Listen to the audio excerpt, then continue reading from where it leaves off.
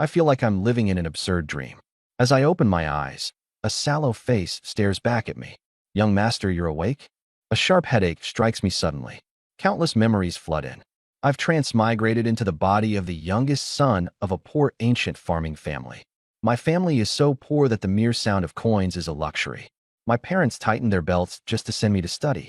After 10 years of diligent study, I still failed to pass the scholar examination.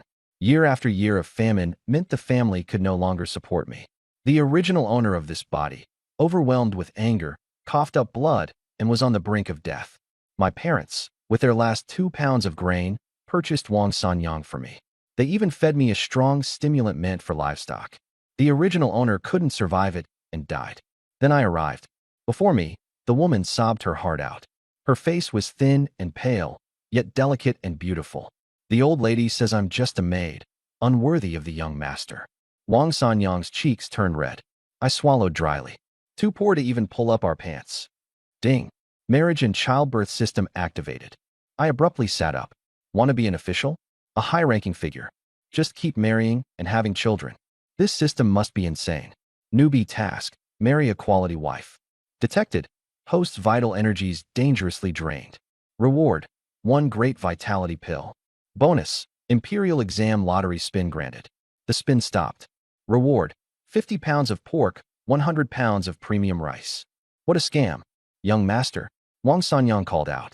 She approached with the pill, her hands trembling slightly, evidence of how exhausting last night had been.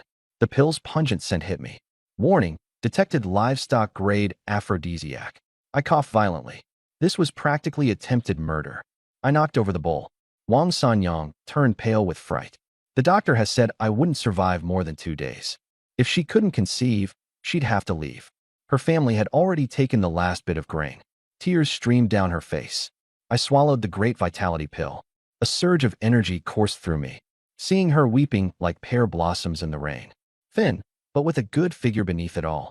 How could I refuse when she was practically delivered to me? I yanked her into my arms. If I'm awake, I won't die. Drinking that concoction would truly kill me. She looked up at me in shock. My face was glowing with health. How could I possibly be dying?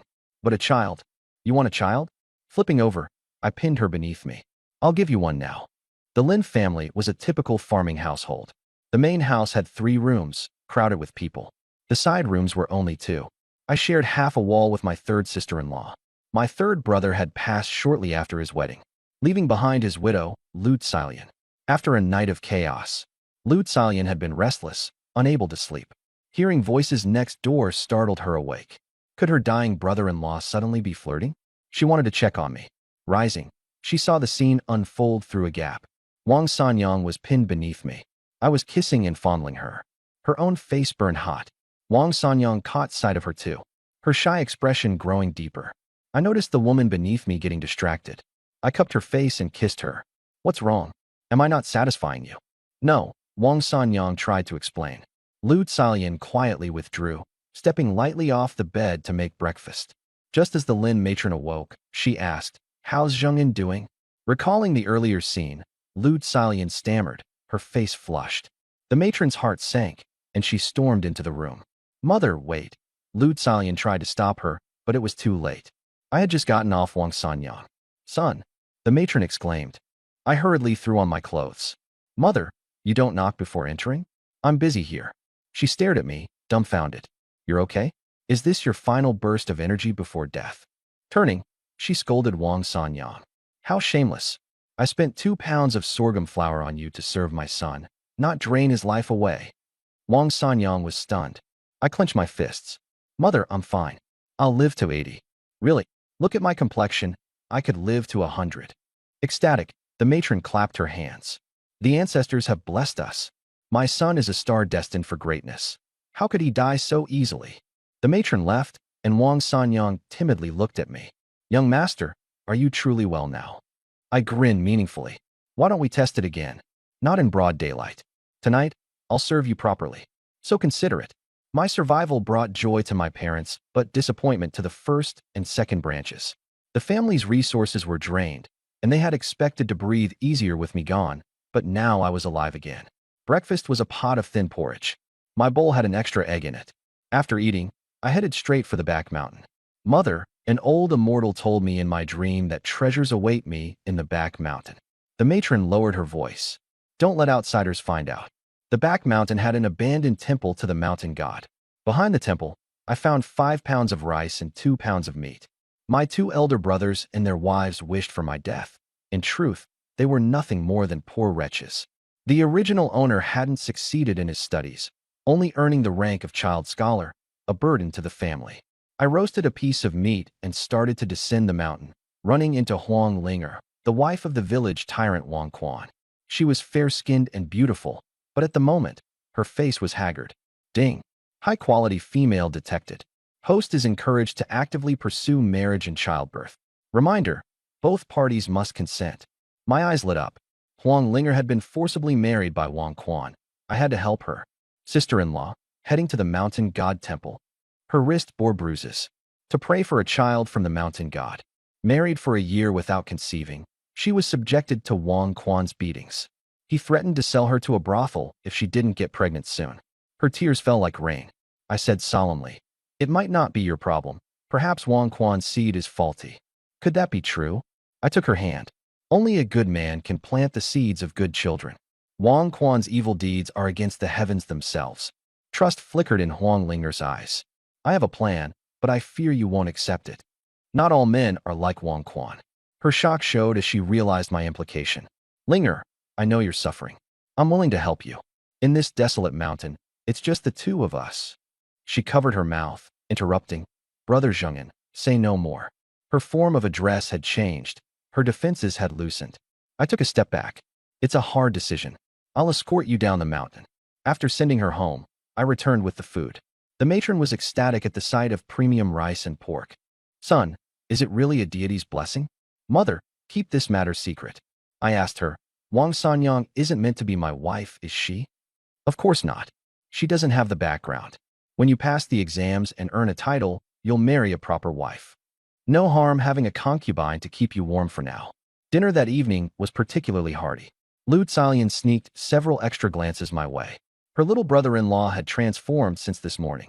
Later that evening, Lin Zhengin returned home late. The house was silent, with everyone already asleep. When he entered the room, Wang Sanyang immediately got up. Husband, I'll fetch water. Having someone serve him was such a comfort. He didn't move as she bustled about, ensuring everything was in order. Lin Zhengin murmured softly, "No rush, I'll wash myself." "Yes, husband." Wang Sanyang responded softly, heading to the kitchen to fetch hot water for the bathing room. Inside the cramped bathing room, a white lantern hung, casting dim light. Lin Zhengin stripped off his clothes and threw them into the dirty laundry basket. Wang Sanyang mixed hot water into the bath and was about to stand up when she bumped into Lin Zhengin's body. Lin Zhengin let out a soft hum, and Wang Sanyang's cheeks flushed instantly. "Husband, I'm sorry, this servant did not mean to." She tried to step back, but Lin Zhengin grabbed hold of her. "Since that's the case, help your husband bathe." Although Lin Zhengin had transmigrated into this world, his heart still clung to modern habits, such as taking a bath daily. Earlier that evening, he had tangled with Huang Linger in the wilderness, leaving his body filthy. With Wang Sanyang offering to assist, there was no reason for him to refuse. What's more, since Wang Sanyang had yet to conceive, he needed to frequently sow the seeds, aiming for a big prize. He even thought of leveraging his knowledge from the modern world to explore positions that might enhance fertility, planning to test them with a few women. The points from conception were not something he could afford to delay. He might even need to wander into town again soon. Husband, Wang Sanyang, holding a washcloth, began to help Lin Zhengin bathe, deliberately avoiding specific areas. Lin Zhengin felt a surge of heat and blood and would not let her escape. Pulling her into his arms, his intentions were clear. He was naked, and though she was clothed, it felt drastically different as he undressed her, embracing her tightly. Their closeness ignited sensations neither could ignore. Husband, let's go to the room," she whispered. "No, right here," he replied firmly. At that moment, Lu Tsalian, who had risen during the night, heard the commotion in the bathing room.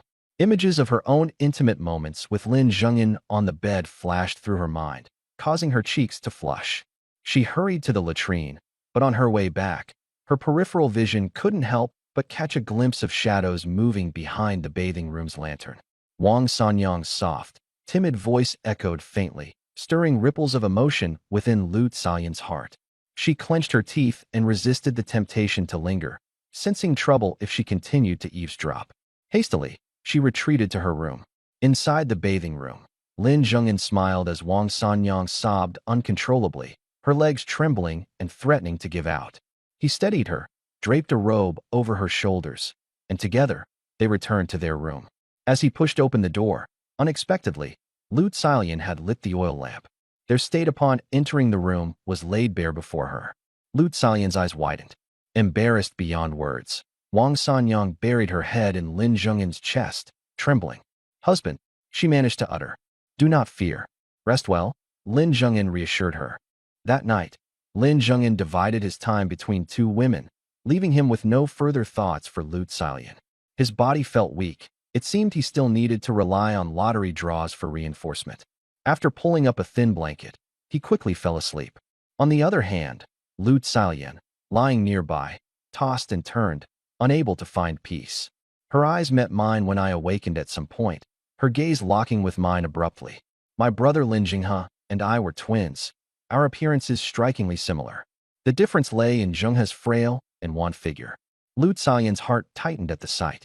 Years ago, before they consummated their marriage, her husband, my eldest brother, had passed away. Seeing her late husband's younger twin brought a wave of sorrow. If she had married me back then, perhaps she wouldn't have been labeled cursed. Her husband was gone, leaving her childless and alone to face a bleak and grueling future.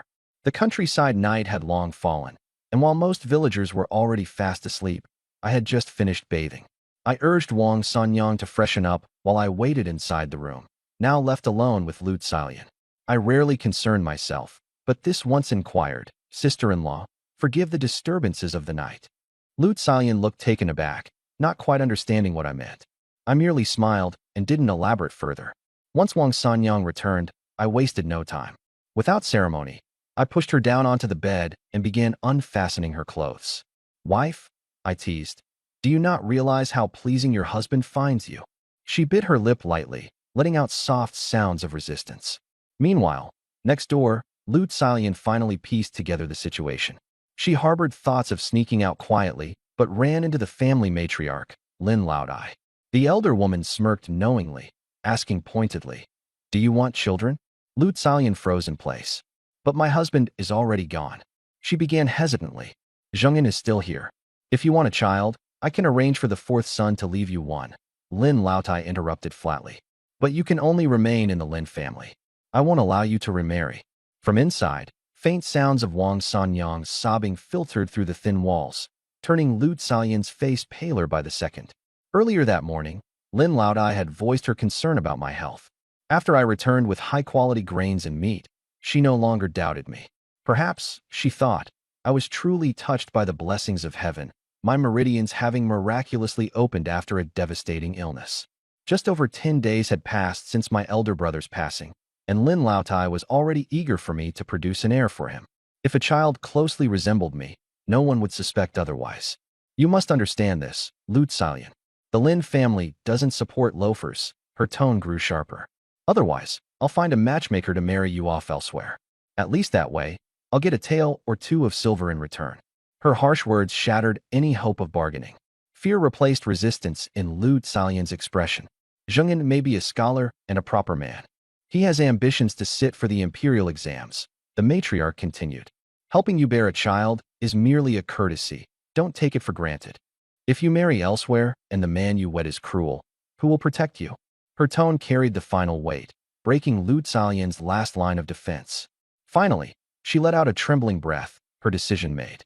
"Fine, mother-in-law. This daughter-in-law will comply with your arrangements." Lin Laotai was satisfied.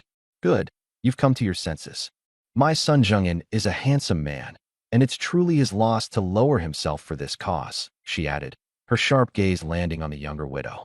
"Do not show an unpleasant face before him. It'll only serve to repel him. If you return to your maiden family, what awaits you besides marrying a widower or becoming a man's second wife? Who else could possibly want you? Staying with the Lin family is your best option. Once Zhengyan passes the imperial examinations, he'll take care of you and any children you bear for him." Lu Xiaoyan nodded faintly. Meanwhile, In the western chamber, I lay sprawled out, drenched in sweat. Wang Sanyang, trembling, set about cleaning my body before returning to my embrace. She remained docile, allowing my hands to roam unchallenged. Her gentle compliance filled me with satisfaction. No wonder ancient men delighted in having multiple wives. With this kind of devotion, even the life of a deity would pale in comparison. Just as I drifted into a haze of contentment, a sudden notification rang in my mind. Ding! Host, please marry more wives, bear more children, and conquer the imperial examination milestone. Marry, marry, marry. Children, children, children. My next target would be Huang Linger. The following day, however, Lin Laotai had already set her sights on gifting me yet another woman. Your mother knows it's difficult for you, she said slyly, but you'll live separately. Once the lamps are extinguished, order her to remain silent. Just consider her another Wang Sanyang. As long as she conceives, it will be to secure an heir for your third brother. I thought back to my playful flirtations with Lu Xiaoyan the day before and found myself intrigued by this sudden development. How could I refuse? Still, I had to feign hesitation. Lin Laotai sighed. For your third brother, endure just a little longer. In truth, I felt no need to wait. The sooner, the better. Still, I played coy. But, I voiced with some difficulty, do you think the widow would truly consent? Chastity was prized beyond all else for women of this era. Though it hardly bothered me, I feared she might harm herself in despair. Lin Laotai scoffed coldly. She's already agreed. Keep yourself restrained for a few days and avoid visiting Wang Sanyang. When the time comes, make it count in one attempt. Her pragmatic bluntness solidified my resolve. It would seem I would have no trouble delivering exactly what was asked. How could I not agree? With the plan set, I stayed indoors, pretending to read while rejuvenating my energy. This body belonged to a scholar in training, so I had some understanding of the 4 books and 5 classics. The system hadn't fully activated yet, but my hearing and sight were already slightly enhanced. 2 days later, I bid farewell to the old lady and headed to the back mountain. Passing the Wang family residence, I exchanged a few casual remarks with the neighbors. At the mountain god's temple, I brought 10 pounds of rice and 5 pounds of meat. Just as I finished roasting the meat and set it down, the sound of footsteps approached. Huang Linger appeared, looking more haggard than before. The moment she saw me, tears started streaming down her face. Brother Zhengyan, please, give me a child. I can't go on anymore, she wept. A beauty throwing herself into my arms. How could I refuse? Wiping away her tears, I asked her seriously, are you truly willing? Planting seeds might not work with just one time. It might take several attempts. I'm willing, she replied, pulling open her blouse to reveal a red corset. Closing her eyes, she trembled as she kissed me, clinging to me like vines. My breaths quickened, and I scooped her up, walking behind the deity statue where there was a haystack. That spot was leveled, suggesting it had been visited before. Huang Linger's figure was far more voluptuous than Wang Sanyang's. Once touched, it was impossible to let go. Afterwards, feeling utterly satisfied, I asked, Linger happy? With flushed cheeks, she dressed herself, but then the system pinged suddenly. Ding! You've gained favor with one woman. Reward: 1 academic examination lottery draw. Prize includes 100 pounds of fine flour, 100 pounds of polished rice, mastery of the great learning and the doctrine of the mean, and plus 10 to combat capability. Sleeping with someone advanced my grasp of 2 books. There's still a long way to go before taking the licentiate exam. Brother Zhengyan, I want more. Huang Linger asked shyly. 3 days later, I responded. Tomorrow, I have Lu Xiaoyan to attend to. With my combat capacity increased, my strength had significantly risen. Earlier, I relied on some energy supplements, but now I felt even more grounded. Seeing her disappointment, I pulled her into an embrace. Can't bear to leave me, huh? The local troublemaker may have been rotten, but his taste was impeccable. Huang Linger's body was one you couldn't stop touching. Such a tease, she murmured coquettishly, pretending to struggle. Her voice was soft and sweet. I just want your child already, so I can sever ties with that scoundrel. Feeling even more tenderness towards her, I indulged her once more. Mischievously, I urged, call me brother, let me hear it. Brother? Oh, I can't take it anymore. Her eyes rolled back, her hair falling apart. This time, utterly satisfied, I began to contemplate how to eliminate Wang Quan. There was no way I could let someone else father my offspring. Not a chance. I needed to climb up through the examination path to change my social status. Even armed with stockpiles of grain, staying alive wasn't guaranteed. Separating from her to head home, I unexpectedly saw Lu Zalian's parents arriving. The Lu family was destitute, their focus entirely on their daughter. "We won't let her remain a widow. We're taking her away today," they said firmly. They clearly wanted to sell their daughter for silver, even if only as a concubine. The old lady, hands planted on her hips, retorted angrily. "If she entered my home, she's one of us. The bridal chamber has likely done its work already. How could we let you take her?" Looking at Lu Zalian, who stood by in despair and numbness, I felt a pang of sympathy. Her oval face and phoenix eyes stared, cold and piercing.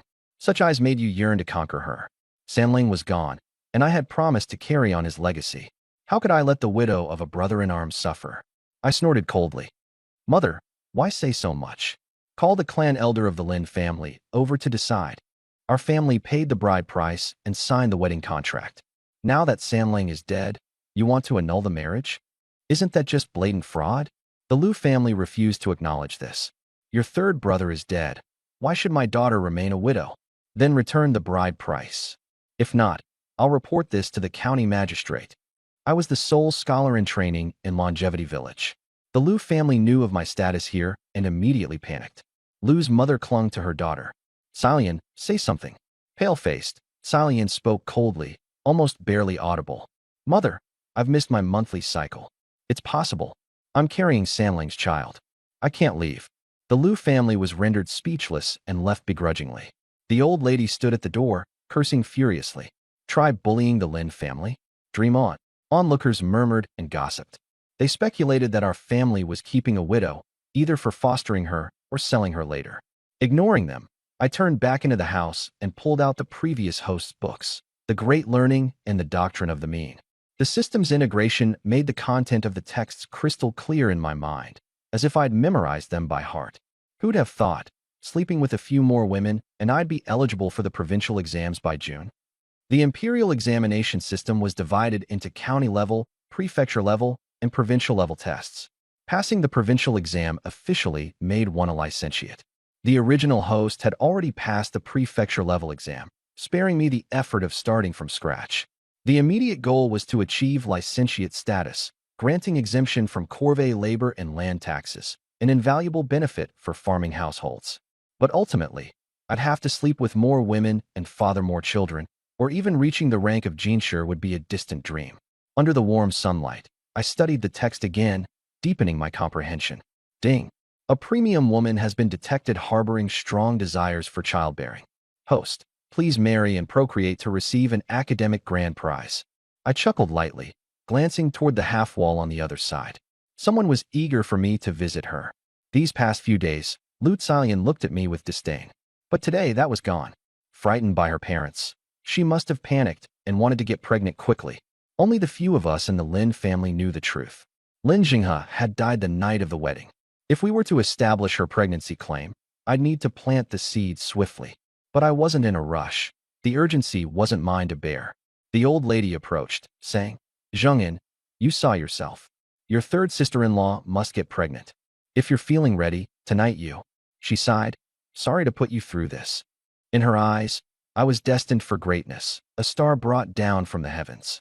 Ordinary women were unworthy of me. Lu Zalian was merely a rural widow. Calmly, I answered. "No need to apologize. I couldn't ask for more. Not just once or twice. I could do this every day." Imagining that cold face beneath me, begging. My blood boils just thinking about it. But she has to be the one to come to me first. "What's your plan then?" the old lady asked. "In these matters, wouldn't it suffice to turn off the lights and let things happen?" I replied earnestly. "Mother, she is, on the books, third brother's wife. This sort of thing is already awkward enough. If she isn't willing, how could I dare make the first move?" The old lady realized the logic and agreed. "You're right. I'll go talk to her. Mother, send Sanyang to sleep in sister's room tonight. Let's not make things too uncomfortable for her." Suddenly, the old lady raised her voice. How dare she act out of line? I spent 2 pounds of millet flour to secure her place. If she has other intentions, she can go work in a brothel. Feeling displeased, I said, "Mother, Sanyang is my woman. She's meant to give me many sons. Handle her with care." The old lady softened her stance immediately. "Don't worry, I know what I'm doing. Entering the house, I saw the two women seated on opposite ends, busy with their needlework. The moment Wang Sanyang saw me, she quickly approached to massage my shoulders and legs. "I'm thirsty," I said. "Right away," she replied, hopping off the heated brick bed. I casually pinched her round hip. Startled, her face flushed red as she sneaked a glance at Lu Xiaolian. "Go ahead," I said lightly. After tonight, even Lu Xiaolian would have to listen to me. Her cold, serene face resembled that of a certain actress from future generations. Pity she was just a farmer's daughter with a hard life. Fortunately, third brother was no longer here. Otherwise, I'd never have the chance to get close to this beauty. From the moment I first saw her, I liked her to the extreme. Not long after, the old woman called Lu Xiaolian out. I turned to Wang Sanyang and said, "Tonight, go spend the night in your sister's room."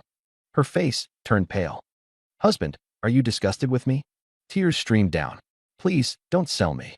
I'm willing to serve both husband and the future mistress." She actually knew the term future mistress. I pinched Wang Sanyang's cheek with a smile. "Tonight, keep your mouth shut. Don't look, don't listen. Husband may do as he pleases," she said as she leaned in, her body brushing against me, almost undoing her sash. At that moment, Lu Xiaolian slipped back into the room. Our eyes met briefly before she quickly looked away and climbed onto the heated bed. At dinner, the whole family cursed the Lu family for having no shame. Lu Xiaolian bowed her head, silent.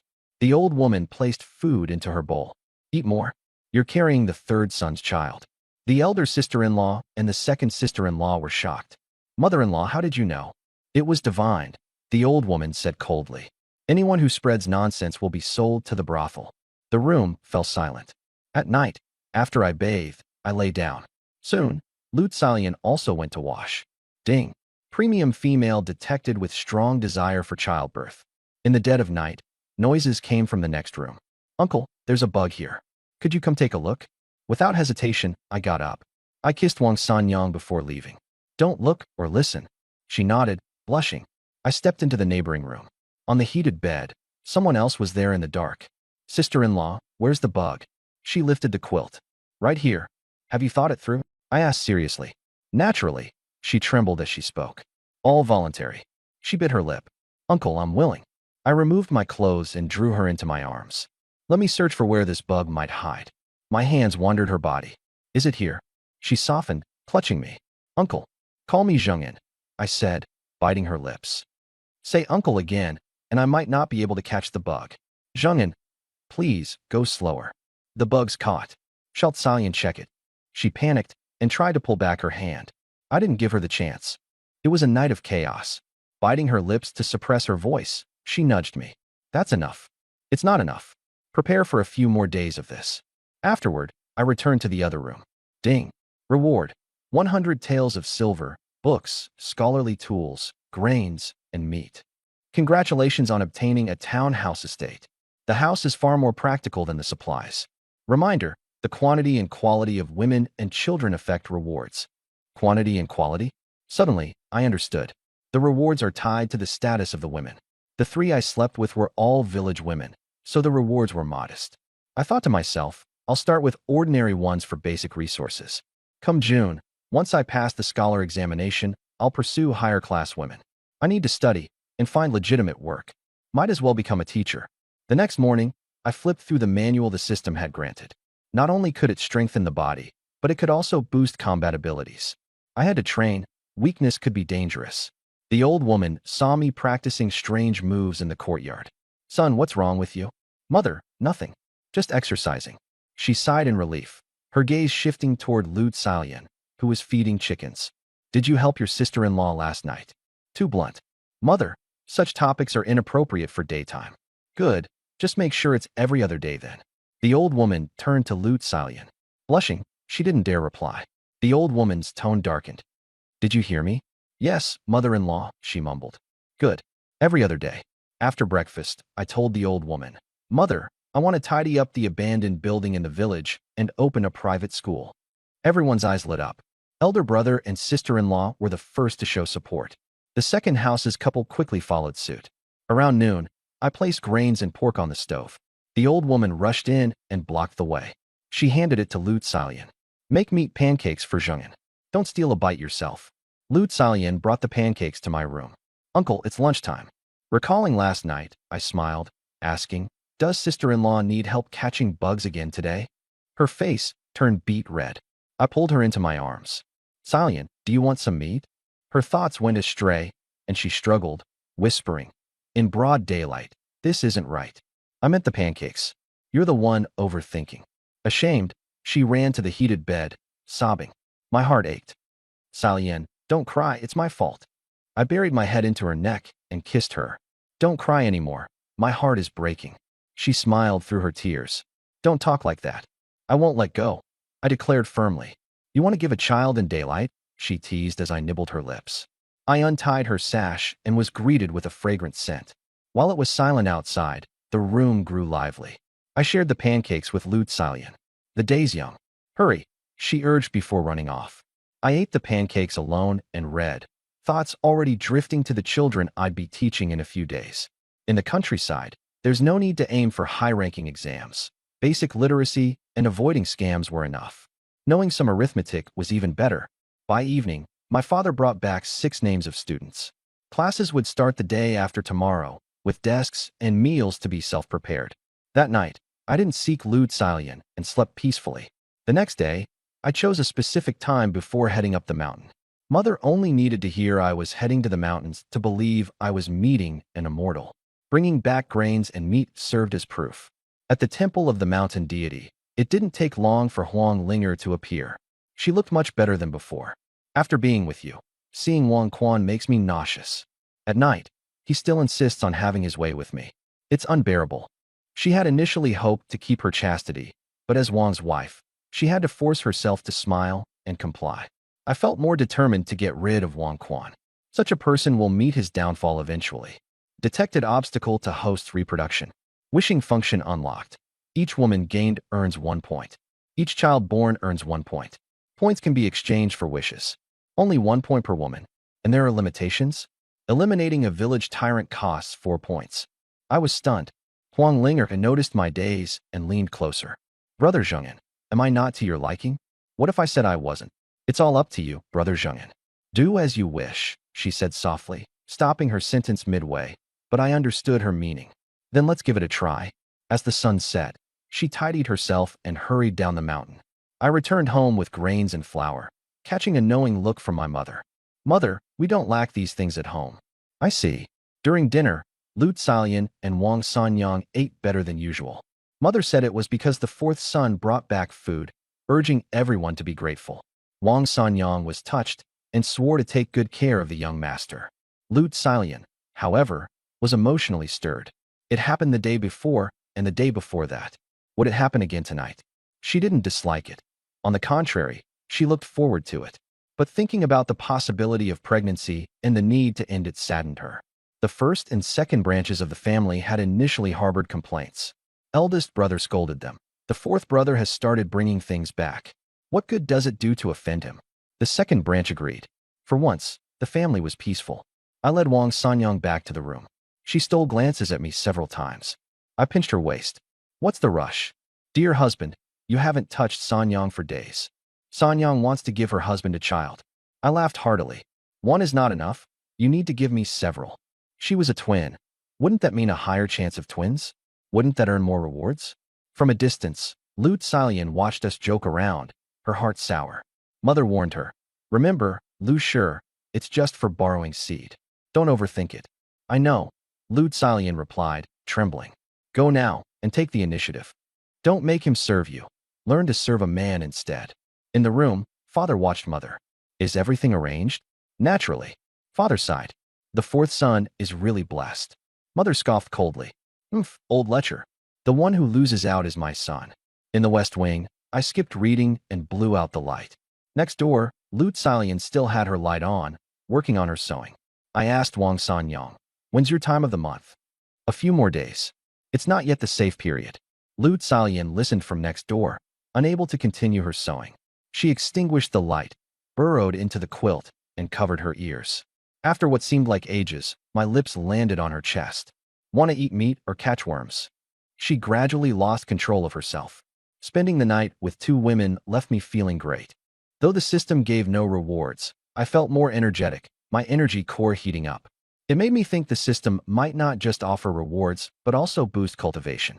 The more I pondered, the better I felt. I woke early to do some exercises. Today was my first day as a teacher. 6 children, aged 5 to 9, sat properly in a shabby room, calling me sir. Tuition was almost free, and the parents were grateful. I taught literacy my own way, starting with their names. After a few days, the children could recognize their own names. Lacking paper and ink, we used sticks to write on the ground.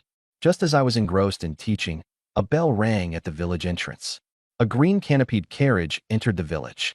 The children were curious, and so was I, so we went to take a look. Ding! A high-quality woman has entered the village. The host is encouraged to take her as a wife and have children promptly. The system informed me there was a high-quality woman in the carriage, suitable to be my wife. I dismissed class early, grabbed a book, and headed out. As the carriage entered the village, everyone rushed to watch the commotion. Someone teased, "Oh, Lin the scholar has come to see the beauty too? Such a beautiful woman." Lin Zhengyin couldn't sit still. Just one look, and it's worth dying. Ignoring the men's jeers, I focused on the carriage door. Out stepped a young woman, adorned in fine clothing, with an unmarried hairstyle. Oddly enough, she headed toward the Wang family. What was her connection to Wang Quan? The woman turned back to glance at me, and I felt my heart tremble. The villagers noticed too. It was clear she had looked at me. Someone provoked, "Isn't the scholar already married? Got a wife already, but still ogle other women?" I paid them no mind. By then, the woman had entered the Wang household. Tomorrow, I still had to head up the mountain with Huang Linger to sow seeds. Back home, Wang Sanyang was helping my mother with chores. Mother instructed her, "Sanyang, attend to Zhengyin as soon as he returns." Wang Sanyang shyly glanced at me and went to prepare tea. I sat on the Kong bed, waiting, still pondering who that woman was. "Husband, have some tea." Taking the tea from her, I pulled her into my arms for some affection. Sanyang was slender, save for her ample bosom and hips. Lu Xiaolian walked in, her face flushing at the sight. I had Sanyang lean over my knees. "Sanyang is getting more skilled." Embarrassed, she replied, "Husband's teachings are excellent." Lu Xiaolian sneered coldly from the side. During dinner, I told my mother, "Our family shouldn't be so frugal. At the very least, let everyone eat their fill. How can father and our brothers work the fields without energy?" My brothers were touched, hoping the matriarch would agree. My mother sighed, "Got it. My son is educated now and can earn more food." The sisters-in-law didn't believe this. They thought I'd bargained the food out of a widow. After dinner, I went out for a walk. It was almost dark, and there weren't many people outside. Unknowingly, I ended up near the Wang family's house, where the sounds of crying and arguing carried through. Suddenly, the door swung open, and the young woman stormed out in anger. The one who had arrived earlier by carriage was now leaving alone. "Who are you?" Startled, she noticed me. Recognizing me, she sneered, "You were watching me this afternoon, and now you're here again?" I sighed wryly. "I was just out for a walk after dinner." System: high-quality woman's favorability has increased by 1%.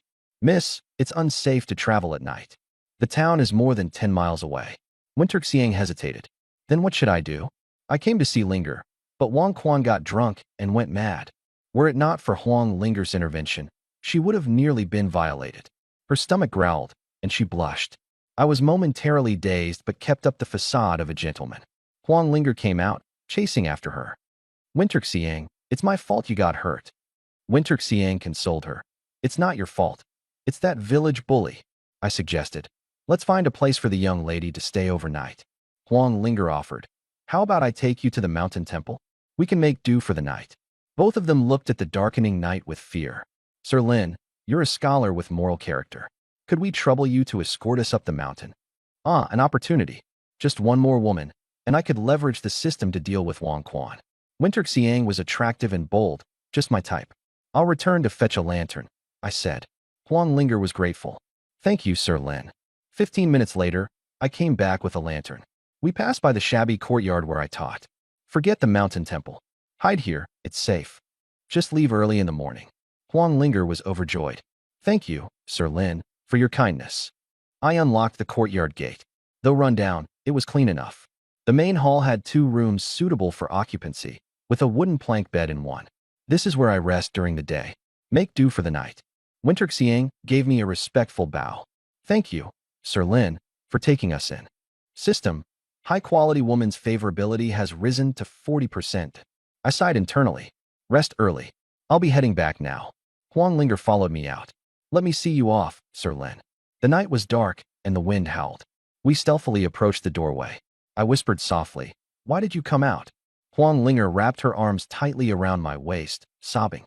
"You heartless man, not seeing you for even a day drives me mad with longing." Just now, I almost got caught by Wang Quan.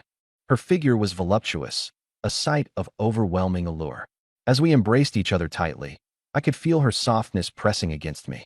Her fragrance made me unable to resist calling out, "Ling!" The old house was near the village entrance, with barren land sprawling out to the west. Huang Linger clung to me as if unwilling to let go, leaving me no room to refuse. "Is this okay?" Her actions conveyed everything. "You heartless man, you still ask if it's okay with me? Since that night with you, my heart has had no one else." Her words left a sweet warmth in my heart.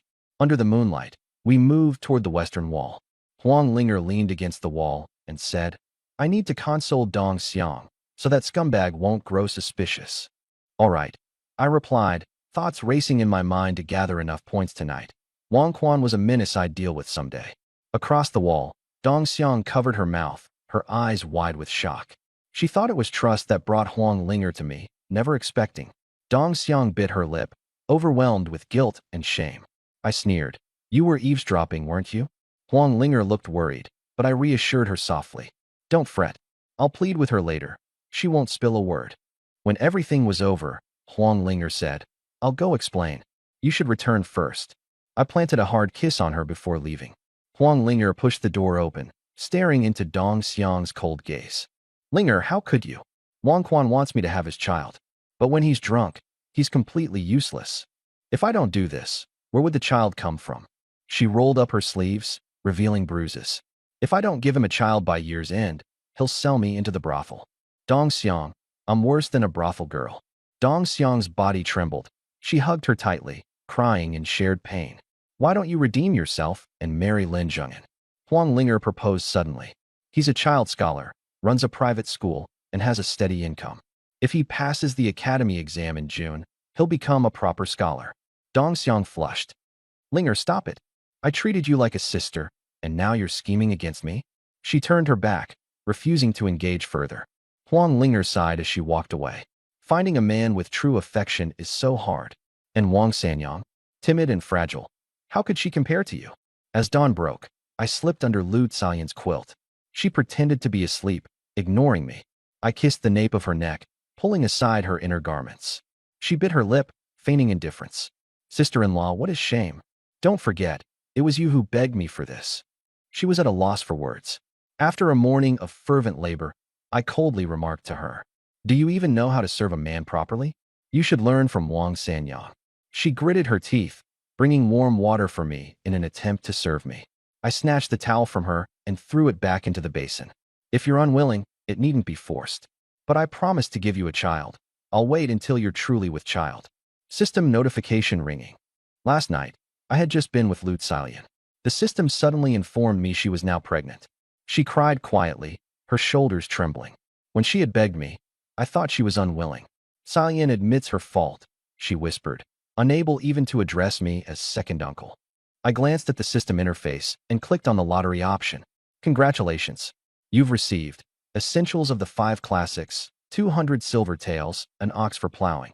The system promised additional rewards if she bore a son. This cursed system, its sole purpose seemed to be driving me to have children. Lu Xiaoyan blushed as she helped wipe me down. Among the 3 women, she was the first to conceive. "When's your next cycle?" I asked. Her face paled. "For days." I flipped her beneath me. "Then we mustn't waste time." She wanted to resist, but pressed by urgency, she ultimately wrapped her arms around my neck and kissed me actively. When dawn fully broke, my mother rushed in a panic. "Zhengyan, the old house has collapsed." Dong Xiang had been staying there. Had she left yet? Was anyone hurt? No. The old house had indeed fallen, thankfully after Dong Xiang had moved out. I decided to refund the parents their children's tuition fees. Everyone praised my generosity. On the way to town, I ran into Huang Linger. She was probably looking for Dong Xiang. We exchanged nods and parted ways. As I walked, the system kept notifying me. Detected 3 second-class females in the fields. This damned system, its core purpose seemed to be sowing seeds everywhere. Carrying the guise of academic pursuit, it was no more than a way to propagate descendants. Zhengyan, a voice called out. It was Du Chongli, my classmate and the youngest son of a wealthy family in town. He was thrilled to see I had recovered. Come, let me treat you to some wine. I must first visit Mr. Liu, I replied. Even with the system's aid, I still couldn't grasp the style of 8-part essays. I bought pastries and fine wine for the Liu family. Mr. Liu's wife told me to return in 2 days. On the way to Du's house, I thought of Dong Xiang. Wasn't she working as a maid there? When I arrived at the Du family mansion, I passed through the corridors and into the inner gardens. Du Chongli was speaking with a young girl in her teens. When she saw me, she turned and left. Third brother, remember what I told you, she said. Detected high-quality reproductive female. It was Du Chongli's younger sister, Du Xiuxiu. Winning over the daughter of a landlord family would be a challenge. Unless I reached the rank of Jiren or higher, I'd have no chance. Better to focus on Dongxiang first. Maidservants were always easier than noble ladies. Du Chongli dragged me off to drink, avoiding any mention of his sister.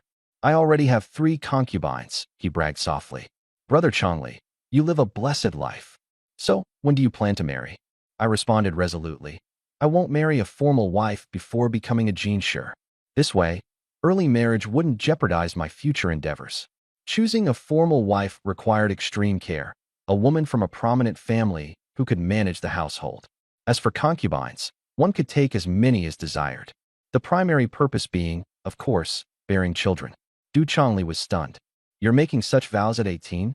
Marriage and childbirth aren't necessarily tied, I clarified. Children can be born to concubines, but those would be illegitimate. Yet, aren't they still my children? What difference does it make? My words left him speechless, though he soon recovered. Then what about now? My mother bought me a maidservant, I said briefly, revealing nothing more about my personal affairs. He, however, spoke freely, even recounting events involving 2 concubines at once. I couldn't help but laugh. This man even teased me. Once you've tasted it, you'll surely want more. After drinking, I left the Du family with my gifts in hand. The Du mansion sat on the eastern side of Qingyun town, the road leading straight to a dirt path. I had barely taken a few steps when someone called. Lin Zhengyan. Turning, I saw Dong Xiang. I greeted her with a smile, cupping my hands politely. Miss Dong Xiang. She had set aside last night's awkwardness, saying, Thank you, young master, for taking me in. I waved my hand dismissively. Think nothing of it. My old house collapsed this morning. Luckily, you left early. Dong Xiang looked astonished. What fortune I had, I said with a serious demeanor. Not only are you beautiful, young lady, but you also have good fortune. She blushed and retorted, What a silver tongue you have. Seeing her fiery temperament, I felt an even stronger desire to get closer. I felt a sense of familiarity when I saw you yesterday. Being able to talk and connect with you is truly an honor. Dong Xiang sighed softly. Fortune might just be wishful thinking. She gave a polite bow and entered the Du family house. As the sky dimmed, I encountered a woman carrying a basket on her back along the road. I asked, Sister-in-law, would you like some help? The woman suddenly exclaimed, Lin Zhengyan. As I approached her, I recognized her. It was the widow from the village. I helped her carry the basket to the village entrance and then headed home myself. The road was deserted. I took out some rice, flour, grain, and oil from my system inventory. When I returned home, my mother and third mother were anxiously waiting. I handed them some snacks and 5 taels of silver. Mother, buy more food to nourish yourselves. The old lady advised. Third mother is too thin. How could she bear a son like this? After washing up, I returned to my room, where Kai Lian obediently handed me a basin of water.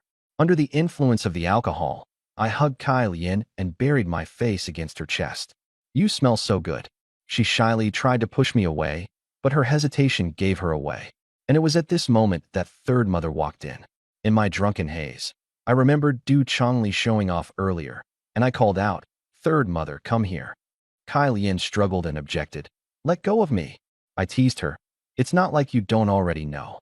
Third mother's face turned crimson. Obediently, she shut the door and walked over. Tears welled up in Kai Lian's eyes. Lin Zhengyan, please don't do this. I said coldly. This is how it's going to be tonight. If you don't please me, don't blame me for ignoring you in the future. Her heart sank. I lay back on the Kong bed with my eyes closed as the two women exchanged silent glances. Third mother gently coaxed Kyle Yin. Don't take it out on our husband. We need to serve him well. Removing her outer garment, she stood there in just her silk undergarments. If this is what our husband desires, third mother will oblige. I admired how perceptive and accommodating third mother was as I casually pulled off her undergarment. In the darkness, I was intimate with third mother first, and then wrapped my arms around Kyle Yin. The alcohol emboldened me to say all sorts of shameless words, compelling her to respond, pushing her boundaries. Eventually, the three of us fell asleep together. Late into the night, it started to rain. In the morning, my mother called out joyfully, "Spring rain is as precious as oil." As I woke up, I gazed at Kyle Yin and said, "There's no rush." Third mother chuckled softly and went to help my mother with chores. I spoke to Kyle Yin seriously. "You need to get used to it. If you can't, say so early." She lowered her head. "All right." I took a tonic and pulled her in for another kiss. "Come on up." She understood what I meant. The next day, I went to town to study. My mother, delighted, prepared a feast. My eldest and second brothers no longer scorned me. Once I left, Kyle Yin finally let out a sigh of relief. Mother called her into a room, asking directly whether I desired her these past 2 days. Kyle Yin replied shyly, "Yes." Mother gave her instructions on some postures to encourage conception. She warned sternly, "Don't go enticing my Zhengin so carelessly." Ashamed, Kyle Yin covered her mouth and cried in frustration. I didn't concern myself too much with the affairs of the women at home. As long as mother could manage the two of them in the back courtyard, it was enough. I went to the city for my studies and rarely returned home. Sometimes I stayed at an inn, other times I rented a small house. After giving my mother 5 taels of silver, I still had more than 290 taels left. Renting a house in town was cheap. A small courtyard was only 2 taels for 2 months. I instructed my eldest brother to handle the lease and deliver the payment. The leftover money was his errand fee, but he'd better not try to shortchange me. I only brought textbooks and stationery with me to Master Lu's place. I arrived early that morning, just in time for the first class. Du Chongli noticed me and started winking. I warned him right away, "Don't bother me while we're studying." He looked shocked. "Have you changed your ways?" "I've sworn an oath to study properly for the sake of taking a wife. By day, I'll study virtuous works. By night, I'll focus solely on my woman." Master Lu, overhearing this, sighed with emotion. A prodigal son turning over a new leaf is worth more than gold. Apply yourself. You have a good chance of passing the county-level scholar exam. I replied, "I aim to rank as a top-tier Jinshi. Before marriage, I won't speak of such matters. But after marriage, I may consider taking concubines. Beautiful women are also welcome to be sent my way." Master Lu seemed disappointed, likely thinking I was too ambitious. Studying was insufferably dull. I almost fell asleep and badly needed the affection of a woman to refresh myself. After the day's lessons, my entire body ached. When classes ended, my eldest brother came to escort me. "Fourth brother, the courtyard's been rented, and all the essentials are prepared." I relayed the details of renting the courtyard to Du Chongli. "Come and warm the place during the next break," he responded happily. The small courtyard was only a few minutes away from the academy. My eldest brother honestly reported, 1,200 won were spent. "Here's the leftover 800 won for the errand." Generously, I let him have it, making him smile ear to ear. "From now on, whatever you say goes." I laughed. "I won't mistreat you or our brothers. But if you try to meddle with me or fool me, don't blame me for being unkind." Hurriedly, he pledged to follow my lead. On the way back, I reminded him, "Don't get involved in disgraceful acts. As a scholar, it's acceptable to indulge, but reputation still matters." The courtyard's door was half open. My eldest brother informed me, "Wang third mother is inside tidying up. I'll head home first." Just as I was about to push the door open, I caught sight of a woman next door. Her charming peach blossom eyes flickered as she retreated hurriedly. Suddenly, the system spoke up. "High-quality fertile woman detected. Host, please actively marry and father descendants."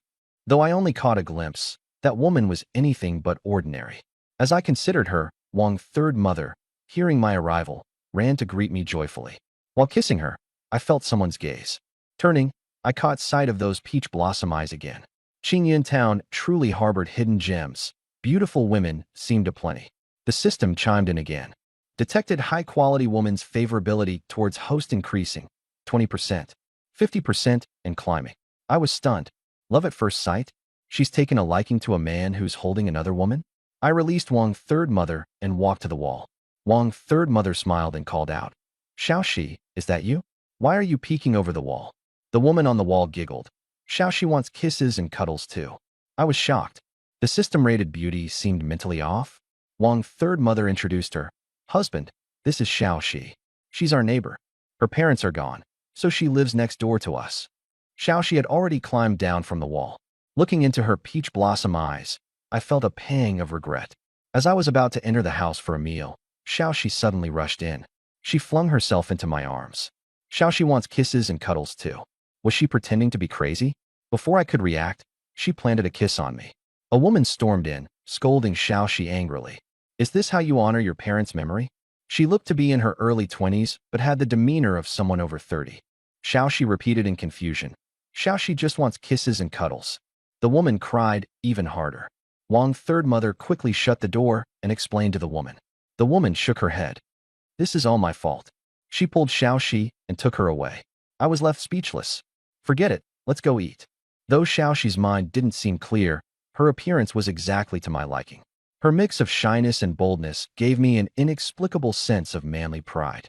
Wang's third mother couldn't help but laugh. Annoyed, I scooped her up and carried her inside. The room was not big, consisting of 3 main chambers along with a kitchen and a toilet.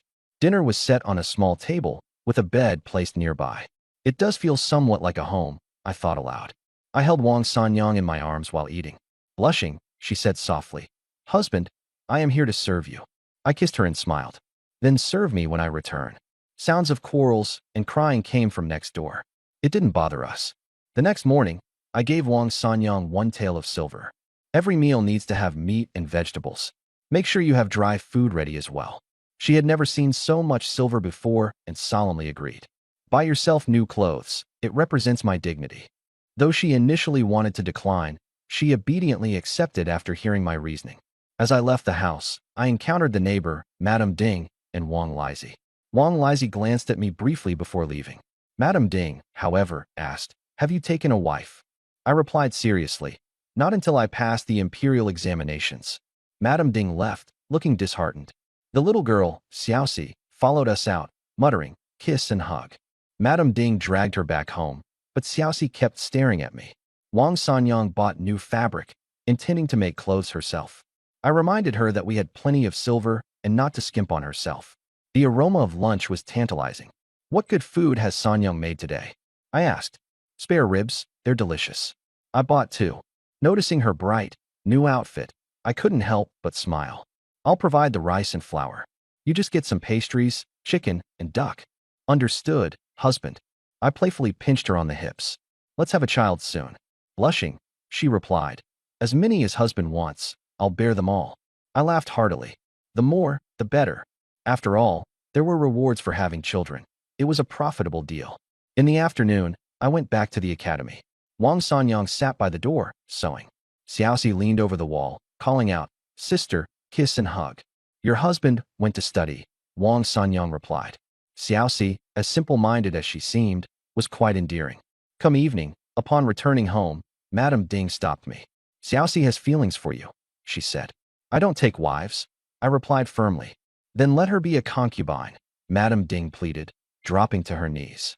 I'll write a deed of sale. Just give her a place to live. The system prompted. 2 points can heal her brain injury. I agreed to it. I drafted a contract and invited the village head as a witness. I handed Madame Ding 10 taels of silver. Bring her over tonight. Xiaoxi, only 17, was in the prime of her youth. That night, as expected, there was movement next door as Xiaoxi was sent over. She looked at me and said cheerfully, Kiss and hug. Closing the door behind us, I replied, All right, kiss and hug. I asked Wang Sanyang to take Xiaoxi for a wash. Unexpectedly, Xiaoxi climbed directly into my bed afterward. She clung to my arm, mumbling, Kiss and hug. Sleep, I said. Her eyes were like peach blossoms, glimmering expectantly. Have you bathed? I asked. I'm clean and fragrant, she beamed. By then, Wang Sanyang had retreated to the western room, remarkably accommodating. I undressed and got into bed, my hand brushing over Xiaoxi's soft skin. Not understanding the ways of men and women, she simply squirmed closer. Overwhelmed, I kissed her. She passively accepted, dazed. Were you good? I asked. Very good, she replied. I gently stroked her face, appreciating her innocent gaze. Flipping over, I pressed her down, my hands steadily exploring her. Considering it was her first time, I tried to be as gentle as possible. Xiaoxi whimpered with tears in her eyes. No more kisses. Sister, help me. I restrained her, whispering assurances, it'll get better soon. She didn't understand, and I had no choice but to give her some medicine. By the time I finished with the fourth round, it was the first time I felt this exhausted. Still, thinking of the system rewards, it was worth it. After some time, Xiaoxi's eyes regained some clarity. Kisses. Who are you? She asked. Seizing the moment, I answered. You're my concubine. What's a concubine? A woman who accompanies me to bed. Not addressing her confusion further, I leaned in again. Slowly, Xiaoxi forgot her questions, responding more openly. Outside, Wang Sanyang, overhearing the sounds, let out a sigh of relief. Previously, she alone had to serve me. Now, there was Xiaoxi to share the burden. She lightly patted her stomach, wondering when she would conceive. I had conquered Xiaoxi. She twisted on the bed, muttering, Husband, husband. I gently comforted her. Be still, darling. Deep into the night, I called Wang Sanyang into the room. She prepared water to attend to us and helped clean up Xiaoxi. Xiaoxi isn't feeling too well, she said softly. Buy medicine tomorrow, I nodded. Pulling her onto my lap, I asked, Are you feeling aggrieved? Not at all. When we move into the county, I'll get you servants to wait on you. Shocked, she responded, But I exist to serve husband. You're my woman under the same roof. I won't mistreat you. Touched, she hugged me tightly. Husband treats me so well. Then how will you repay me? Her cheeks flushed as she removed her bodice. The system popped up. Congratulations. Acquired a high-quality female companion. Reward, Imperial Examination Lottery Spin. I opened the draw. Reward, Silver, 500 taels, Qingzhou Prefecture Residence, 8-legged SA ability plus 10 points. Fairly satisfying. What was the previous ability score? I inquired. 1 point. The next morning, Xiaoxi eagerly approached. Husband, kisses and hugs, she demanded. She pouted. Rub here, it hurts. From now on, I'll be gentler, I reassured her. Wang Sanyang brought breakfast, overheard, and quietly retreated. In haste, I headed to the academy. The 8-legged essays, much clearer that day, earned me praise from Mr. Liu. Keep this up, and you're bound to excel, he said encouragingly. But I knew my abilities were still far from adequate. I needed to spend more time with women. Once wealthy, I intended to acquire 10 or so wives. But as a farmer's son, I could only proceed gradually. On my day off, I took Xiaoxi to see a doctor. The prescribed herbal medicine helped her eyesight become brighter. That's when old Madame Lin brought Lu Xiaoyan along. She hasn't had her cycle. You should sleep with her more, she suggested casually. She directly pushed the young woman into my arms, adding, Twice tonight. Old Madame Lin then ushered Wang Sanyang and Xiaoxi out of the room. Lu Xiaoyan had changed, now taking the initiative to help me undress. Delighted, I managed 2 rounds by nightfall. Your offspring is of my blood, I assured her. By etiquette, I must call you uncle, she muttered. In the evening, under old Madame Lin's guidance, the women huddled in the kitchen to prepare dinner. You brought in a fool. The child she bears will be foolish too, the old lady grumbled. Feeling wronged, Xiaoxi cried. I'm not a fool. She flung herself into my arms. Husband, Xiaoxi isn't foolish. Mother, she's my woman. Please don't interfere, I emphasized. Startled, she quickly nodded. Whatever Zhengyan says, I'll follow. I added. Take care of yourself, eat more nutritious food, and avoid heavy chores. Just tend to the poultry. Though dissatisfied, Mother, concerned for Xiaoyan's stability, did not protest further. After dinner, with the house being small, I shared a room with Xiaoyan. Xiaoxi cried to join me, but Sanyang calmed her by making her sleep on a floor mat. Mother gnashed her teeth in anger. That little brat doesn't know her place. I stayed silent. Late that night, I thoroughly explored every inch of Xiaoyan. I even taught her some shameful acts until I was utterly satisfied. The next morning, Mother took Xiaoyan back home. I was heading to the schoolhouse when the system chimed. Ding! Wang Sanyang is pregnant. You are awarded 1 Imperial Exam Grand Prize spin. As I walked, I spun the wheel. Congratulations. You gained +10 in 8-legged essay writing, a second entry house in the provincial capital, 1,000 taels of silver, a mule, and 500 jin of fine rice. Only 10 points for the second child, but the material rewards were indeed substantial. My current savings had already reached nearly 1,700 taels. Arriving at the school, I saw Du Chongli looking utterly crestfallen. "The maidservant is pregnant," he muttered. "The legitimate wife hasn't even entered the household yet, and my family won't allow her to give birth." I understood. The rules of large households were always strict. During Mr. Liu's class, Du Chongli dozed off instantly. I, on the other hand, pretended to focus on answering questions. Strangely, essay writing had become much smoother than yesterday. Mr. Liu was astonished. Such rapid improvement? Pulling all-nighters. I gave an awkward smile. In truth, I would go home, sleep well, and have fun with my women. After class, I went to town to buy books, but found no new materials. I decided to ask Du Chongli to lead me to the prefectural city. He agreed readily. "No problem, but bring back more books." Upon leaving the schoolhouse, I noticed Huang Linger gazing at me from a distance. She hadn't conceived yet and looked deeply resentful. We ended up walking through the woods, me ahead, her following. Suddenly, she threw herself into my arms. "You heartless man, half a month without seeing you. I missed you so much I couldn't sleep." She revealed the scars on her arms, her body dotted with bruises. "When will you let me carry your child?" she pleaded. I reassured her. "We'll make it happen right now." By dusk, deep in the forest, I pressed her down onto the grass. She was experienced and played her role to the extreme. In my mind, I was scheming. Wang Quan has to go. Immediately, I summoned the system. Use 4 points to arrange Wang Quan's death. System acknowledged, in process. Before parting, I told her, "Be patient for the next few days. I have plans." She gritted her teeth, but agreed. Back home, I asked the system, "When will it happen?" "In 2 days, Wang Quan will die." I breathed a sigh of relief. Once Wang Quan was gone, I'd purchase Huang Linger and bring her into my household. It was late when I arrived home. Xiaoxi ran up to me, pouncing. "Husband, kisses and hugs." San Yang informed me. "Du family's maid Dong Xiang came looking for you." I was taken aback. Why would she seek me out? Later, while reading, I sketched a design for a camisole. "San Yang, make 2 of these," I instructed. "A substitute for a dudu?" she asked. "Exactly." I added details to support the design. Her face flushed as she cut the fabric. Even Xiaoxi clamored to wear one.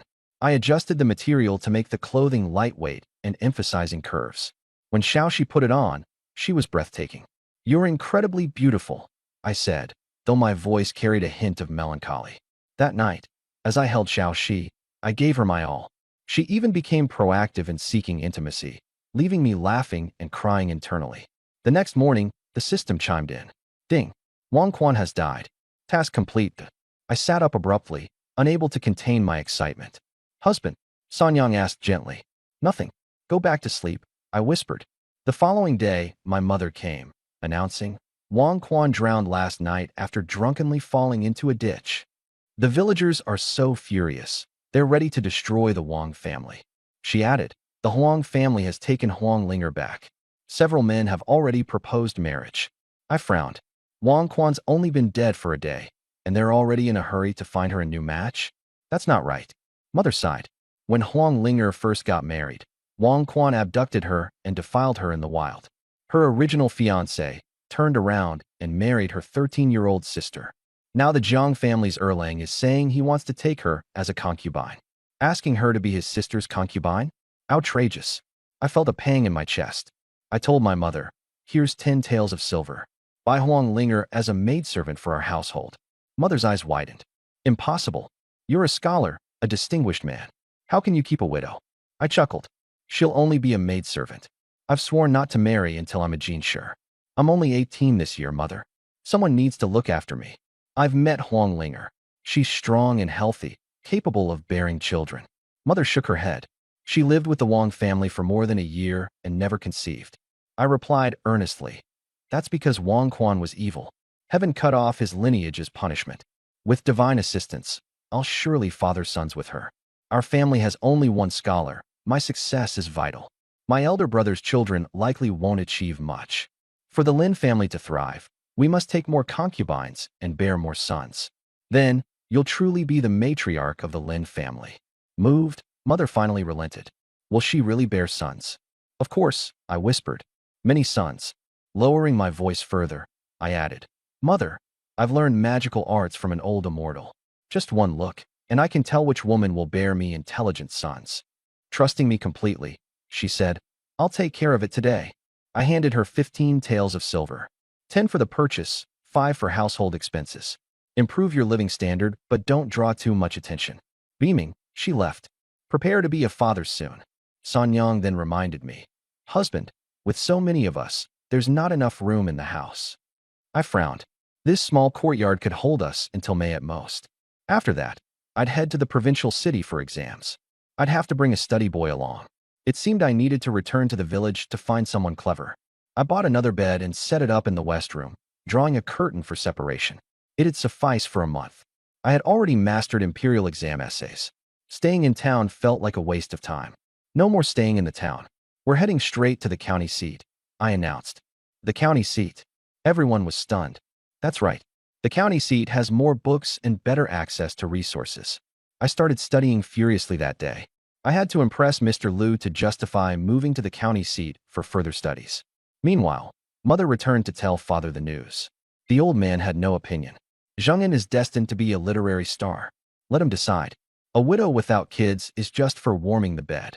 She then gathered a dozen burly men and a matchmaker and headed straight to the Huang family. Since Wang Quan's death, no one dared provoke them. The old matriarch of the Huang family, however, wanted to sell Huang Linger for a good price. Harvests had been poor, and no one could spare the money for a woman. When the Huang family saw my mother arriving with such a large entourage, they got cautious. Madam Lin, what's the meaning of this? Huang Daqiang asked. My mother cut him off impatiently. Let's talk about Huang Linger in private. Inside, she got straight to the point. Bring Linger out. Huang Linger appeared, dressed in plain morning clothes. She wore no makeup, but still exuded beauty. My mother assessed her from head to toe, focusing on the areas I'd mentioned. Yes, full-figured and clearly capable of bearing sons. 2 taels of silver and 5 jean of coarse grain. Sign her over, my mother declared, placing the silver on the table. Huang Daqiang's face darkened. That's all. Too little. Mother picked up the silver, ready to leave. Wait. Huang Daqiang panicked. His wife wept. Let Linger go to the Lin family. At least they won't beat her. And besides, the others all think she's barren. Grinding his teeth, Huang Daqiang relented. Fine. 2 taels of silver and 20 jean of coarse grain. Huang Linger kept her head bowed, but inside, she was thrilled. That day, I was in high spirits as Mr. Liu praised my writing. I told him I wanted to go to the county. Mr. Liu handed me a letter, saying, I have an old friend there, an old scholar. Go find him when you reach the county. You've blossomed. Your progress has been rapid, and it's a waste for you to stay here. Go to the county, engage with others, memorize essays, and learn about the examiner's temperaments. I carefully put away the letter and began preparing to leave. Du Chongli was reluctant to see me go. Before you leave, you must have a drink with me. I wanted to refuse, but thinking it might be hard to see him in the future, I agreed. I went home to inform my family, and then headed to meet up with Du Chongli. Meanwhile, when Du Chongli returned home, he found his sister with swollen, tear-streaked eyes. Brother, you promised to find a husband for Dongxiang. Du Chongli was put in a tough spot since their father also had his sights set on Dongxiang. Xiao, do you think your brother is a good man? Yes, of course. Then what if I took Dongxiang for myself? No way. Competing for a woman with father? That would sound awful if it got out. Du Chongli was left speechless. In that case, she'll have to marry a farmer. Scholars won't take her as a wife. Lin Zhengyan wouldn't be picky, but he already has several women. He left in a hurry. Du Xiaoxiao found Dongxiang. Dongxiang bit her lip and murmured, Miss, if it's Lin Zhengyan, I'm willing. Good-hearted people couldn't protect her forever. Lin Zhengyan was one of the young master's close friends. If she were given to him as a concubine, the old master wouldn't raise a fuss. After all, everyone cared about saving face. Dongxiang shared her plan with Du Xiaoxiao. After considering it, Du Xiaoxiao realized that Lin Zhengyan, being young and promising, was still a better option than her father. You're certain? I've made up my mind. Du Xiaoxiao stopped her brother, pleading for his help. Du Chongli sighed. You all choose him over me. Brother, Lin Zhengyan has a bright future. Dongxiang going with him will benefit you too. Fine. While father's not home, I'll take her there. On the way, Du Chongli asked, Are you still a virgin? Dongxiang's cheeks flushed. Yes. Du Chongli glanced at her, and the more he looked, the more alluring she seemed. When we arrive, stay put until I call you. When we reached the tavern, I was already waiting. After some drinks, Du Chongli said, I've invited some company for the evening. Two women entered. The first was dressed provocatively, her chest barely contained within her bold outfit. The one in the back was wrapped tightly, her head hung low. Du Chongli pulled the first woman close, leaving me with the one behind. The second woman let out a startled cry.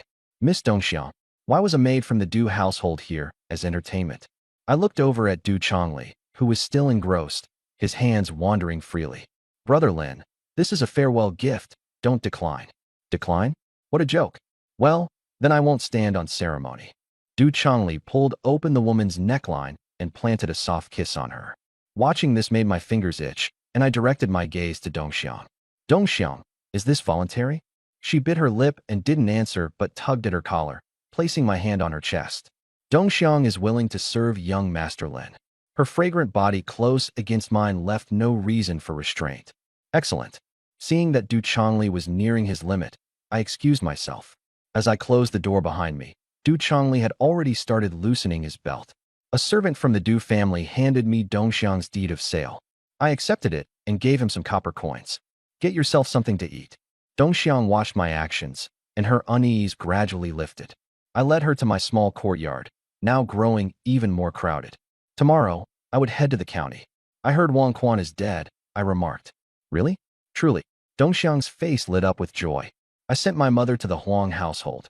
I fixed my gaze on her. You and Huang Linger will be sisters from now on. Don't bring the scheming of the big house here. If you conspire to bully others together, I won't tolerate it. She quickly reassured me. Young master, rest assured. I took her hand in mine. You'll be in charge of helping manage the household from now on. As long as I have good days, you will too. After half a stick of incense burned, I stood at the doorway. Inside, two figures now rested. Looking at Huang Linger and then Dongxiang, I said, Today, everyone is here. In Qingyan town, I had somehow acquired 5 concubines. No matter how cramped it became, tomorrow we would move to the county. I spoke briefly with grandmother. She offered to return the silver, but I refused. Keep it. Tomorrow, I'll take them to the county. The county, to pursue my studies. Night fell. 5 women, 2 beds. Sanyong, you take care of the arrangements.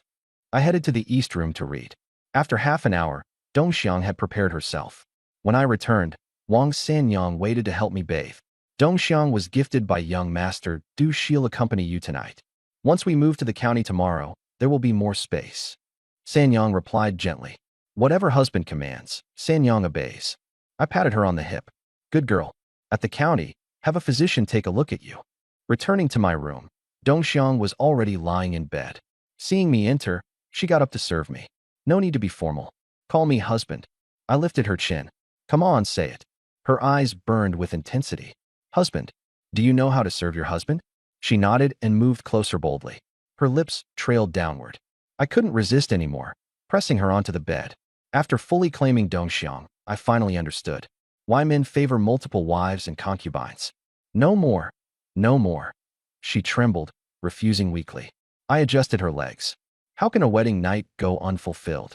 Blushing, she covered her face. Husband wields such powerful weapons.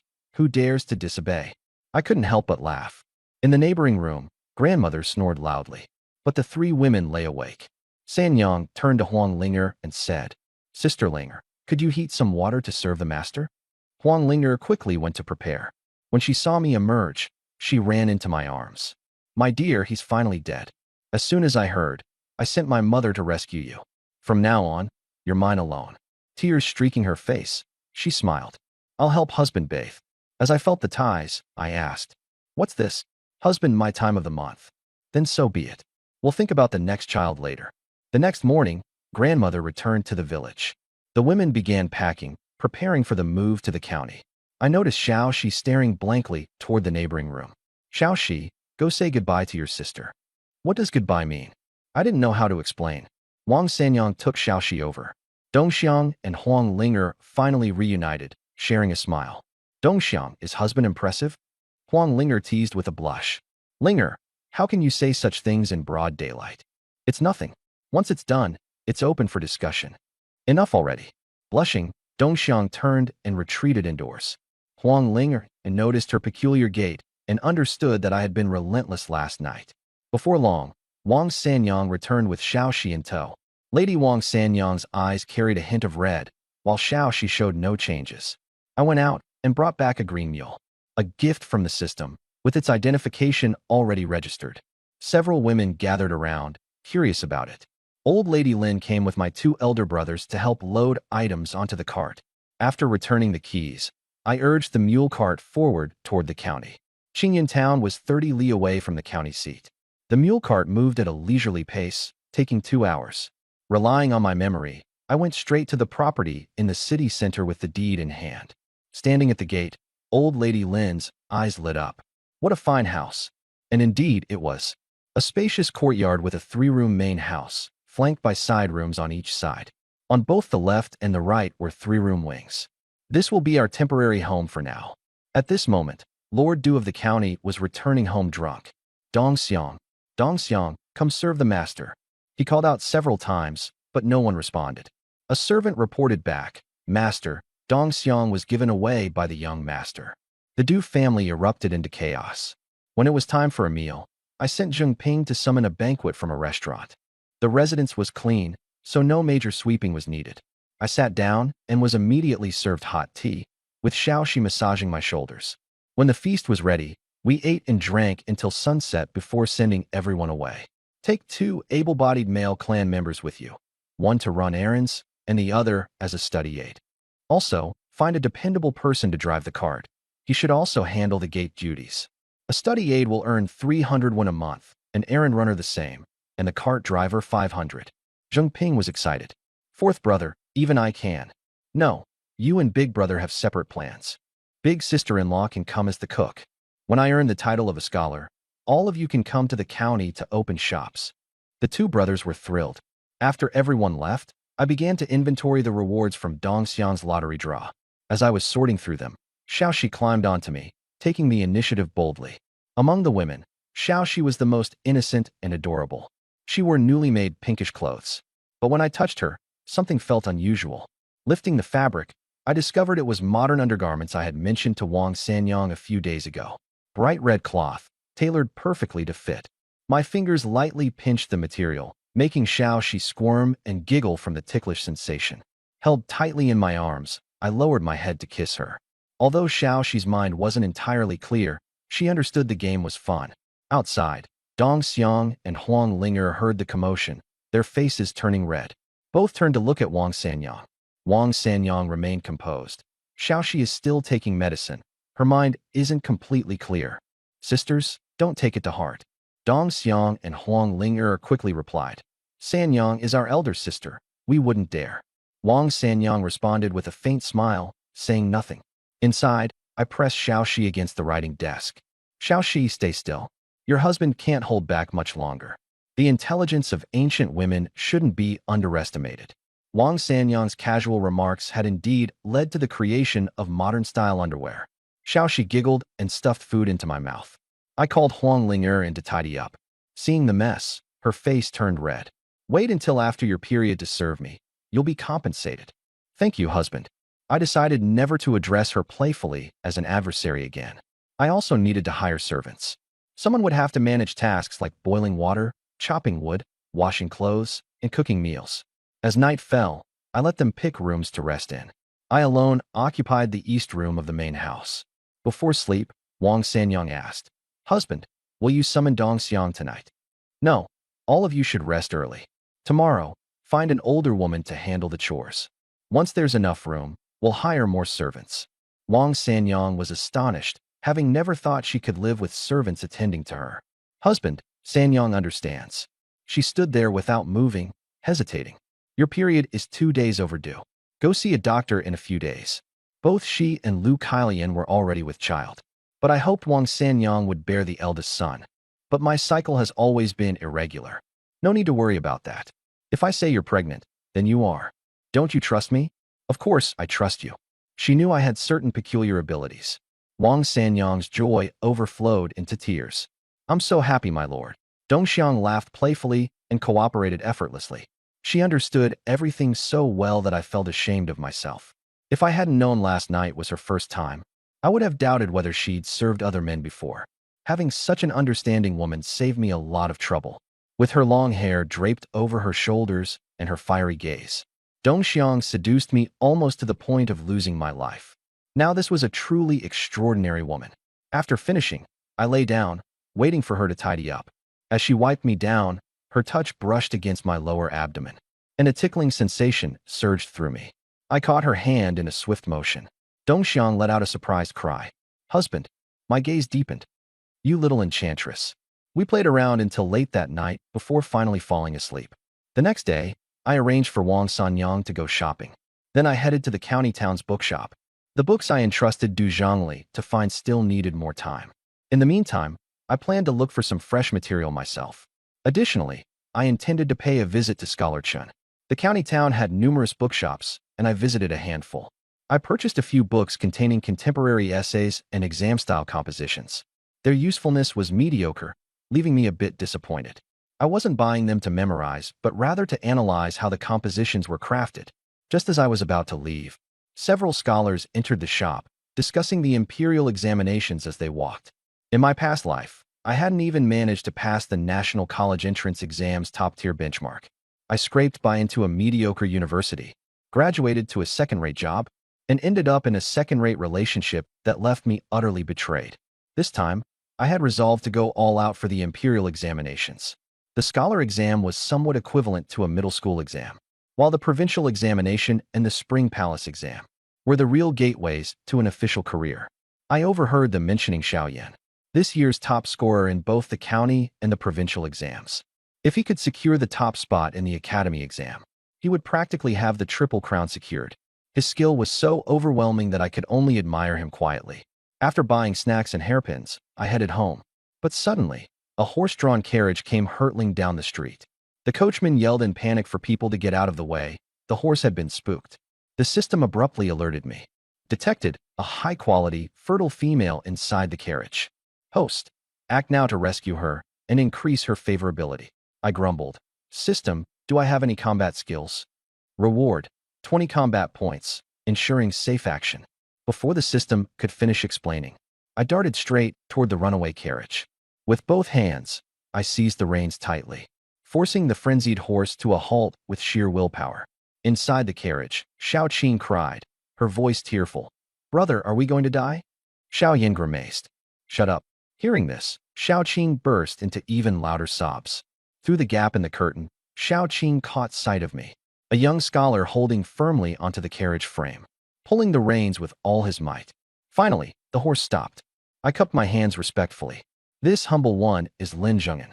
If there has been any inconvenience, I beg your pardon."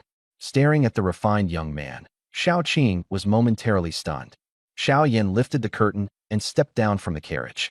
"Many thanks for your assistance, good sir. Xiao Yan truly owes you a debt of gratitude." I glanced briefly into the carriage, spotting the beauty inside. Who was the high-quality female the system was referring to? What was her relationship with Xiao Yan? Wasn't he the county and provincial exam top scorer? Things were becoming complicated. Xiao Yan courteously said, "Thank you again, kind sir." I waved it off. It was nothing, just a small effort. Now, if you'll excuse me, when befriending scholars, one must take it step by step. Since I resided in the county town, attending poetry gatherings and cultural events to blend in with the local customs was a given. As for Xiao Yan, being the top scorer, he was undoubtedly a key figure in social circles. There would be opportunities in the future. As for that beauty, the Xiao family wielded considerable power. Marrying someone from such a prestigious family would be far too challenging. This system always sought to connect me with women from powerful and affluent households. I preferred simpler, straightforward country women. Money was the solution to everything, after all. Just as I gathered my books to leave, Xiaoyan called out to me, "Brother Lin, please wait a moment. Seeing you with these scholarly texts, are you preparing for the academy exam? Here are a few books I'd like to offer you. Think of them as a token of goodwill. And might I trouble you to share your address? I'd like to visit and personally express my gratitude once I have the chance." Out of courtesy, I shared my address before parting ways with the Xiao siblings. Back in the carriage, Xiao Yin remarked to his sister, "Brother Lin is both a martial artist and a scholar, truly extraordinary." Xiao Qing responded with a faint smile, "He's certainly much more impressive than you." She recalled the sight of me pulling on the reins, my demeanor radiant with valor. "Qing," Xiao Yin interrupted her reverie. Xiao Qing snapped back to reality. "Let's head home. There's the big examination in June to prepare for. Xiaoyan chuckled. Recommended by Mr. Zheng in the capital, his knowledge runs deep. This time, I must see for myself. Xiao Qing teased. Are you afraid you won't get the academy's top spot yourself? There's only one top scorer for the academy exam, and I intend to be it. Returning home with the books, I was thrilled to find one surprise after another. These essays were much more intricate than the ones I had just purchased. Wang Sanyang arrived with hot tea, while Dong Xiang waited on me attentively. Husband, take a break and have some tea. As I sipped tea and studied the essays, I realized most were written by past academy examiners in their early years. Other compositions provided valuable guesswork on exam topics. In my past life, I was merely a slacker in academics. This time, with the innate talent of this body and the help of the system, I dared to hope for a brighter future. A handful of encounters with women had only increased my learning ability by 40 points. With 100 as the full score, what was the upper limit? I asked the system, what's the cap for my reading ability? The system fell eerily silent, as if dead. I sighed as Dongxiang massaged my shoulders from behind. I complained, System, the women you pair me with are impossible to win over. The system calmly responded. Favorable impression of high-quality female increased by 10%. I couldn't help but laugh in exasperation. What good is 10%? Pulling Dongxiang into my arms, I chuckled. Quick, let's have a son. The system issued a warning. Detected, intent to slack off. 1 year of life deducted. Remaining lifespan, 2 years. I froze. How do I increase my lifespan? By marrying and having children. Another year will be added for each woman you use effectively. I sneered at this treacherous scheme. The system continued. Both marriage and offspring can prolong your life. Dongxiang whispered softly, Husband. I smiled mischievously. Come, let's go make a son. Undoing my belt, I murmured. Do it yourself, darling. Dongxiang embraced me shyly, her voice trembling. Outside, Wang Sanyang and Huang Linger blushed deeply. Little she wanted to join in the fun, but Wang Sanyang held her back. Wang Sanyang touched her belly, her heart filling with warmth. Her husband had said it. She was pregnant. Little she dashed into the East Room. Husband.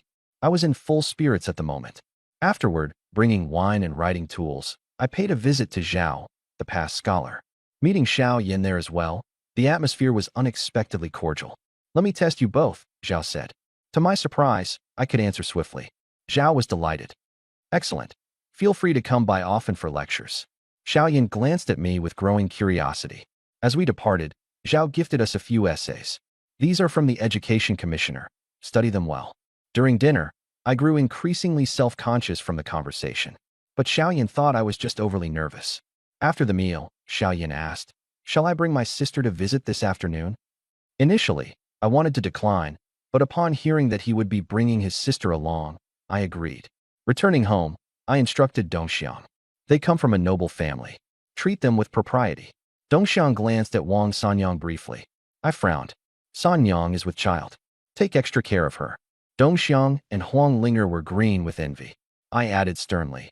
Anyone who harms my offspring will face execution without question. Everyone quickly pledged their assurances. Wang Sanyang approached me. Husband, I really am pregnant. I asked, Are you happy? Wang Sanyang, with tears in her eyes, said, I'm afraid the mistress won't tolerate us. I responded firmly, There's no need to worry. Whoever commits wrongdoing, I will show no mercy. The women quickly replied, We wouldn't dare. I nodded. Get back to your tasks. After a busy morning, I called for Xiaoxi to bring her into the room. Come, play a game with your husband. Xiaoxi fixed her peach blossom eyes on me. I was puzzled.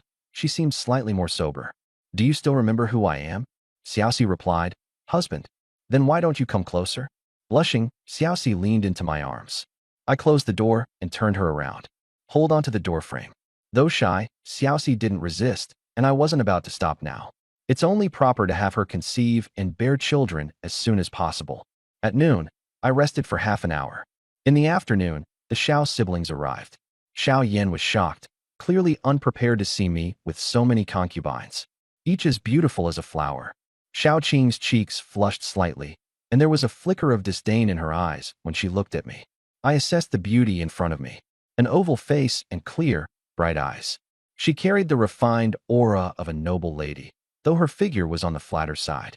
Brother Xiao, Miss Xiao, please have a seat. Dongxiang brought out tea, but her eyes lingered on Xiao Qing. Her expression seemed to say she was pondering whether I'd marry someone like Xiao Qing as my main wife. Xiao Qing sensed the awkward atmosphere. Xiao Yin, however, found our conversation quite engaging. Brother Xiao, I've prepared some wine. Shall we drink a few cups together? Suddenly, Xiao Qing stood up. Thank you, young Master Lin, but we have other matters to attend to. We'll take our leave for now. With that, she dragged her brother away. I stood there, bewildered. This woman has an issue with me? Ding. High-quality female favorability minus 10%. What the hell? It can drop further? After sending off the siblings, I was still mulling this over. Then, the system chimed in. Xiao Qing favorability minus 10%. Continuation of decline will result in penalties. What penalty? The system played dumb. I sneered. Fine, then I'll just lie flat. For wives are enough. I won't even bother with the imperial exams. System strategy adjusted. Actively assisting in improving your image. Reward, 10 points. Martial skill +5, literacy +5. You're so shameless. That evening, Dongxiang assisted me in taking a bath. Husband, let me do it. I'm the strongest. The next day, as I practiced boxing, the women watched and applauded. You all need to train as well. A healthy body is key to having children. Whoever gets pregnant first will be rewarded with 100 taels. I handed Sanyang a silver note. While I was reading, the system suddenly alerted me. Head 2 miles east of the city. A beauty is in danger. I grabbed my saber and ran out. Dongzi, bring the carriage and follow. 2 miles out of the city, I soon heard a woman's cry for help. In the grove, 5 burly men surrounded 2 women. One of the women was truly stunning, her clothes already torn. Help! Her tearful eyes looked at me desperately. I asked the system, can I take them? You can handle 6 at once. The blade gleamed, and I struck down one with a single swing. Then, I swiftly cut down 2 more.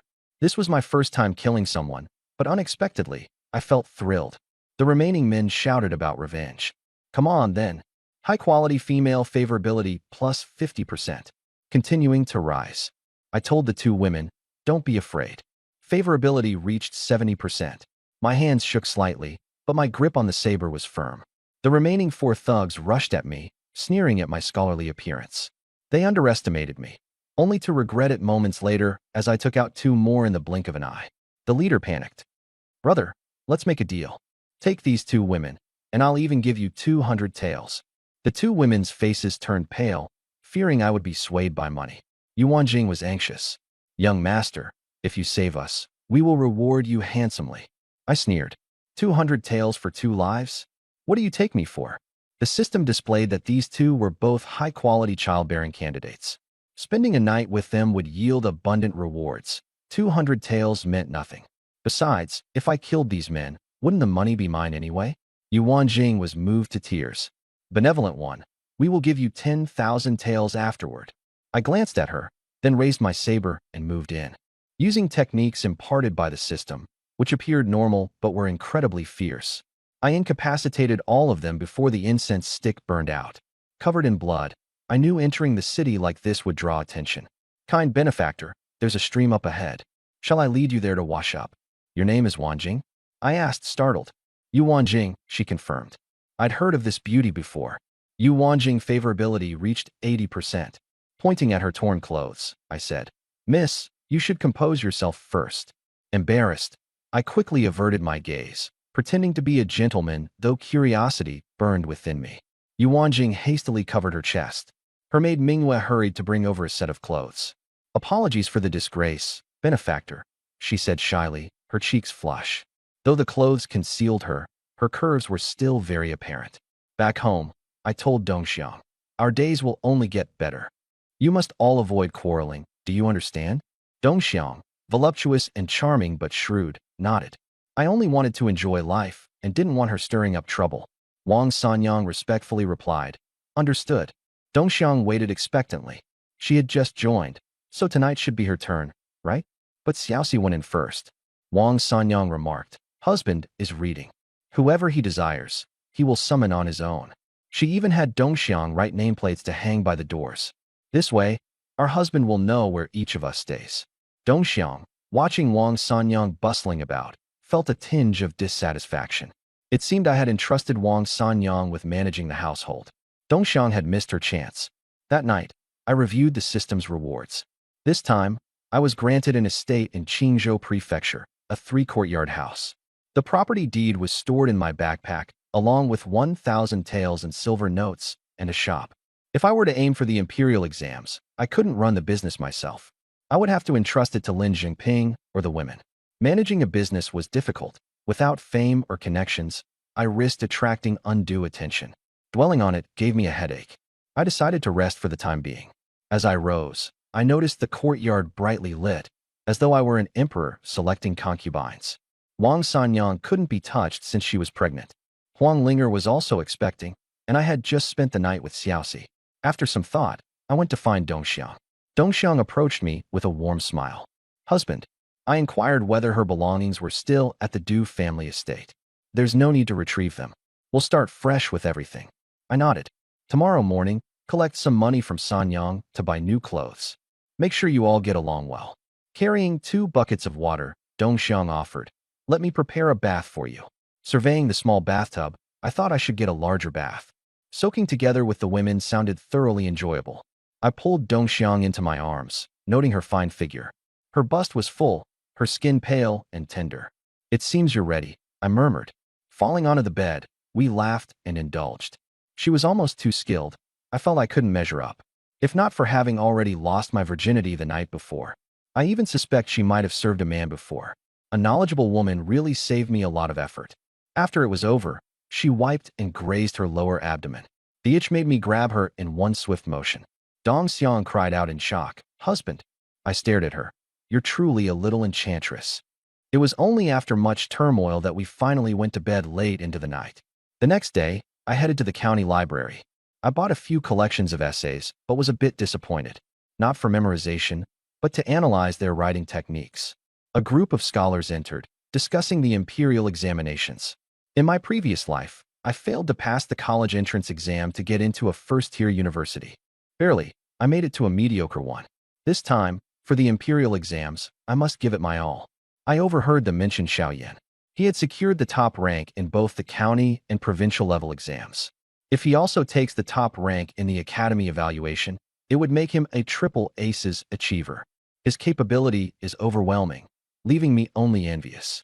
I bought some pastries and a hairpin in preparation to head back home. Suddenly, a horse carriage came speeding by. The driver shouted in panic, asking people to make way. The horse was spooked. The system chimed in. There is an exceptional female with high fertility value inside the carriage. Timely assistance could increase her favorability. I muttered sarcastically. Do I even have the strength for this? Reward, 20 points in strength. Before the system even finished speaking, I dashed forward, grabbing hold of the reins with both hands. I forcefully stopped the madly running horse. Inside the carriage, Xiao Qing cried, "Brother, are we going to die?" Xiaoyan, irritated, snapped, "Hush." Through the curtain's gap, Xiao Qing caught sight of me, a young scholar grasping the carriage's frame tightly as he subdued the horse. Finally, the chaos subsided. I cupped my hands in a gesture of courtesy. "This unworthy one is Lin Zhenghan. If I have offended you, please forgive me." Xiao Qing stared at me, dumbstruck. Xiaoyan stepped out. "Many thanks, kind sir. Xiaoyan is deeply indebted to you." I glanced at the beauty inside the carriage. Was the system referring to her? And how is she related to Xiaoyan? Not to mention, Xiaoyan is the top scholar at the county level? This is getting complicated. Waving it off casually, I said, "Just a small matter, I'll be on my way now." Getting acquainted with scholars takes time and patience. If Xiaoyan is the top scholar, he must be at the heart of his social circle. There'll be opportunities in the future. As for the beauty, the Xiao family wields significant power. If I wanted to marry her, it would be tremendously difficult. The system always pairs me with influential families. Frankly, dealing with a simple farm wife might be easier. Just as I was about to leave, Xiaoyan called out to me, "Brother Lin, are you preparing for the academy evaluations? Please allow me to offer these books to you. May I also inquire about your residence?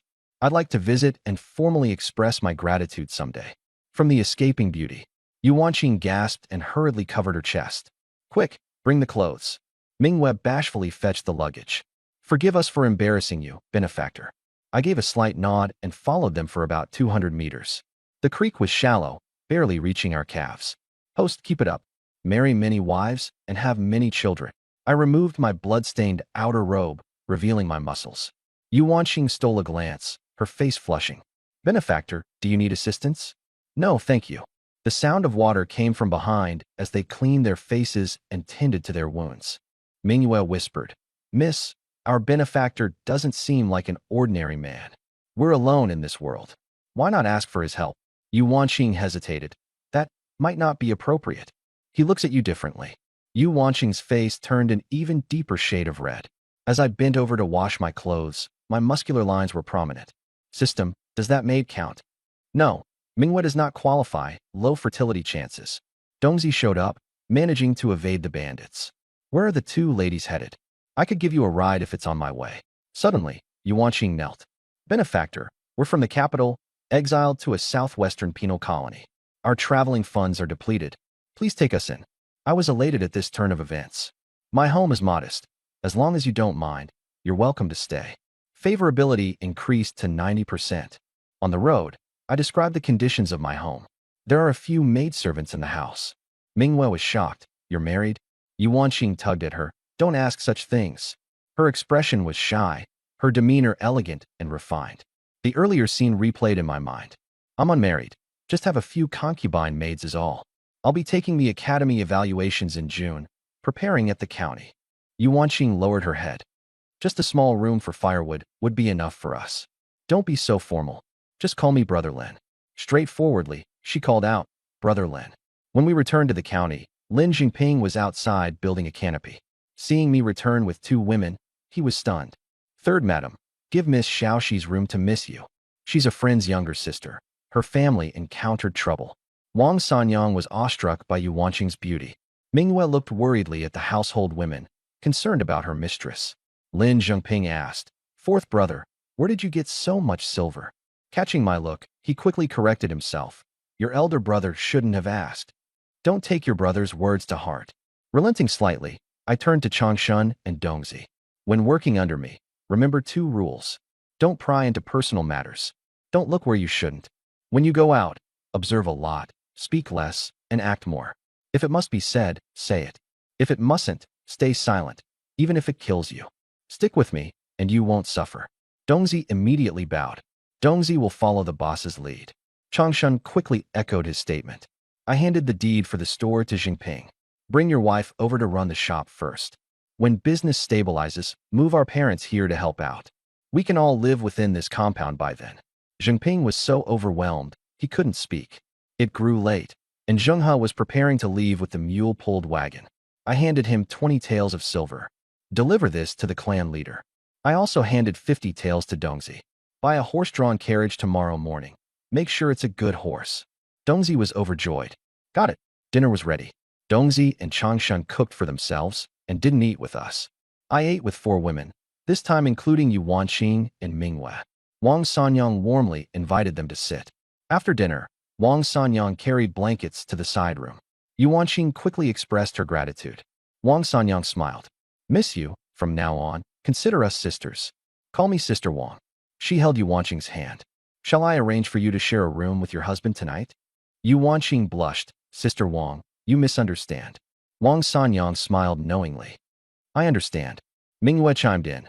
Thank you, Sister Wang. Yu Wanqing grew anxious. Mingyue, stop with your nonsense. She explained to Wang Sanyang. Brother Lin is a benefactor. He only brought us back because we had nowhere else to go. Wang Sanyang sighed. We're all women of misfortune. The husband saved you, just like he saved us.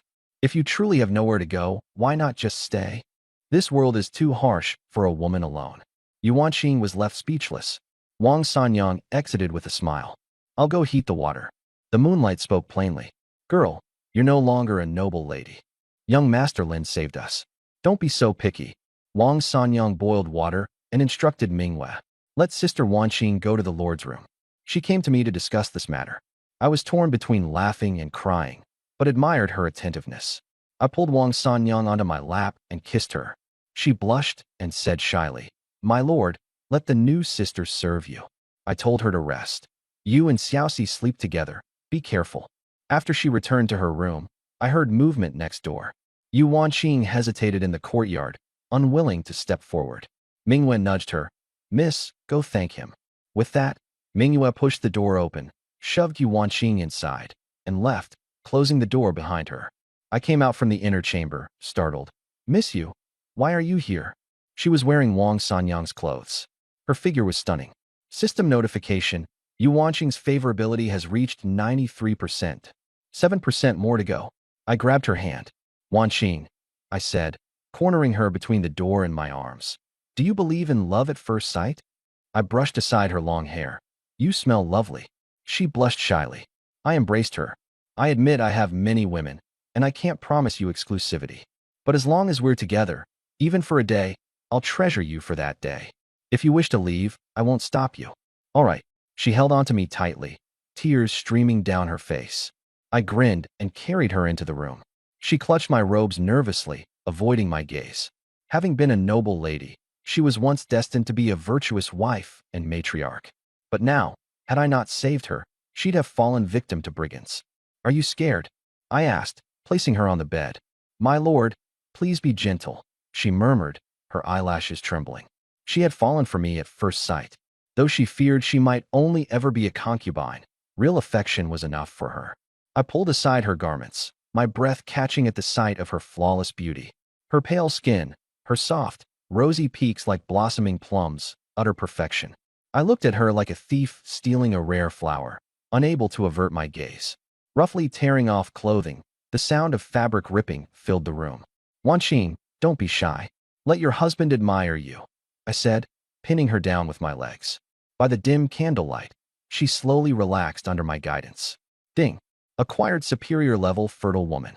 Reward. Imperial examination gift bundle. Rewards obtained.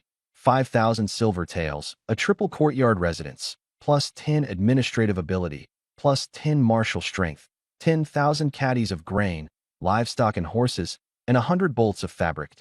Elated, I felt energized. My lord, am I not adequate? She asked nervously. No, Wanqing is far too enchanting, I replied, smiling. When it was over, I held her tightly, burying my face in her neck and clasping her hand. She tried to wriggle free, but lacked the strength. Resigned, she tilted her head to kiss me back lightly. I enjoyed the feeling of burying myself in her soft chest. For the rest of my life, my women will all cater to my will. Wanqing is delectable, I teased with a grin.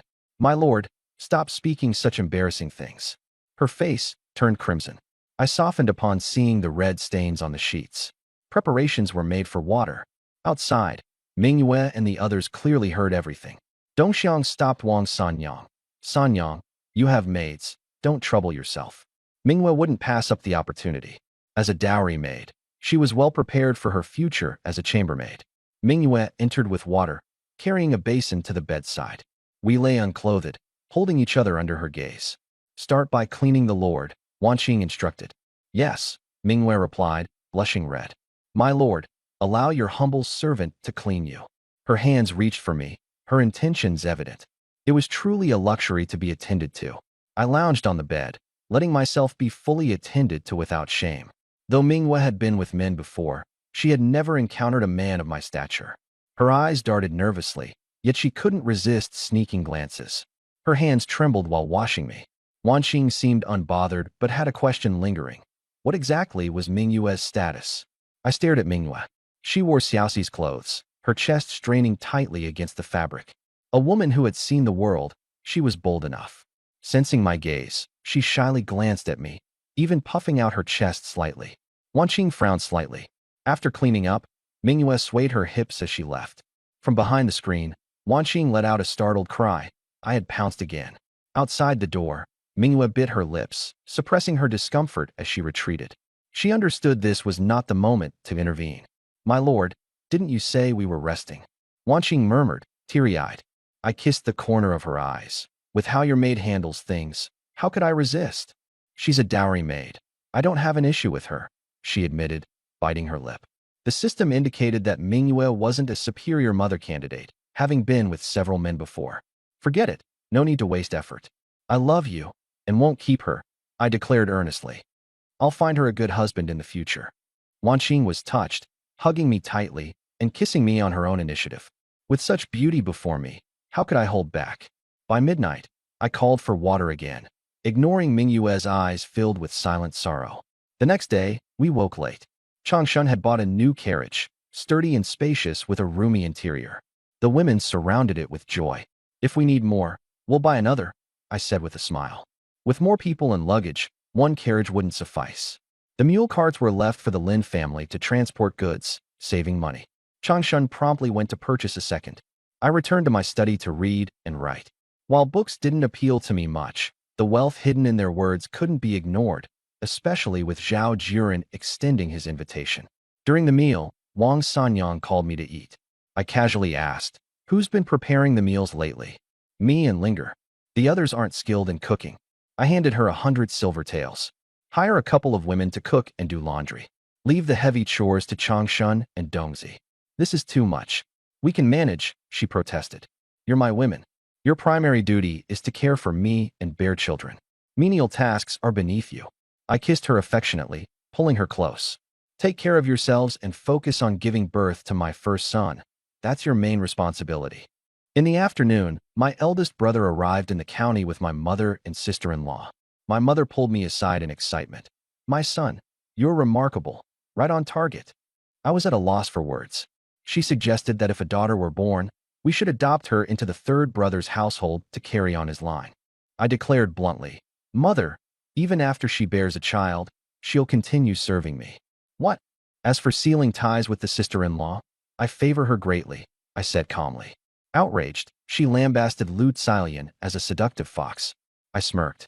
"If she's too much of an eyesore, why don't we let her die and return with a new identity to stay by my side?" My mother was taken aback. I explained, "Claim she drowned herself. We'll bury her ritualistically, compensate grievances, and quietly send her into the county to re-emerge with a different role." Though loopholes seemed obvious, it should suffice to conceal the truth. In the afternoon, I accompanied Wenzhang to visit Scholar Zhao and encountered Xiao Yin, who came along as well. Scholar Zhao praised my approach to the essay, calling it innovative, and joked, "Let's see if Xiao Yin secures the lesser Triple Crown, or if Zheng Yin will rise later to surpass him." I was overjoyed and replied, "This student is inadequate and still needs Brother Zhao's guidance." Xiao Yin chuckled and said, "We'll learn and improve together." Both of us looked at each other with admiration and a sense of challenge in our gazes. That night, I said to Xiao Shi, "You will sleep with your husband tonight." After taking her medicine, Xiao Shi's mind was much clearer. She said, Xiao Shi likes sleeping with her husband.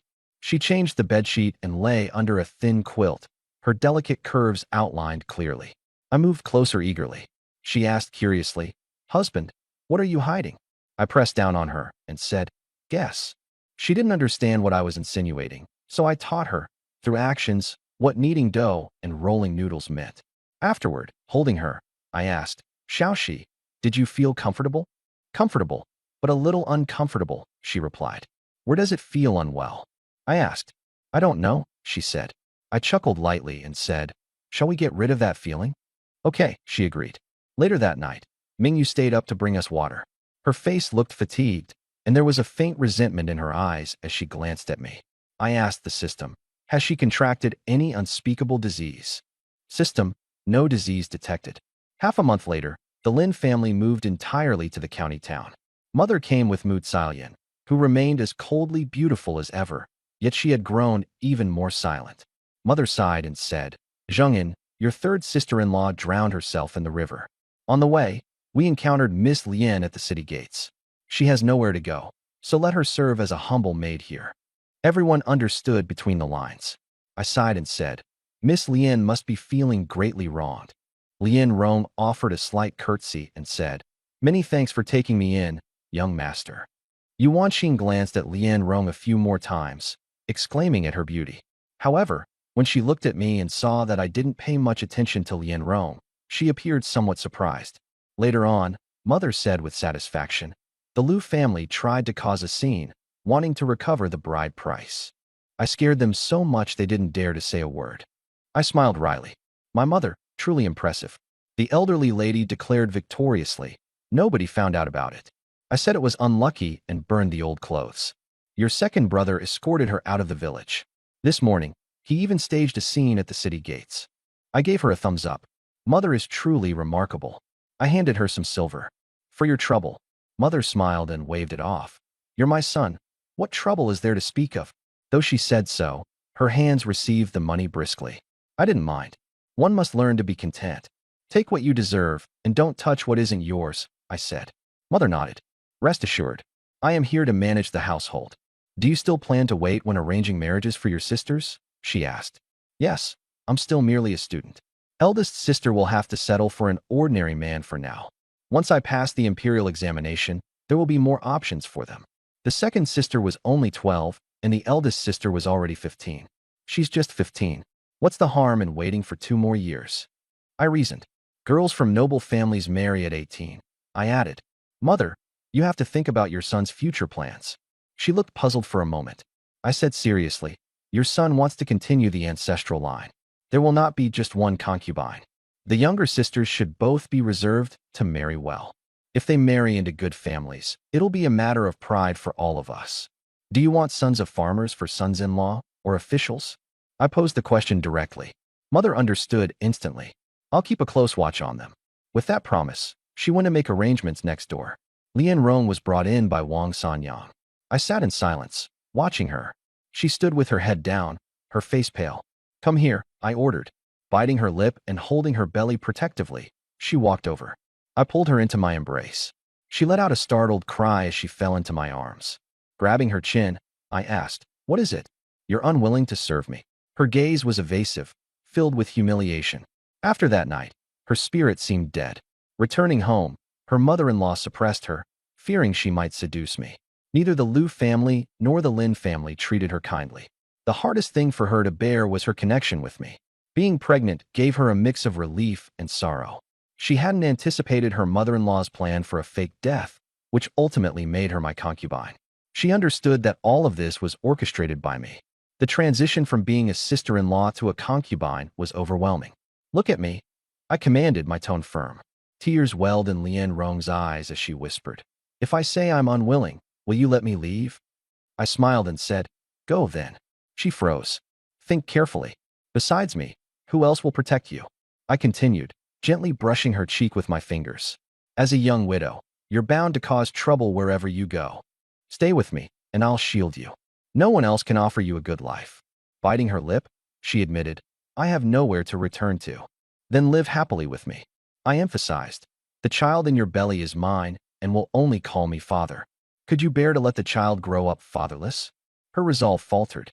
I leaned down and kissed her, nipping at her lips. The room grew quiet, with only the sounds of kissing filling the air. As the atmosphere eased, I rested my hand on her belly.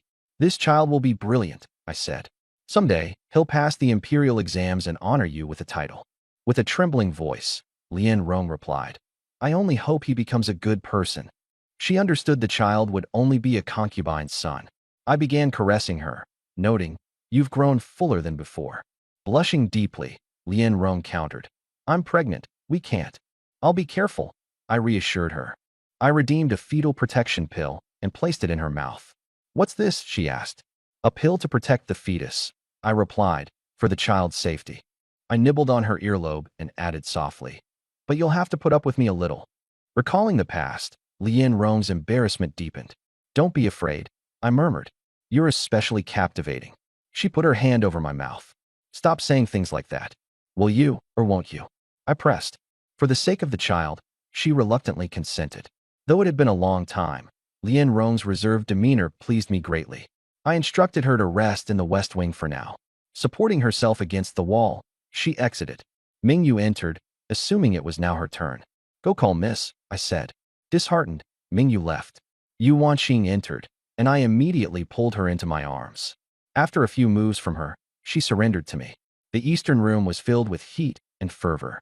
Sitting beside the bed, Lian Rong remained silent. She knew I had a demanding nature, but hadn't expected me to move on so quickly. Yet I was far gentler with Wanqing than I was with her. This made Lian Rong wonder if it was because I was being cautious of her pregnancy. The thought gave her a slight sense of reassurance. After the Lin family moved to the county, everyone remained busy. Only the 2 younger sisters stayed at home to be nurtured.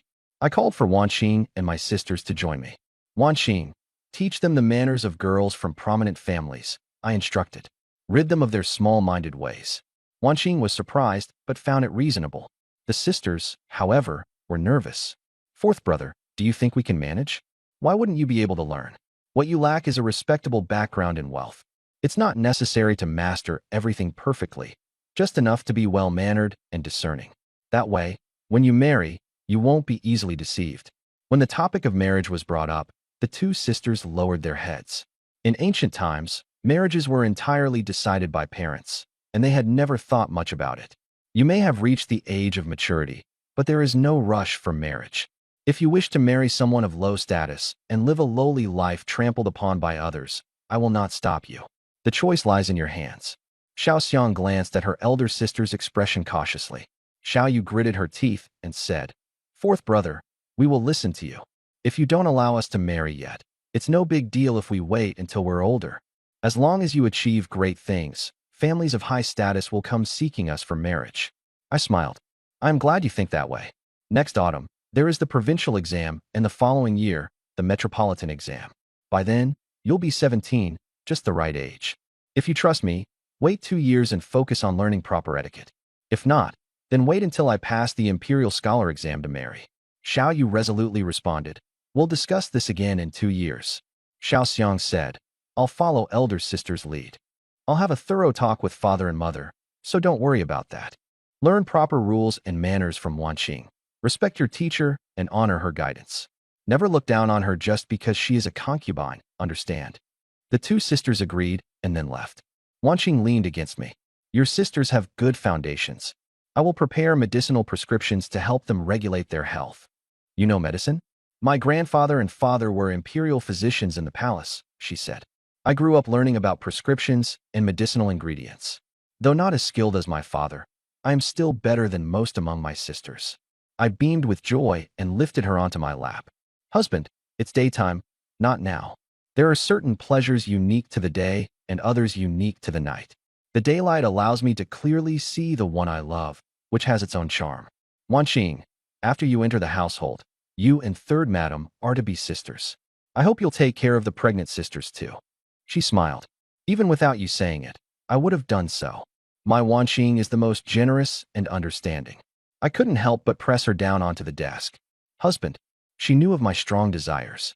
How fortunate I had many women in the rear courtyard. Otherwise, I feared no one could satisfy me. When she softly called me husband, my heart melted completely. I tore her dress open and leaned in to kiss her. In the neighboring room, Huang Linger was feeling distressed. "I haven't served husband once since entering the household. Does he dislike me?" She was the only one who wasn't a virgin, and deep down, she felt uneasy. Dongxiang comforted her. "Though there are many of us, we must rely on each other. Husband has an established serving order. Since your monthly cycle just ended, your turn will come in a few days. Our goal is to get pregnant quickly, preferably with a son." Xiaoxi, on the other hand, was different. She loudly demanded to seek out husband to have children right away. Third madam sighed helplessly. "Don't go. Your monthly cycle is approaching." "What is monthly cycle?" "It's that thing women have every month." "No, I don't want it to come. If it doesn't come, you won't be able to have children." This frightened Xiaoxi enough for her to reluctantly accept it. Wanqing, having come from the capital, had a frail constitution. I had only been intimate with her once, and she lay there weak and soft. "You're too delicate. Prescribe something for yourself tomorrow. Send Changshun to fetch the medicine and buy more chicken, duck, and fish." In a soft tone, she said, "Then should I check the pulses of the sisters as well?" "Good." I couldn't help but take a deep breath. How fragrant she smelled. If there are children in the future, I'll hire wet nurses. The wet nurse can only breastfeed me. In my past life, I envied that so much when reading books. Now, with the conditions in place, I can indulge this small quirk. I leaned close to her ear and whispered my thoughts.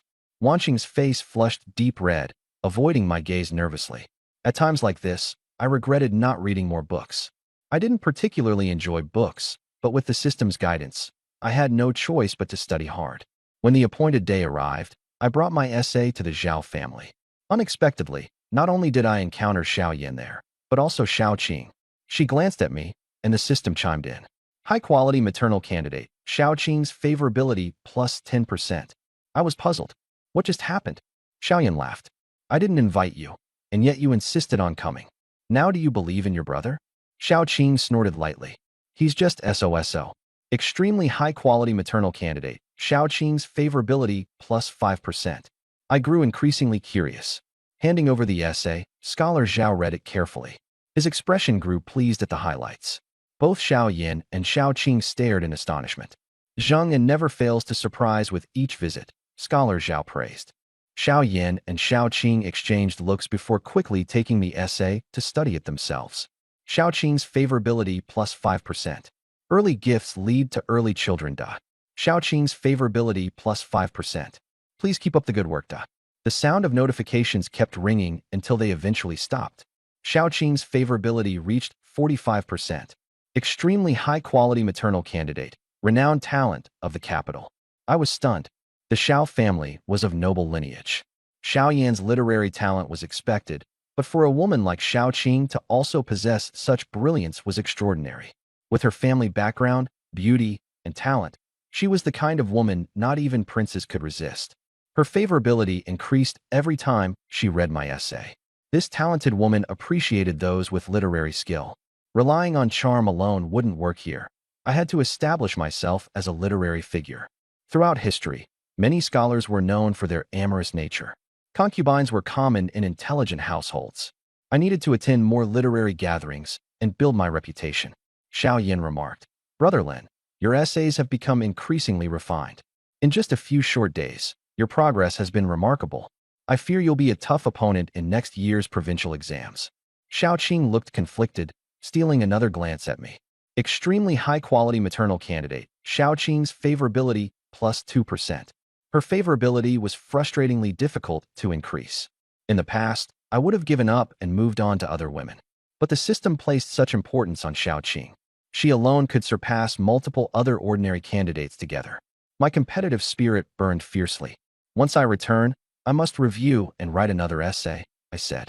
Xiao Yin and I exchanged respectful gestures before departing.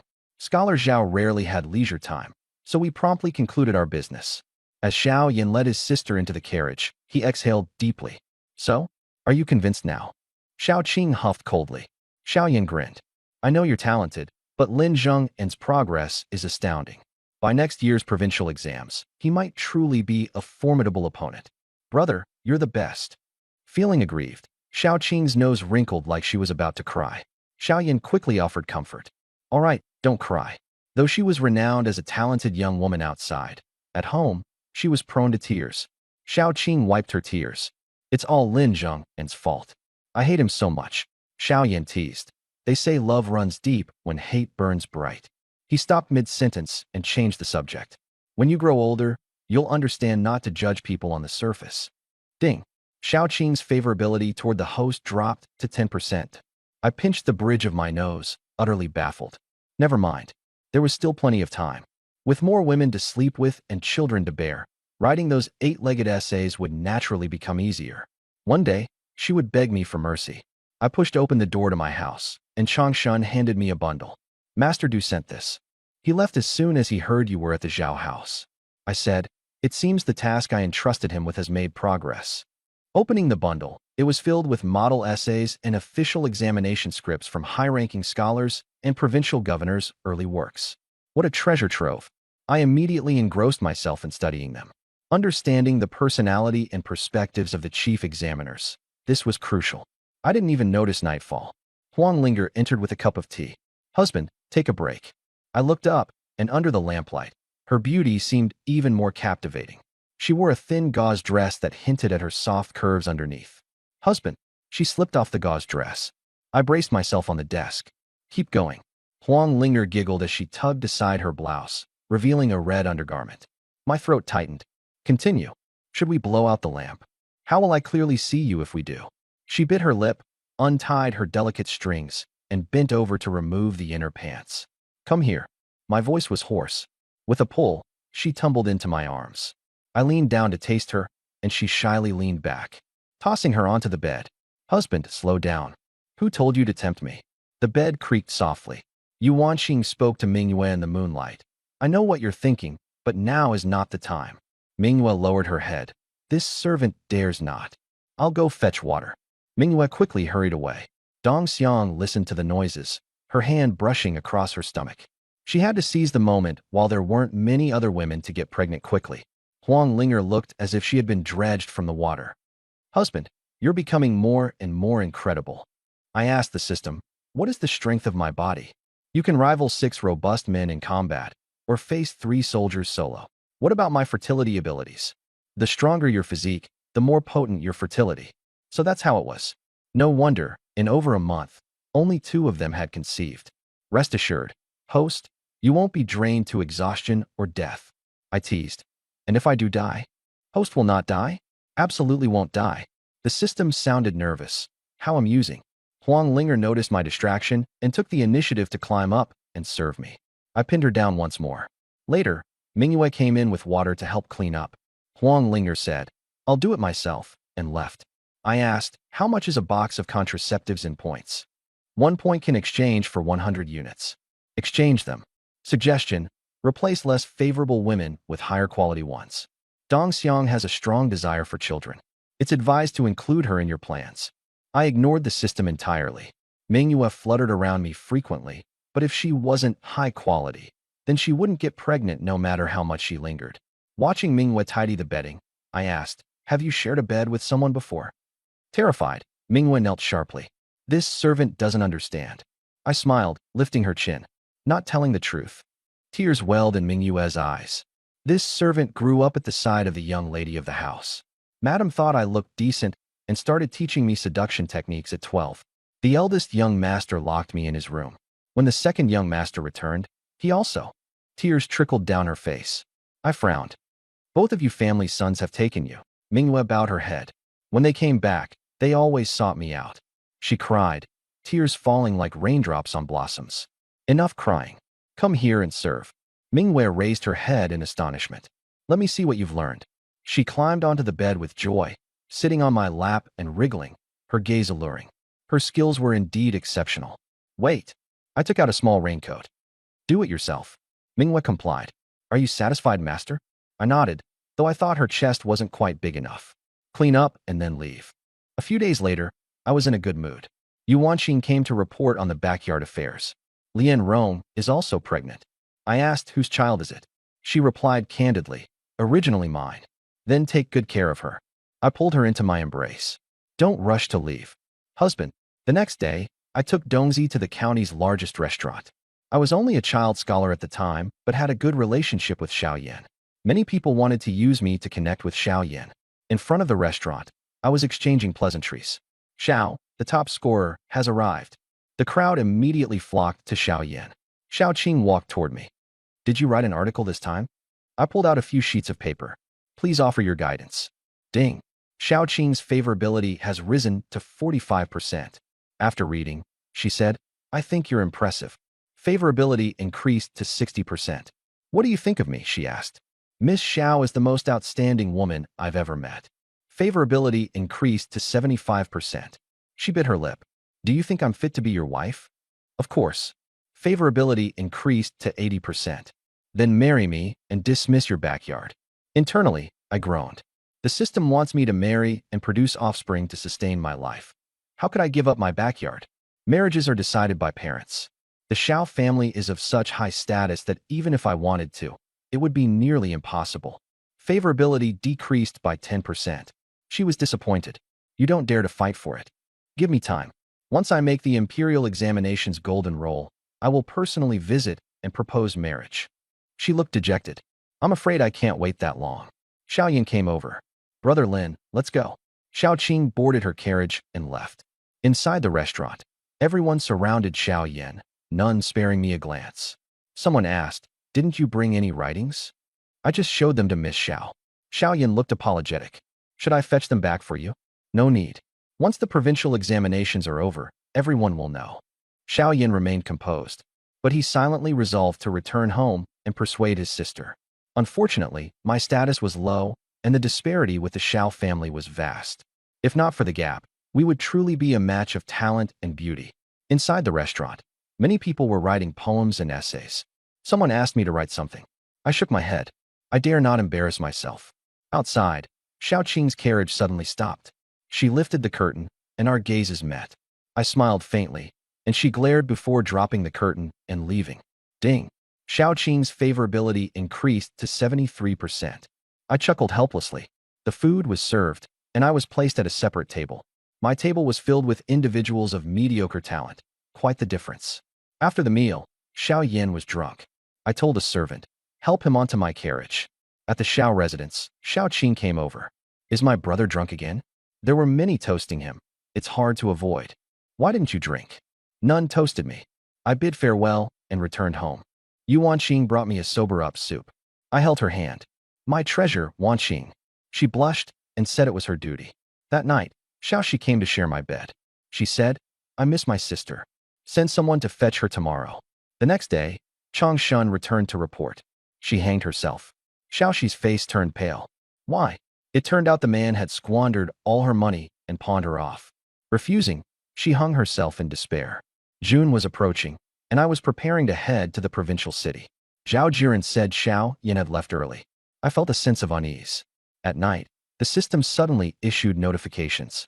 Dong Xiang is pregnant. Huang Linger is pregnant. Xiao Shi is pregnant. 3 all at once. Dong Xiang approached, her fragrance alluring. I embraced her. Curious about when you conceived? She giggled. I also want to quickly bring a child into the Lin family. After the deed, I sent her back to her room. Alone, I summoned the system's lottery. Congratulations. You've won. Martial strength plus 30.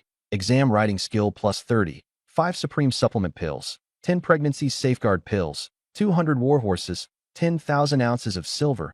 A mansion in the capital. And 3 additional years of life. My heart surged with excitement. I gave a cold laugh. Where's the support you mentioned? Why hasn't the next one arrived yet? I didn't let go and set Lian Rong on my lap to examine her. She was so embarrassed she could die, but she could only endure it, remembering what I'd said. She bit her lip, closed her eyes, and leaned back slightly. My technique shocked her, and her chest burned hot. Husband, rest early. I put her on the bed and sat at the table to read. In truth, I didn't like reading at all. I relied on the system to organize my thoughts. Late at night, just as I was about to sleep, I discovered a hole broken in the window. A reed stalk was poking in. I became alert, flipped over, and blocked the reed stalk like a cat. There was movement and voices outside. I immediately opened the door and smashed down hard with the door bolt. 2 masked men dropped to the floor at once. I looked around, unsure if there were more hidden ambushes. This inn actually had something like this going on. They were treating me like a fat sheep to be slaughtered. A knock came at the door. It was third madam. I told Wan Qing and the others to come to my room. Once everyone was there, I threw the 2 men from the 2nd floor down into the lobby. Then I shut the door. Soon, the voice of the inn waiter came from below.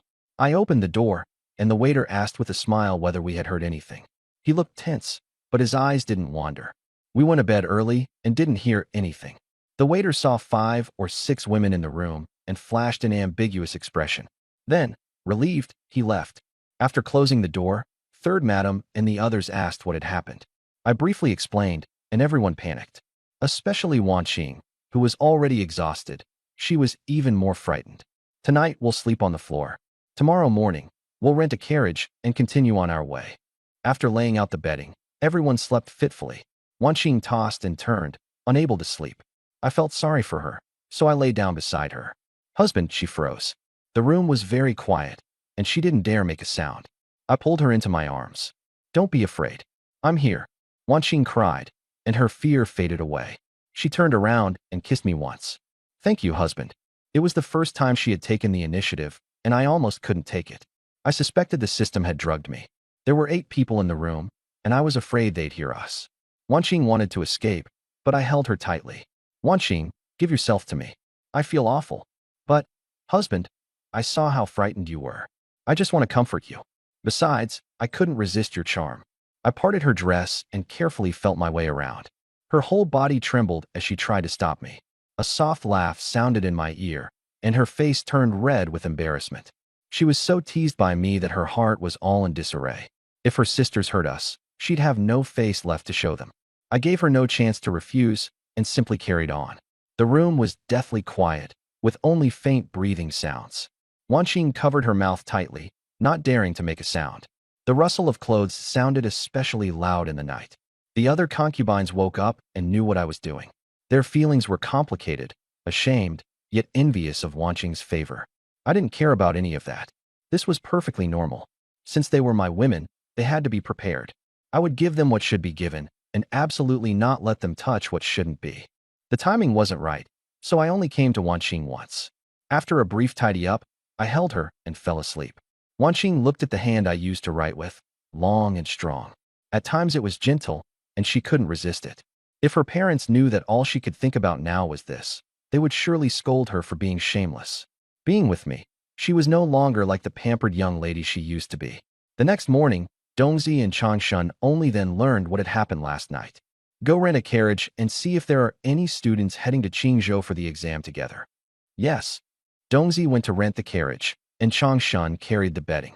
Kong Yujia was very moved when he learned that I had specially rented a carriage for him. Brother Lin, I'm deeply indebted to you. I will certainly repay you. Then I'll take that seriously. Breakfast was made in the inn's kitchen, prepared by San Yang and Lian Rong. After eating, we continued on our way.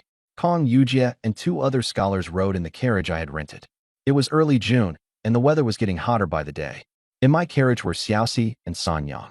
Xiaoxi's condition was unstable, and she kept clinging to me for kisses and hugs. San Yang was afraid I would be upset. Don't make trouble in the carriage. We can talk about it after we get to Qingzhou. No way, Xiaoxi pouted. Last night, husband kissed sister Wanqing and made her have a baby. Xiaoxi wants one too.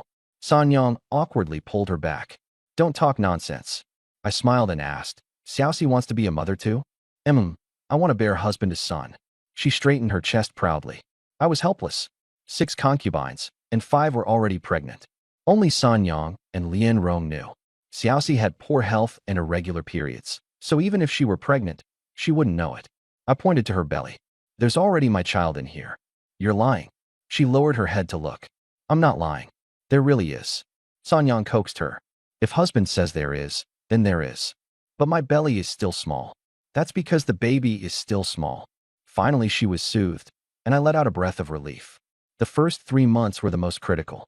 Once they passed, things would be better. The journey was smooth that day, and we stopped at a county seat at noon for a meal. We were expected to reach Qingzhou Prefecture in 4 days. The closer we got to the prefectural city, the more scholars there were traveling for the exam. Some were fresh talents who had just passed the county examination, while others were old licentiates who had been taking the exam for years. They ranged from teenagers to men with white hair.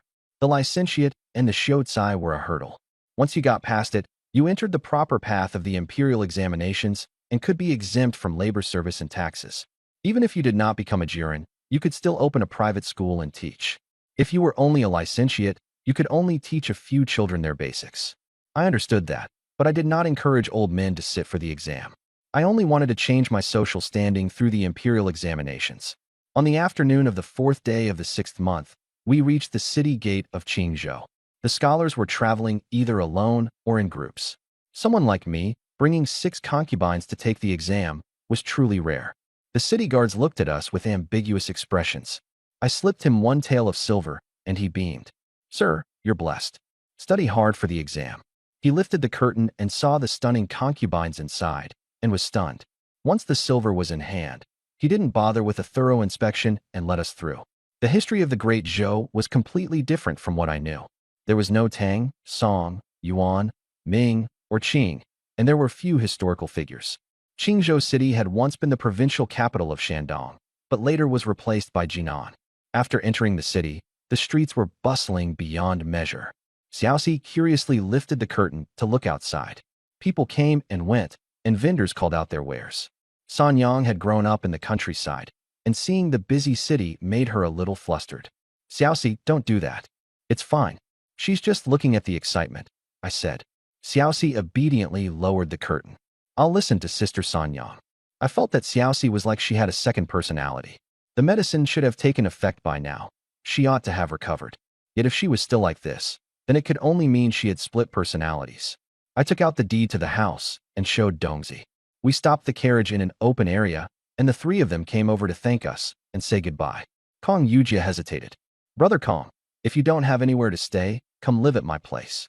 It's close to the Gonyuan. The Qingzhou residence was a 3-courtyard house, with 2 smaller side courtyards. We would be living here for a year, and then next autumn we would head to the provincial capital again. Kong Yujia felt that I had already helped him too much, and he felt guilty. With his purse tight, he had no way to repay me. I understood him. It reminded me of when I was renting a place back in my hometown and barely had enough money on me.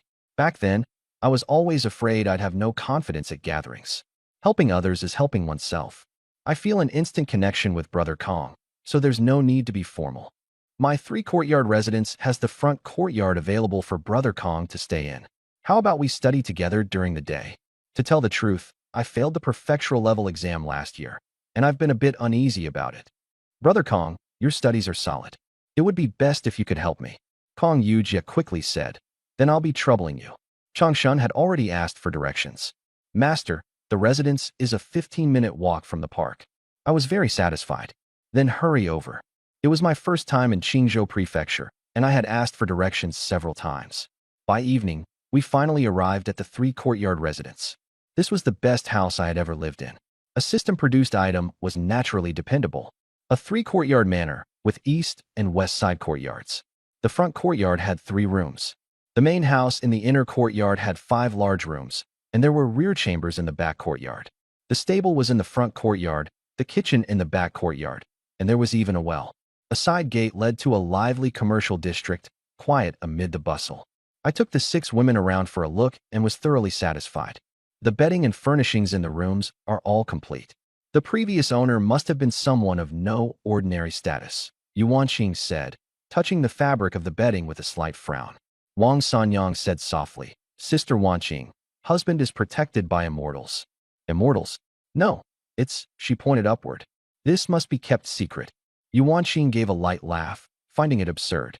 But thinking of all the unusual things about me, it did seem to have some basis. The residence was clean and didn't need sweeping. However, there was no rice, flour, grain, or oil at all. Dongzi and Changshan went out to buy dinner. I told the 6 concubines to rest separately. There were 8 side rooms. Xiaoxi stayed with Wang Sanyang, and the other 4 each took 1 room. Tomorrow I'd need to buy some servants to cook and do laundry.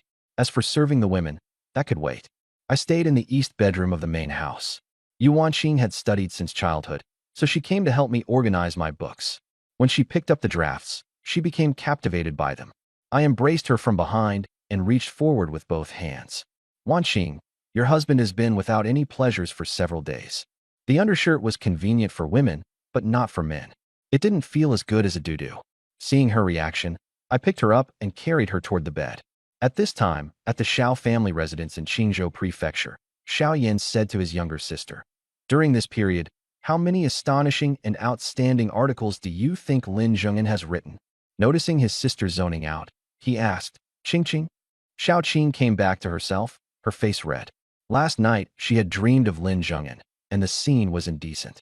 Brother, I wasn't thinking about anything. It's just that I'm thinking if you might lose to that lecture. I feel uncomfortable.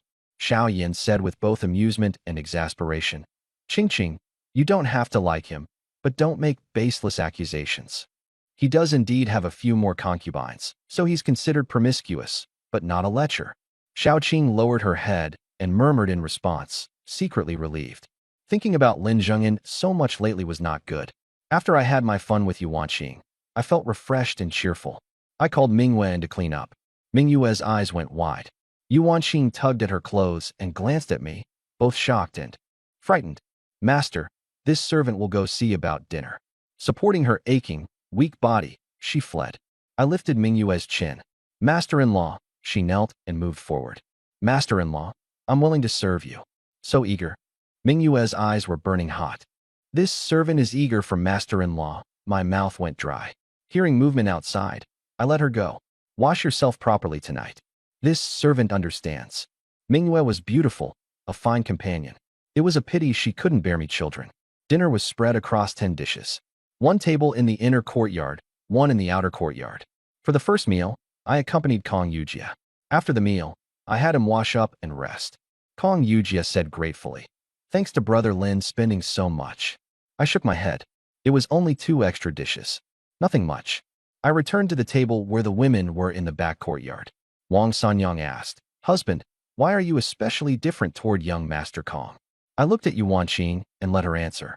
Yuan Qing said softly, young Master Kong is poor, yet he has genuine talent and learning.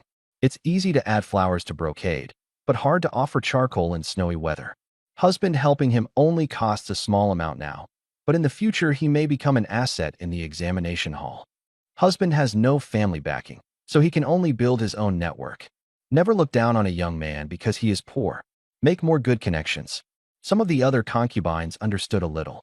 A proper young lady was nothing more than a concubine serving men. Wang Qing's analysis was not wrong. There is no such thing as kindness without reason in this world. Everyone has something to gain, as long as it doesn't go against heaven or morality. You all stay in the inner courtyard and don't know about outside affairs. If you're willing, tell me. I won't confine you. Of course, if you want a simple life, that's fine too. The few concubines answered, each with different thoughts. For days on the road was exhausting, and everyone was busy washing up and getting ready to rest. Mingyue finished serving Wang Qing, changed into a cool, light outfit, and came into my room. Dongxiang glanced over and whispered to Huang Linger, "The young lady is really generous. She's already treated Mingyue as a bedchamber maid. Mingyue is alluring. She must be very good at seducing husbands." Huang Linger worriedly said, "What if she has a child?" Dongxiang looked troubled. "We have to have a child before the main wife enters the household." Mingyue came closer, and I was in the mood. A proper young lady has the advantages of a proper young lady. Women like this also have a market. She was just a tool, and I wouldn't give her a child. Afterward, I rewarded her with 2 taels of silver and told her to hurry off. The next day, I accompanied Kong Yujie to the prefectural yamen to handle the academy examination registration procedures. Leaving the house and heading southwest for 15 minutes brought us to the examination compound. With the academy exam approaching, there were more boys students on the streets, and more vendors too. Kong Yujie heard people talking about INs raising their prices, took a deep breath, and said, "If Brother Lin hadn't taken me in, I'd still have to stay far away." Before the exam, people are often sabotaged, especially those with a big reputation. My heart tightened. "Are you all right?" "I'm fine." Sir taught me to proceed steadily, and I placed 6th in the county exam. Everyone else is staring at the top 5. No one pays attention to a poor nobody like me. When we arrived at the yamen, all the people from Nanyi County were already there. After checking the paperwork, paying the guarantee fee, everything went smoothly. Just as we were about to leave, someone shouted, "Xiao Yin is here." Xiao Yin was the top scorer of the prefectural exam, and everyone looked over. Xiao Yin came over with Xiao Qing, who was dressed like a man. Large clans had their own local scholar to act as guarantor, which was safer than finding a stranger and spending money. When Xiao Yin saw me, he was very happy. "Brother Lin, how have you been lately?" "Thanks for Brother Zhao's concern. I'm doing pretty well." The surrounding scholars were all surprised. They hadn't expected me to be acquainted with Xiao Yin. Invitations came one after another, and I became the center of attention. Xiao Yin raised a hand. "The academy exam is approaching. Better focus on studying. We can gather after the exam." Kong Yujie and I waited outside for Xiao Yin. Unexpectedly, Xiao Qing also came out and stood a few steps away, staring at me. Her gaze was strange and gave me the creeps. Kong Yujie was embarrassed, his face turning pale. "Brother Lin, I'll head back first to review my books." I gave him a few instructions and sent him off. As soon as Kong Yujie left, Xiao Qing pouted and snorted. System detected extremely high-quality fertility mother Xiao Qing. Favorability plus 1%. The system suddenly popped up, and I felt uneasy. "Didn't you say you could help me? Why isn't it working?" Insulting the system, -1 point. Add it back quickly, or I'll just die right here. System crashing danger. Reward plus 1 point. I raised an eyebrow. System, you're really disgusting. Support loading. Second color dream deployment. 3 times. I froze. What? A wet dream. Looking up at Xiao Qing, her eyes were dazed and her face flushed with embarrassment. This was on the street, and she was even dressed in men's clothes. I hurried over. "Miss Xiao," Xiao Qing said impatiently, "what do you want?" I put on a serious face. "Have I offended the young lady somewhere? Could it be because of that day when I told you to disperse the concubines?" Xiao Qing blushed. "Of course not." "Then why?" I stared at her intensely. She didn't dare look at me, furious inside. I lowered my voice. Could it be that Miss Xiao dreamed of me? Xiao Qing's heart skipped a beat. Though the words were frivolous, the opportunity was rare. If I didn't seize it, how could I claim the reward? My head hurt thinking about the oath I had made. I wouldn't marry until after becoming a Jinshi. My ambitions were not small. I wanted to leave the position of main wife for someone of higher status. I asked the system, "Is there a higher level above extremely high quality?" Yes, I understood. Xiao Qing could only be a concubine. There had to be balance among the concubines, or trouble would easily arise. Otherwise, if I don't take down Xiao Qing, something may still happen later. Xiao Qing flew into a rage. You scoundrel! I'll have my brother send you to see the magistrate. I was startled inwardly. Could it be that she really dreamed about me? System prompt. 2 dream encounters have already been provided. Please try harder. I asked, can I enter Xiao Qing's dream? The system replied, no, they're all just projections of the host's shadow. Sigh. If I can't get into her dream, I can only watch.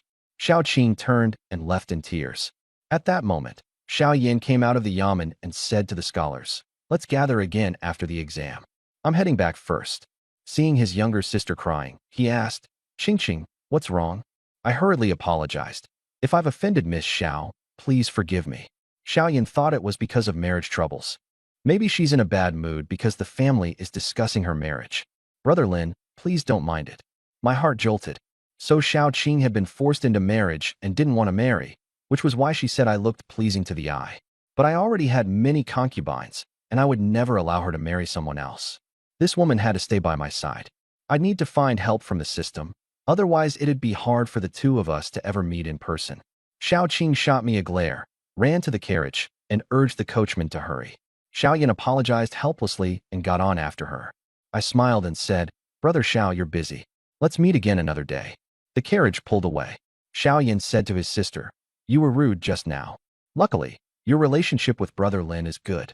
Xiao Qing cried, if my reputation is ruined, then I won't marry. I might as well become a nun.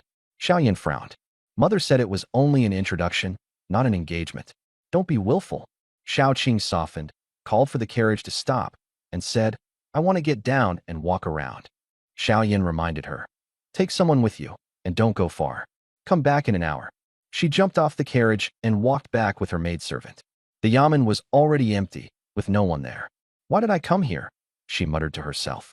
I'm not him. How could he be waiting for me?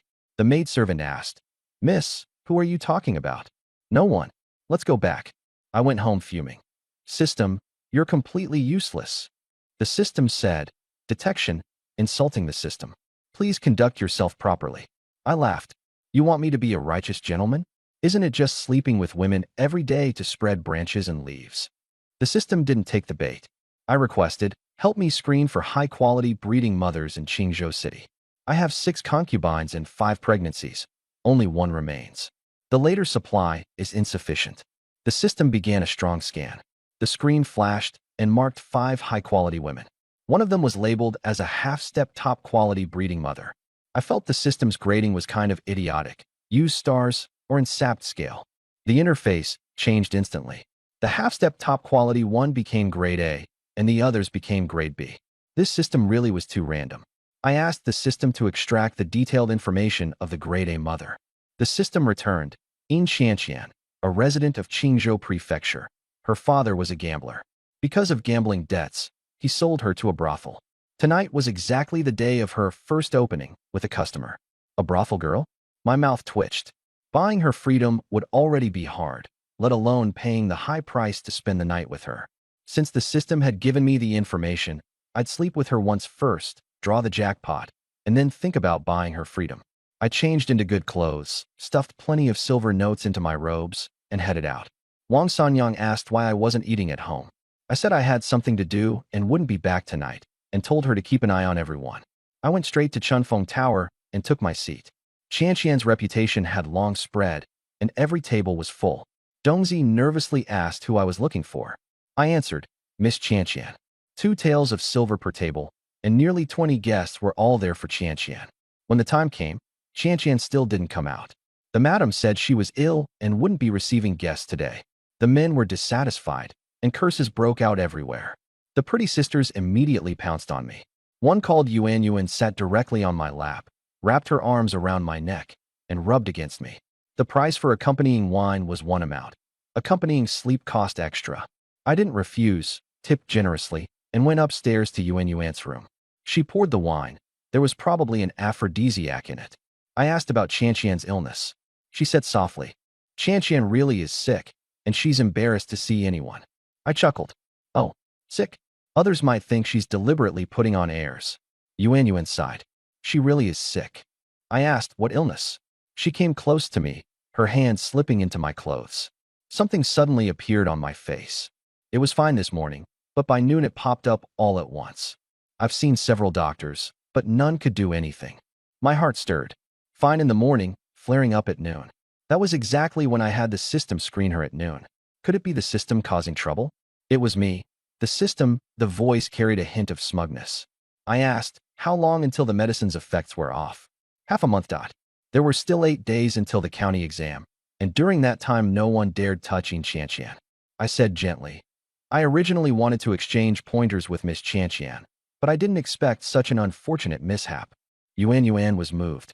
Young master, what surname do you bear? I'll pass a message for you. My surname is Lin. Yuan wrapped her arms around my neck and pleaded. Young Master Lin, stay with this servant tonight. I'm afraid I can't. I took out silver and set it on the table, then pinched her butt. I must keep myself pure for Qian. With that, I dragged Dongzi away. After getting into the carriage, I glanced at Dongzi. Go on, don't stand there and embarrass yourself. Dongzi asked, why not stay the night? I replied, not clean. I said seriously, be careful not to catch anything. Keep your belt tied tight, and when you're older, you'll naturally marry a pretty wife. Dongzi beamed. I'll listen to you, master. When we got home, it was already deep into the night. After I finished showering, I knocked on Yuanqing's door. Mingwei opened it. Young master-in-law, you're back. Where is your young lady? She's already asleep. I stood at the entrance of Spring Breeze Tower, hesitating. Mingwei saw it, leaned over, and began to attend to me. My mood gradually improved. Courtesans make their living with their faces and bodies. Once the face is ruined, they're done for. The system said Qian was an A-grade fertility vessel and had to remain pure. With half a month of drug effects, nobody could cure her. The money invested would all be wasted, and Qian would be ruined. My chance had come. After Mingwei finished, I helped her onto the low couch. The creaking sounded especially clear in the night. Yuanqing woke up, too scared to make a sound, and could only cover her ears. After it was over, Mingwei trembled as she went to fetch water. I sat on the edge of the bed and kissed her. Wanqing woke up. Why didn't you call me? This concubine didn't dare, she said shyly. Feeling sorry for her, I pulled her into my arms. When Mingwei came back and saw me doing that with Wanqing, her face turned red. She sat on the couch and waited, serving us with her eyes lowered and all her manners in place. I couldn't be bothered to change places, so I held her and slept. The next morning I pretended to study with Kong Yujia. In the afternoon, I went straight to Spring Breeze Tower. There were few people in the afternoon, and the procuress was very annoyed. But when she saw the silver, she smiled and hurried off to report. The madam's face was wrinkled into a mass.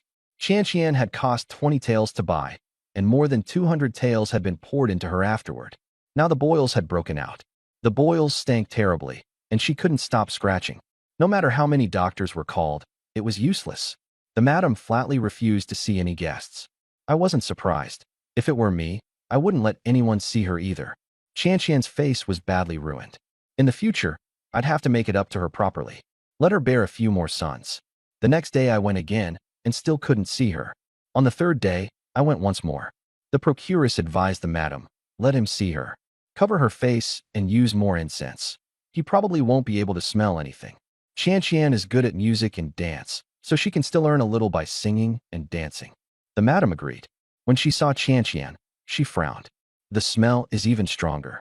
Hurry and burn incense, and make sure the veil is tied tightly.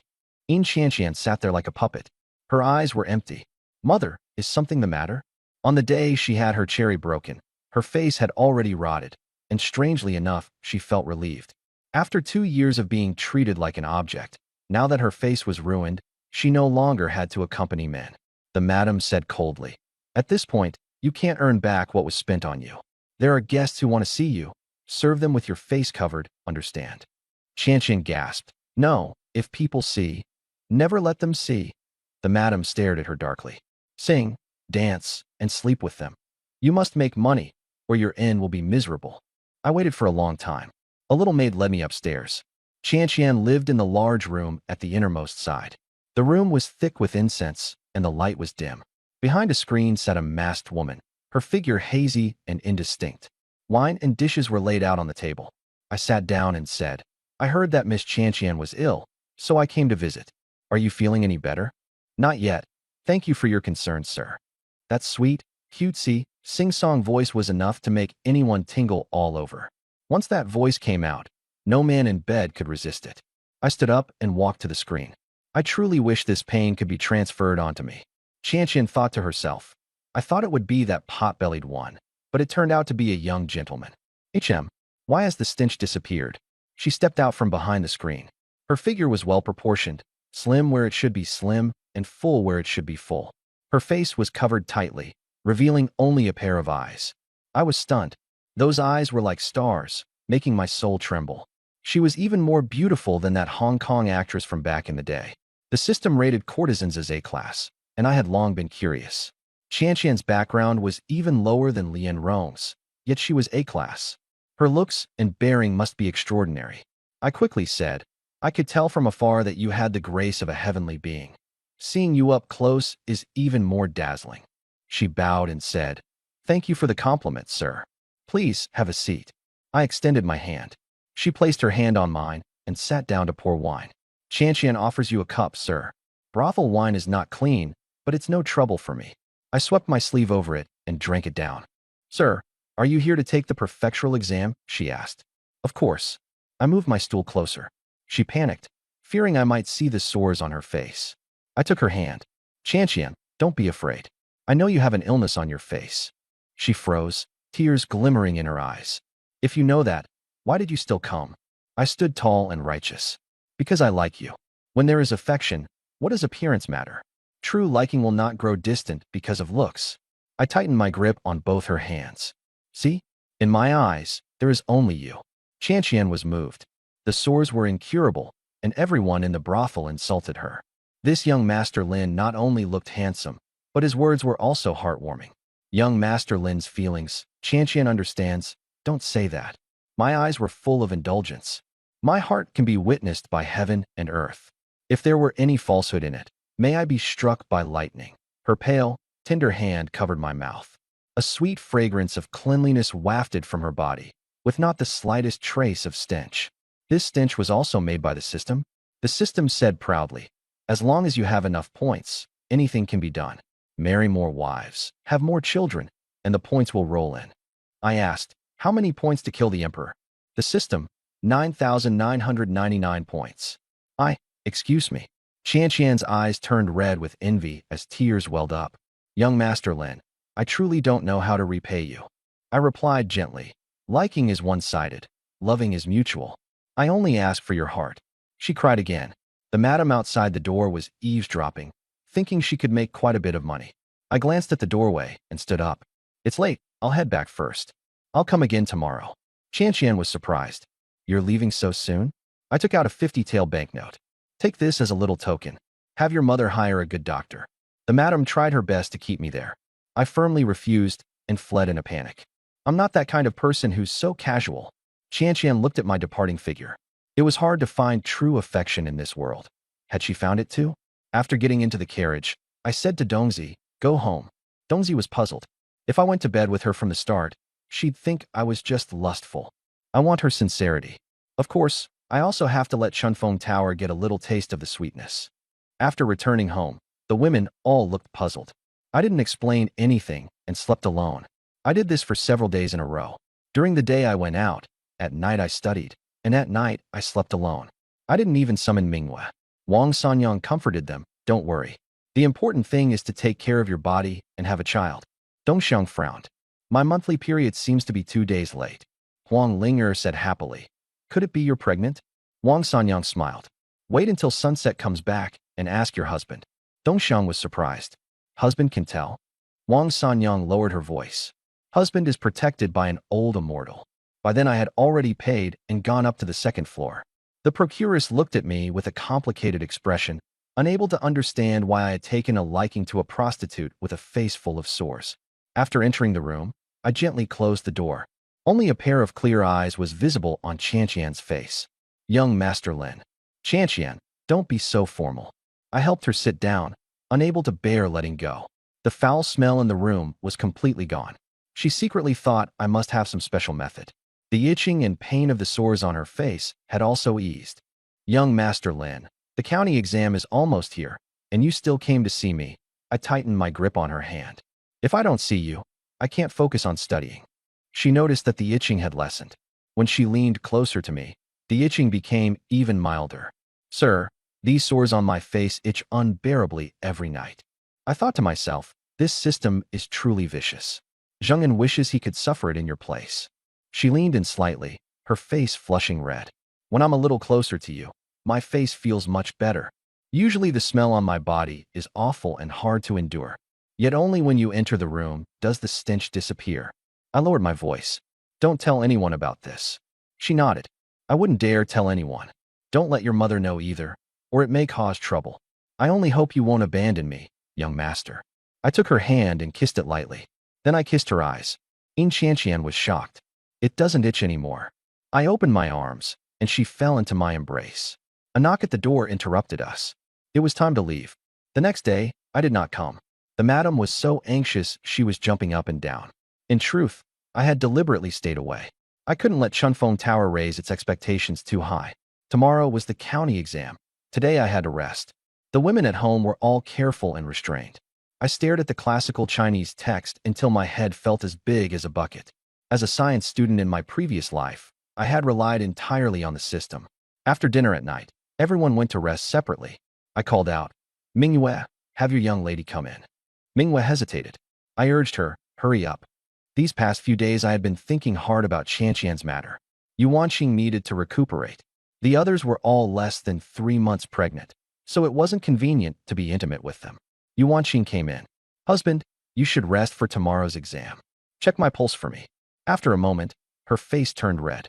Husband's body is healthy, but his liver fire is a bit wrong. She said softly, this concubine is afraid I may not be able to bear such a burden. I burst out laughing and pulled her into my arms. Parting her gauze robe, I kissed her softly. She melted in my embrace, soft as water. Her cheeks were flushed red, her eyes dazed. She suddenly wrapped her arms tightly around my head. What are you thinking about? Focus. I bit her lightly. Husband. Her voice trembled. Be good. Outside, Mingyue listened to the sounds from within. Her body softened too. She secretly hoped she would conceive a child. A little higher. Husband. Wanqing's face turned bright red. When it was over, she collapsed into a limp heap.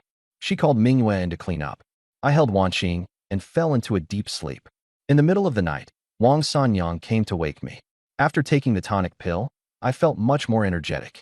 I carried my exam basket and set out. The examination hall was close to home, so walking was even quicker. Soldiers held torches aloft, and the place was brightly lit. All the scholars from Qingzhou City had come. Dongzi, go back. Come get me in the evening. There was a long line at the entrance to the examination hall. Seeing Xiaoyan, they greeted one another.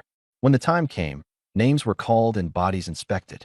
Take your clothes off, the soldiers shouted. Someone nearby wailed and begged for mercy. A soldier asked with a smile, has the young master gotten married? No. Then your future wife is blessed.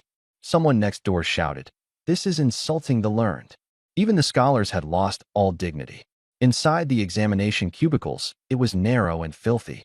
1 meter wide, 2 meters deep, like a honeycomb. I frowned and cleaned it up. The system suddenly spoke, wishing the host success in the imperial examinations. Can you help write the essay during the exam? No.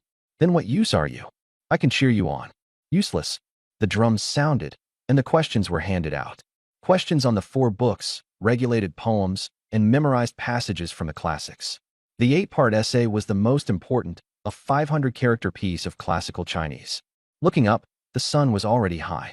My stomach rumbled. The guy across from me was gnawing on a flatbread. The one beside him was still asking how to crack the topic. I took out the pancake that had been handled to pieces. I rolled in some minced meat and scallions and took a bite. The people across from me were stunned. What scholar eats scallions like that? I didn't care and kept composing poetry while I ate. The system only taught 8-part essays. The poem had to be written by myself. I pieced together a poem as best I could. After copying the essay and finishing the poem, I transcribed the classics. At Shensher, the bell rang. Outside the examination hall, 6 women were squeezed into a carriage. Wang Sanyang jumped down first. I'll go look ahead. No, Sanyang is pregnant. Dongxiang stopped her. Wang Sanyang and Lian Rong were 2 months pregnant. Linger and Xiaoxi were 2. Wanqing was pushed out. Then thank you, sisters. She smiled and got off the carriage, walking forward. Passers-by all looked at her. Whose wife was this, so beautiful? She stood beside Xiao Qing and politely nodded. Xiao Qing was shocked. Whose woman was this? The examination hall doors opened. I came out third. Xiao Yan was first. Husband. Wan Qing called to me. Xiao Qing froze, looked at her brother, then at me. Her eyes burned with anger. That's my concubine, and she dares bring her to the examination hall. Xiao Qing glared at me in fury. Rewrite in the first person, condensed version. Seeing the beautiful woman and Xiao Qing, I felt a jolt in my heart. Damn it, I hadn't checked the almanac today and forgotten to have the women stay home. Since they were already here, they'd even brought you Wan Qing along. I was done for. Wait, pretend to faint. My head is so dizzy. I clutched my forehead and collapsed. The two women hurried to catch me. Xiao Qing and Yuan Qing looked at each other, blushed, and let go. Yuan Qing said with a smile, "Thanks to this young lady's help. She and Dongzi helped me into the carriage." Xiao Qing stood there watching. As the curtain lifted, the carriage was packed with beauties, all concerned about me. Her brother called out, "Qing Qing, let's go." I'm dizzy too. Xiao Qing ignored him and stared at the carriage. The 6 pairs of eyes in the carriage were all fixed on me. I was mortified. "Husband, how is it?" The women gathered around and asked. Yuan Qing smiled. "Husband is fine, he's just hungry." She had already seen through my act and played along with me. After we got home, everyone split up their tasks. Some boiled water, some cooked. I had Yuan Qing take my pulse. There was nothing wrong with me. I lay there letting them wait on me, even getting to hold their little hands. So comfortable. After dinner, I called out to my 6 concubines.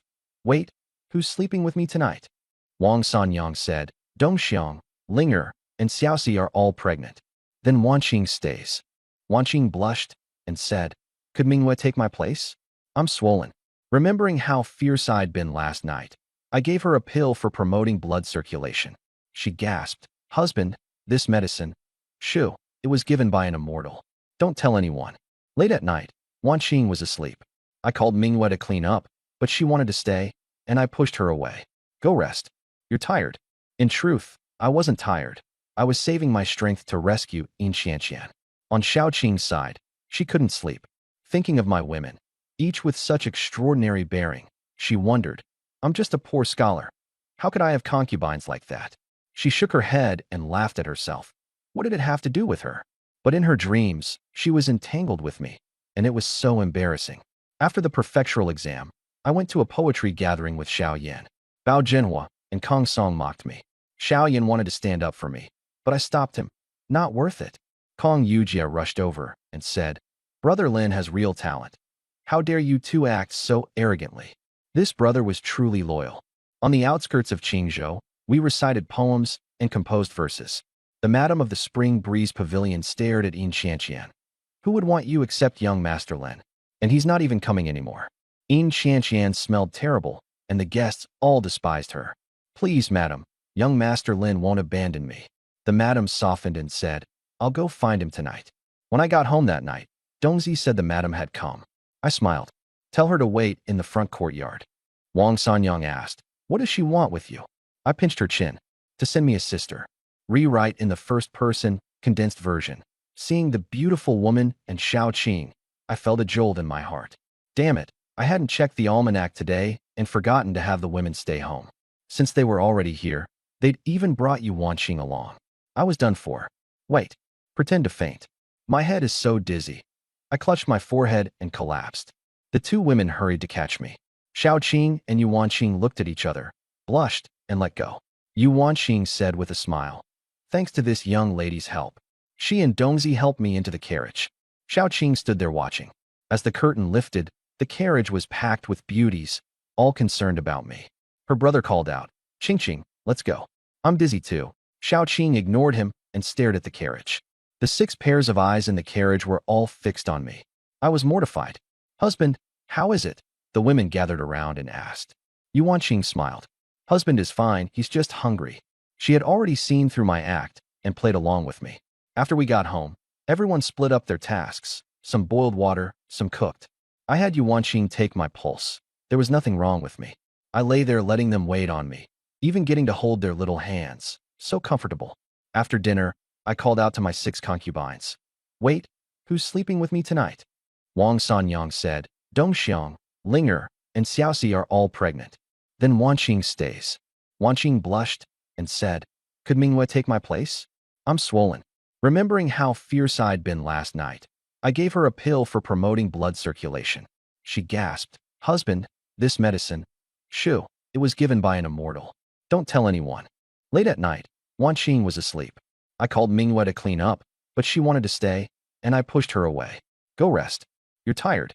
In truth, I wasn't tired. I was saving my strength to rescue Yin Xianxian. On Xiaoqing's side, she couldn't sleep. Thinking of my women, each with such extraordinary bearing, she wondered, I'm just a poor scholar.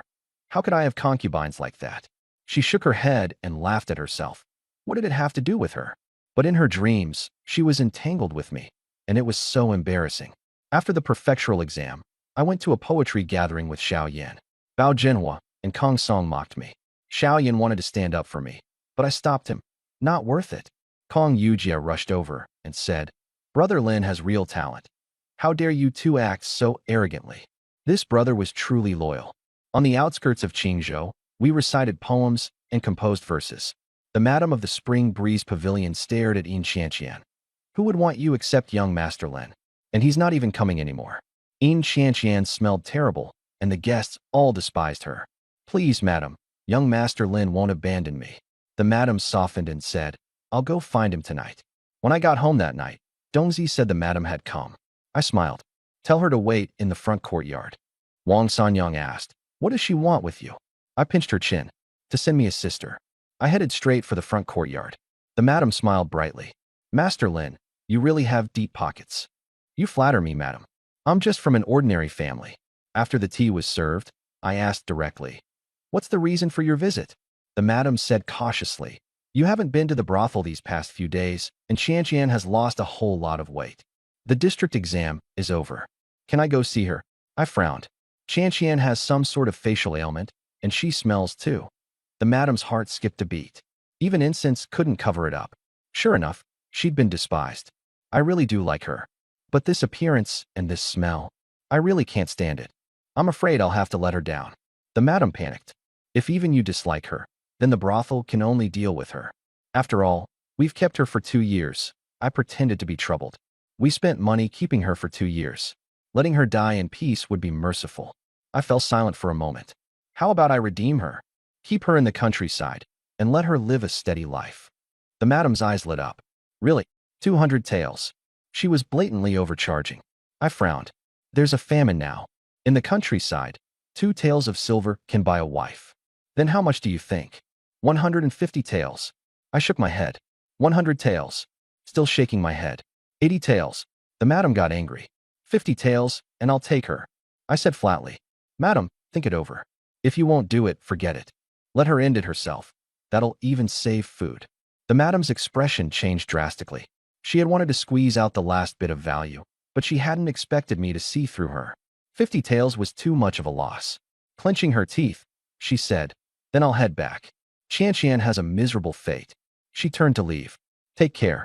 My tone was cold.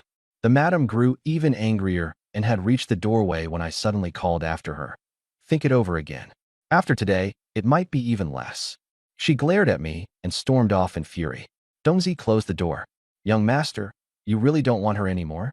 If I can dump a hot potato on someone else and still make money, that's already a win. I handed Dongzi 10 taels of silver. Find someone to handle it properly. With the famine now, 10 taels was more than enough to buy a girl. Yin Xianxian had a ruined face, sickness, and a foul smell. Even 10 taels would be hard to get anyone to take her. Just wait. They'll come looking for me. That night, I pulled up the system and looked at the other B-grade female bodies in Qingzhou. I locked onto a few women from modest households, easier to approach. Just as I was about to sleep, the door opened. A familiar fragrance rushed in, and soft, warm jade pressed against my body. I knew this wasn't a dream, and I dealt with it calmly. Her hand moved from my lower abdomen upward. I held on and kept my eyes closed. At last, that thing touched my lips, fragrance overflowing. I opened my mouth and took it in, startling her so much she nearly cried out. After a round of passion, I pinned her down and smiled. Knowing that Miss is resting today, you came to crawl into bed? Minghua pouted. I'm just worried about you, master-in-law. I said nothing more and continued my conquest. All she could say was, I can't take it anymore. Being a rich man in ancient times was truly wonderful beyond words. At the same time, the madam entered Qianqian's room. You can't even keep a man's heart. Useless. The stench made her cover her nose. No one even wants you for 80 taels. Just wait to die. Qianqian's face was bloodless, but she still held onto a sliver of hope. The madam had her write me a letter, but there was no response. She panicked. The procuress urged, "The smell is getting worse and worse. We can't delay this." Outside came a shout. A guest is causing trouble, saying the brothel stinks too much and demanding a refund. The madam said in shock, "She's already been sent to the woodshed. How is it still stinking? We can only sell her for 50 taels now. What a huge loss." Qianqian was wrapped up tightly and stuffed into a carriage. Passers-by cursed. What is that stench? She thought to herself how hard it was to be a woman. Sold back and forth, looked down on back and forth. Only Master Lin couldn't smell her odor. She didn't ask for anything. She only wished to be a firekeeper girl. When they arrived at the Lin residence, the madam instructed her, "Beg properly. Otherwise, the mass grave will be your final stop." "Yes, madam." Changshun smelled the odor and hurriedly covered his nose. "It's really unbearable. I didn't show myself and had someone hand over 80 taels." The madam was shocked. She took the indenture and hurried off, terrified I might change my mind. When the door closed, I came out of the side room. When Qianqian saw me and the foul smell was gone, she felt at ease. "Master Lin." I pulled away the cloth covering her face.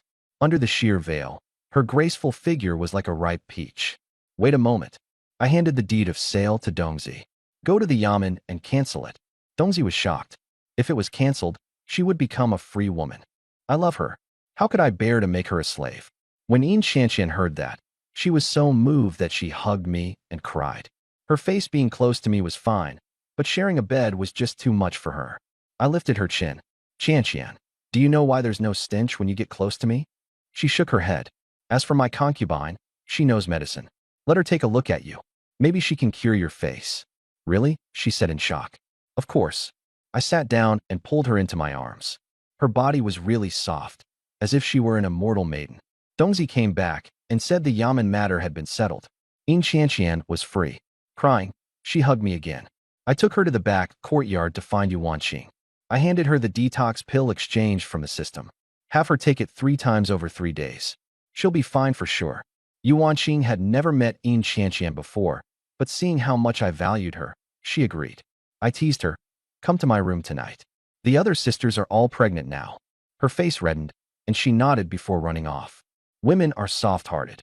If you treat them well, they treat you well. When Yin Qianqian saw how beautiful Yuan Qing was, she was stunned. I asked her to remove her veil, and Yuan Qing began taking her pulse. Yin Qianqian was nervous. "Young Master Lin, could you please avoid looking for a moment? I'm afraid you'll feel disgusted if you see me like this." Yuan Qing smiled and said, "Husband, go have tea with the other sisters." I went to Lian Rong's room. She and Wang Sanyang had been pregnant for 2 months, and her complexion wasn't very good. I sat on her lap, and she struggled. "I'm pregnant." Mother-in-law said, "I can't. I know. I'm just hugging you." Then I noticed she was actually wearing a chest binder, wrapped up tightly from head to toe. The sisters are all wearing them. Her face turned red with embarrassment. All the petty benefits I had hoped to enjoy during the day were gone, and I could only wait until night. After being teased by Yin Qianqian and then frustrated by Lian Rong, I was dying from the torture.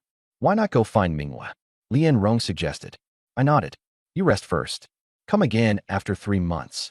The system urged me again. Detected strong desire from the host. "Please find a high-quality mother body as soon as possible." I cursed inwardly. Yuan Qing and Yin Qianqian were both pregnant, and although Mingyue was available, I didn't want to waste her. Dongzi came back. "Master, that family won't agree to send their daughter to be your concubine." I sighed. "We'd talk about it after the provincial exam." Yuan Qing had just cured Yin Qianqian. I had Wang Sanyang and Dongxiang go by some older women and maids to help out. Huang Linger took Yin Qianqian away to settle her in. She wasn't jealous. After all, everyone was just giving birth for the Lin family. I asked Mingyue to bring hot water and invited Yuan Qing to bathe with me. Bathing together in broad daylight was a first. "Where haven't I seen you before?" I said with a smile as I carried her into the water. She shyly leaned against the barrel wall. "Husband." I pulled her into my arms. Her skin in the water was even smoother than the water itself. We pressed our faces together and kissed, the ripples of water shimmering around us. Outside, Mingyue's face turned red and her legs went weak. She simply sat down on the floor. Just as things were getting good, someone reported, "Master, young Master Xiao has arrived. I patted Yuan Qing. Rest here for now. I'm going to see Brother Xiao. Stay here and don't leave." I gave her a look, and she understood. In the front hall, Xiao Yan's face was pale as he grabbed my hand. "Brother Lin, I have an urgent favor to ask." I sent the attendants out. "My younger sister has a high fever, and she keeps calling your name." System prompt. S-rank mother body. Xiao Qing's favorability increased by 10%. Xiao Yan said guiltily, "I hope Brother Lin can go take a look at her. I'll reward you with 500 taels afterward. Our friendship isn't based on silver, but I'm afraid it'll ruin Miss Zhao's reputation." Xiao Yan thought for a moment. If this gets out, would Brother Lin be willing to marry my sister? I gave a bitter smile. I swore an oath that I won't take a wife before passing the Jinshi exam. Xiao Yan understood. Waiting a year or two is no problem. I trust you. In the dark of night, we headed straight for the Xiao residence. Passing through the back courtyard, we arrived at Xiao Qing's boudoir. The maid Yunju had cried her eyes red.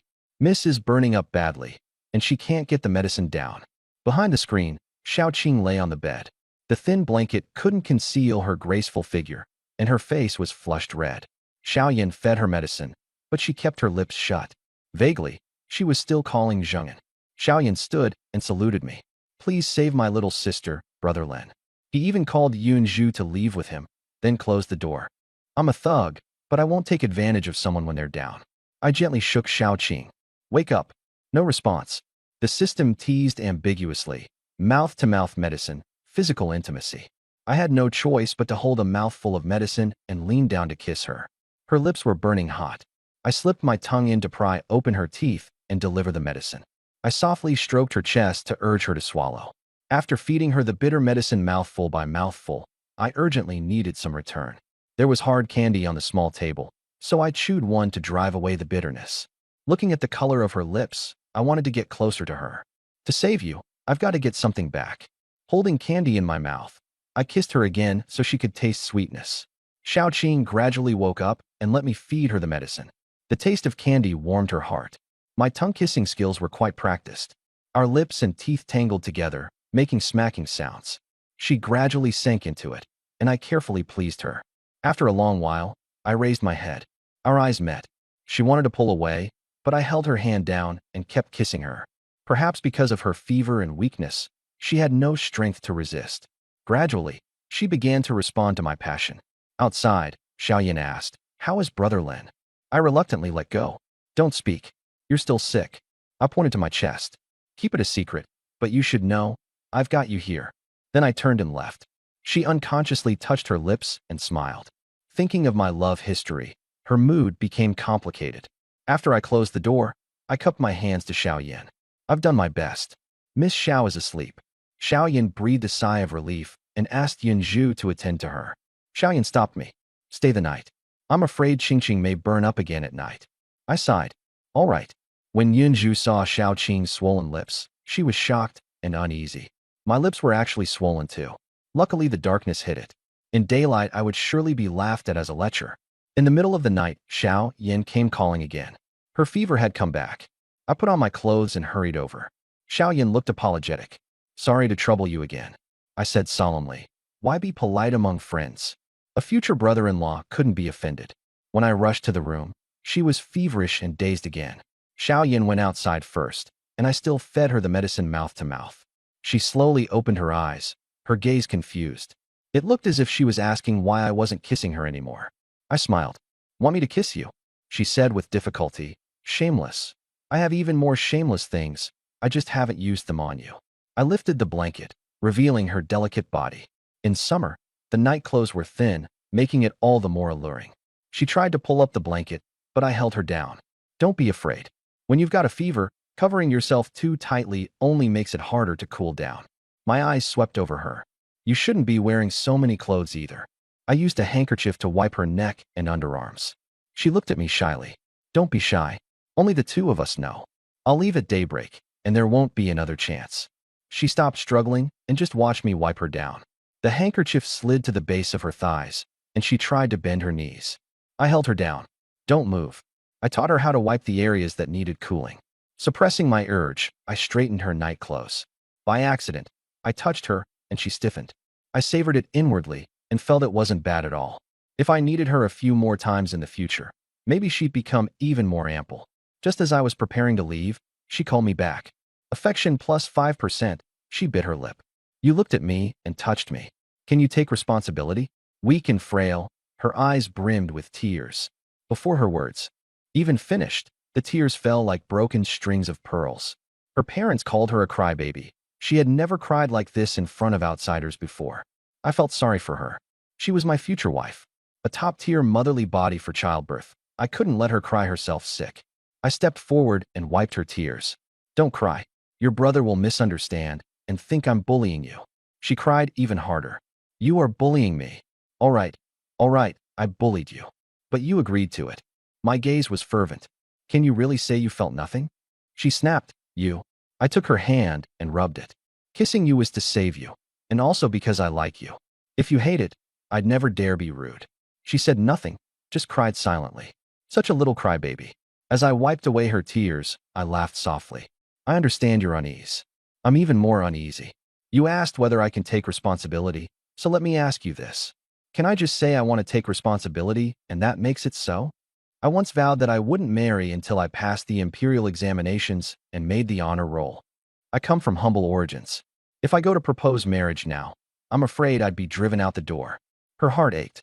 Then I can only marry someone else. My parents have already chosen my fiancé. I frowned. Tell me who it is, maybe there's a way. If he's a bad person, I can deal with him using system points. If he's a good person, I'll think of another way. It's Chen Ku, the legitimate son of the Marquis of Xianwei, a spoiled playboy. We had a conflict before, and he threatened me. The direct branch of the Xiao family wants to build ties with him, so they forced my parents to agree. She cried even harder. My life is so miserable. Her parents had no power to resist and could only obey the direct branch. Because of this, she developed a knot in her heart and fell ill in the summer, bedridden. She even wanted to die. Then she heard someone calling her, and when she opened her eyes, she saw me. She thought it was a dream, but it turned out to be real. I silently tapped my fingers and asked the system, can I kill Chen Ku? The distance is too far. This cannot be achieved for now. I muttered to myself, useless. The higher the points, the greater the permissions, and the easier it is to kill someone. I lowered my voice to comfort her. Let your parents delay things by using your brother's imperial exams as an excuse. Wait until I pass the examinations, okay? You have a way? She asked skeptically. I nodded firmly. Of course I do. I said it so lightly that she believed me. Okay, I trust you. Seeing that she had stopped crying, I teased her. Then give me some reward? What reward? As soon as the words left her mouth, I kissed her lips. Just as I was about to pull away, she actually opened her mouth. She accepted the kiss. It turned from a kiss into a tongue kiss, and my heartbeat sped up. After the kiss, I stood up. You're really good at doing bad things. She blushed crimson, covered her eyes, and peeked through her fingers. I sighed. Look with your eyes open. Then I turned and left. System prompt. Xiaoqing's affection level soared to 90%. I finally relaxed a little. It couldn't drop anymore. Outside, Xiaoyan was waiting. How is she? The fever's gone. Yunzhu gave me a glance, and Xiaoyan escorted me to the guest room. Xiaoqing's lips were swollen, and her clothes were a mess. She asked Yunzhu he's gone. Yunzhu shivered in horror. It's over. The young lady has fallen for Lin Zhengyan. The next morning, I left by carriage. Xiaoyan said gratefully, thank you, Brother Lin. I smiled. Brother Xiao, you're too polite. After returning home, I first had someone boil some water. Wang Sanyang came in. Husband, do you want to bathe first or eat first? I was hungry. Eat first. After breakfast, I took a cold bath. Seeing a few concubines in the courtyard, I called over Yu Wanqing. Her face turned red and her heart pounded. Escaping from the capital had taken a toll on her body, and it would be hard for her to get pregnant. I comforted her. You've only been with me for just over a month. You'll have children sooner or later. I bit her lightly. After every time we're done, doesn't your body feel a lot more relaxed? She was pleasantly surprised. Really? What? You guess. I proved it with action. The system had me marry wives and have children, guaranteeing I wouldn't work myself to death. Men and women complemented each other. Together they could grow stronger. Take it slowly. Outside the room, Yin Qianqian blushed deeply. Wang Sanyang comforted her. Once you're cured, you can join us too.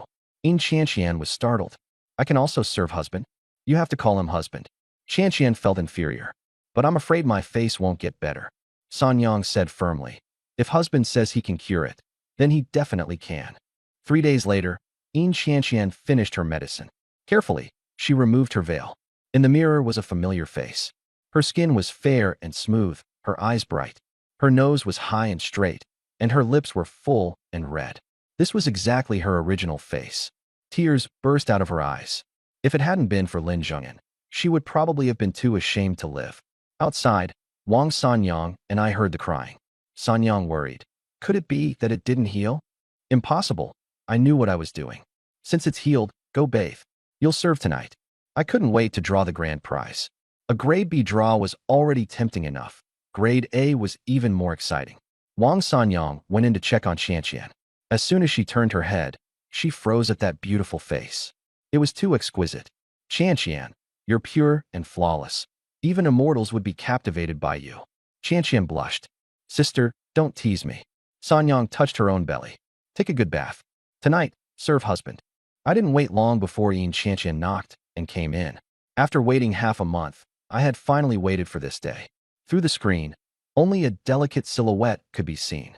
That was the aura of a courtesan trained for 2 years at the Chunfeng Tower. Come here. I reached out, and she did too. With a pull, I drew her into my arms. Her supple body was in my embrace, and the beauty gave a soft whimper. Qianqian looked up at me, somewhat at a loss. Master Lin, call me husband. Qianqian's voice was sweet and delicate, her smile blossoming like flowers.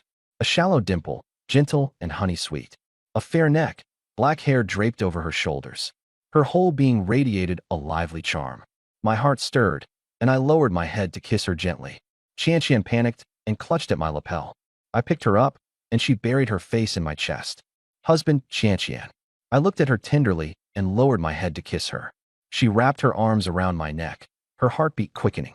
I parted her thin veil, revealing a bright red belly band. It was small and tightly stretched, the contrast between her chest and her innocent face striking. The madam really understood men. I cupped her chest, and she cooperated by twisting softly, letting out Zhao Shengyang.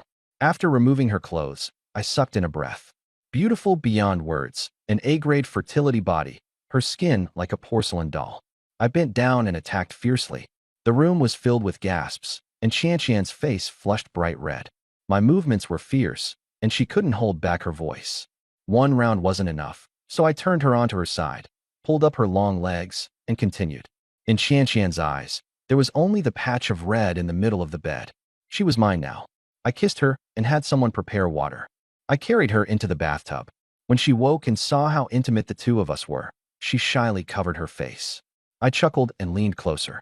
Qianqian cried out, "Husband." After confirming she was unharmed, we went another round in the bath barrel. 3 times in one night, and my body wasn't tired at all. It only felt exhilarating. I sighed inwardly. In my past life, I'd been lost in vice. In this life, to have such an opportunity. We fell asleep in each other's arms. The next morning, I woke and looked at her peaceful sleeping face. Fair and flawless, far better than those surgically enhanced faces. My heart stirred at dawn, and I glanced at the rosy spot, unable to suppress the heat. The concubines outside had already gotten up. I should head out to keep my appointment. I lowered my head and kissed the beauty awake. Qianqian half opened her eyes, shy, and when she remembered what had happened in the bath barrel, her face turned red. Not willing. My hand didn't stop. Qianqian's body was sensitive. With just a little teasing, she became wet. Husband, it's already light outside. So what? I gathered her up. Do it yourself. Qianqian moved slowly, nearly in tears, and only then did I stop. Breakfast was delayed, and the whole family rarely sat together at the same table. I formally introduced Qianqian. Living together makes you sisters, get along well. Before the main wife enters the residence, listen to third concubine's arrangements. The 7 concubines stood up. Yes. Looking at these beauties, I felt quite pleased with myself.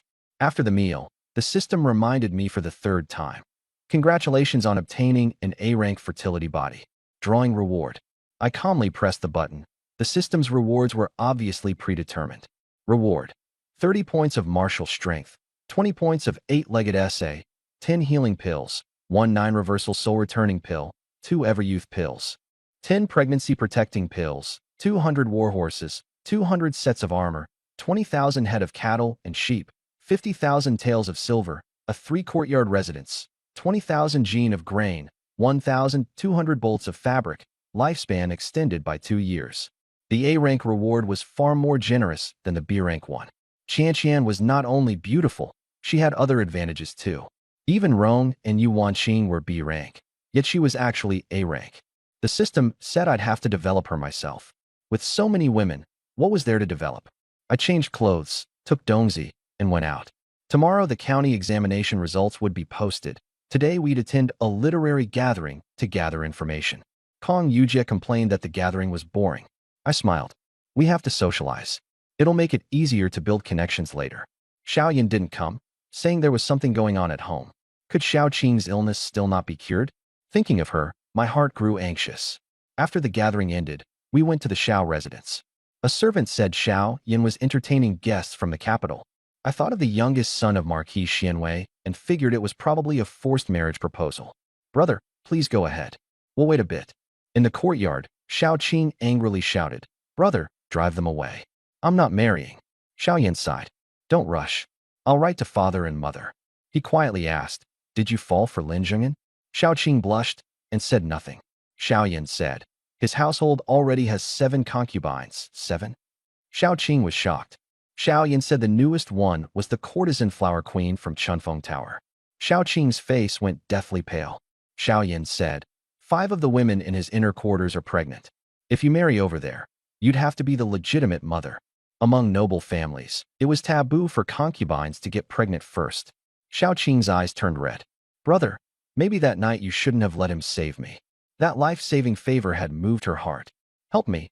At least don't promise me to anyone before you get on the gold list. Xiao Qing was resolute. I'll marry no one but him. Half an hour later, we saw Xiaoyan again. Xiaoyan apologized. Sorry to have kept the two of you waiting. I smiled. Why be so formal between us? Xiaoyan thought, what kind of friendship is this? You're here to hit on my sister? I didn't want to see Xiao Qing today. I'd come specifically to visit Xiaoyan, but with his sister still ill, she probably wouldn't come out.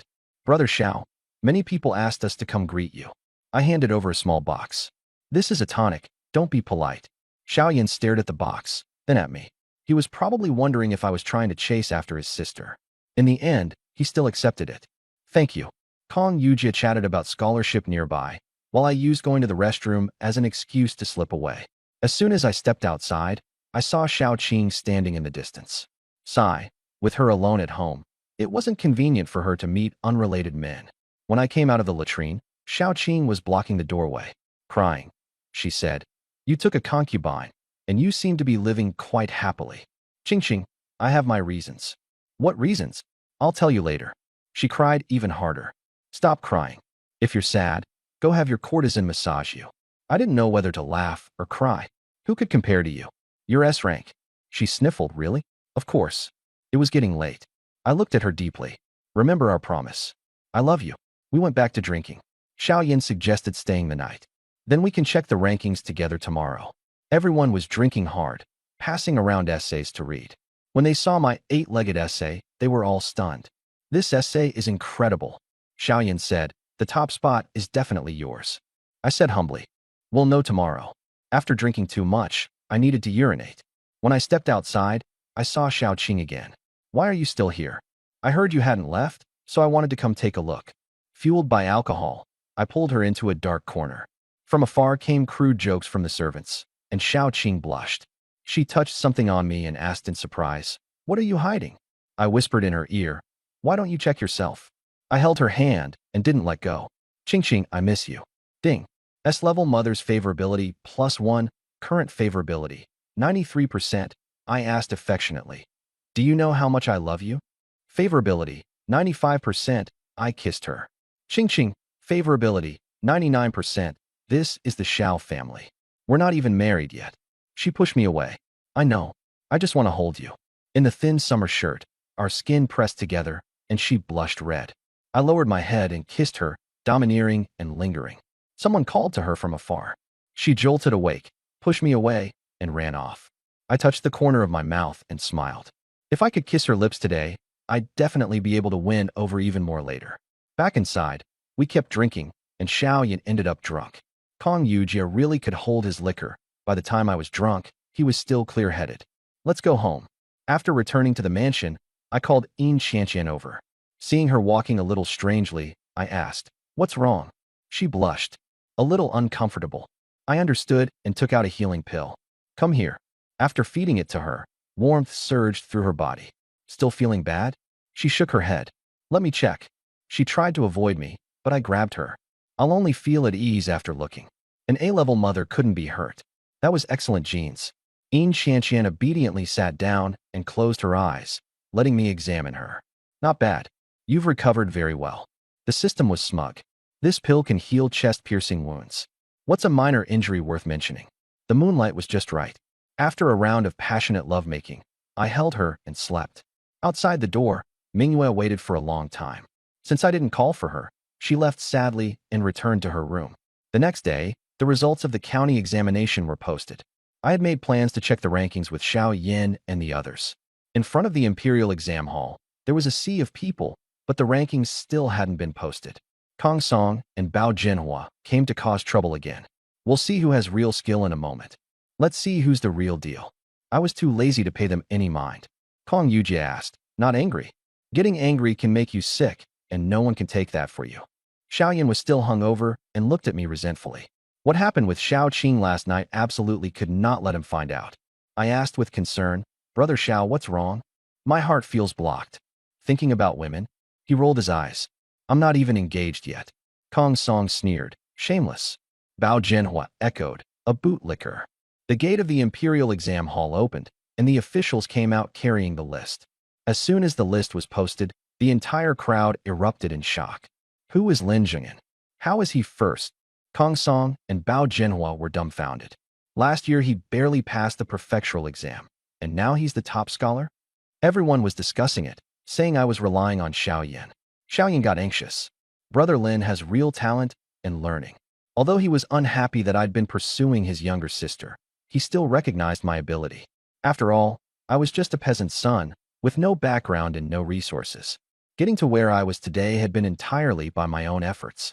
Maybe there's even an expert backing him from behind. I looked at Xiao Yin and gave a faint smile.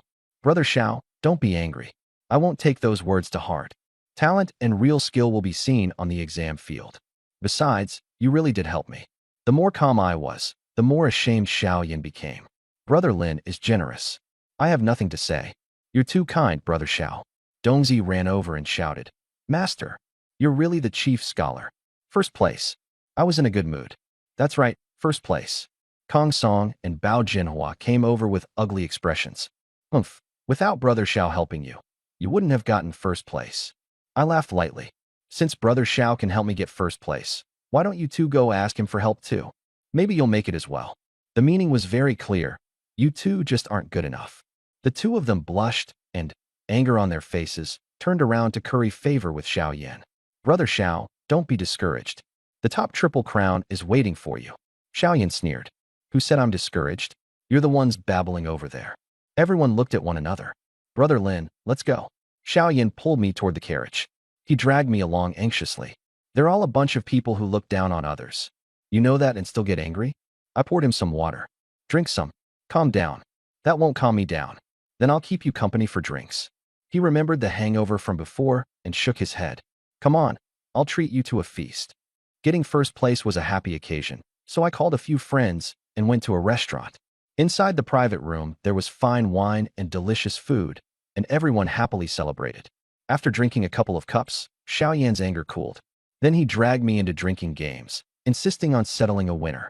When it was my turn, I recited one of Du Fu's poems. Good poem. Good poem. I smiled awkwardly. Who would dare say Du Fu's poetry was bad? When the banquet ended, Kong Yujia supported me and Xiao Yan downstairs. Xiao Qing was waiting by the carriage. Brother, you drank again? Xiao Yan tried to stand in front of me, but staggered and nearly fell. I reached out to steady him, and Xiao Qing also reached out. The three of us crashed together. Lin Zhengyan. Xiao Qing clutched her chest, tears of pain coming out. Sorry. I was about to reach out again, but after seeing something I shouldn't have, I hurriedly stopped. Kong Yujia said helplessly. Hurry up and get in the carriage. After sending everyone onto the carriage, Kong Yujia said, let's go, head back. Back in the courtyard, Changshun set off firecrackers. The servants shouted, congratulations, Master Scholar. I smiled. Don't talk nonsense. There's still the face-to-face inspection. The face-to-face inspection was when one met the academic commissioner and the prefect, just going through the formalities. After returning to the back courtyard, the concubines came to pay their respects and offer congratulations. Congratulations, Master, on becoming a scholar. Only then did I realize that, at such a young age, I had already become a master. I was in a great mood, looking at my several wives. Who should I have served me tonight? The only ones not pregnant were Yin Qianqian and Yuan Qing. I'd call Yuan Qing first. Her stamina wasn't as good as Yin Qianqian's. If I got tired, I'd switch to someone else. At first I worried that my energy wouldn't be enough. But as time went on, I found I had worried too much. Yuan Qing took my pulse and said my stamina was beyond that of ordinary people. My desire was also greater than that of the average man. This physique was obviously a benefit from the system, meant to let me sleep with beauties and have more children. I was more than happy to oblige. Who wouldn't like beautiful women? Especially young ladies from good families, dignified yet a bit jiaoqi. When they softly pleaded, be gentle, it was even more tempting. Be gentle, yes, but finishing early was out of the question. Holding Yuan Qing in my arms and watching her expression, I felt fantastic. I had become a scholar, and once the rankings were announced, the system would surely have more rewards. Just as I was letting my imagination run wild, Yuan Qing pinched me. What? Husband, are you not satisfied? I lifted Yuan Qing out of bed. She cried out in surprise, her hands flailing in the air. But I was too strong, and she simply couldn't focus on anything else. I seemed to sense her chest bumping against the back of my hand. What's wrong? I asked with a smile. She couldn't get the words out. Afterward, I sent her to the side room to wash up and rest. Rest a bit before coming back. I had wanted to go another round, but Yuan Qing was too weak, so I could only call Yin Qianqian. The other concubines, hearing the commotion, all hid in their rooms and didn't dare make a sound. Yin Qianqian had been specially trained. Her body was sensitive, and her techniques satisfied me. Come over. She wore a gauzy dress that left her faintly visible, sitting on my lap with a smile. I let her take the lead, my hands roaming freely. When seeing off the people from the Xiao family, my gaze landed on Xiao Qing several times. Before getting into the carriage, she looked at me one more time, full of reluctance. Thinking that I could see her again the day after tomorrow, she became shy again. Xiao Yin said with a headache, stop thinking about it. If father and mother find out about this, they'll break my legs. He chose me as his brother-in-law because he felt I would rely on the Xiao family and would not mistreat his younger sister. I was overjoyed and asked the system, do you have any seduction secrets? The host's flirtation skills are superb. No secret manual is needed. Step aside, useless system. Just as I was about to go back and read, Kong Yujia hurried in, his clothes disheveled. What happened to Brother Kong? Don't mention it.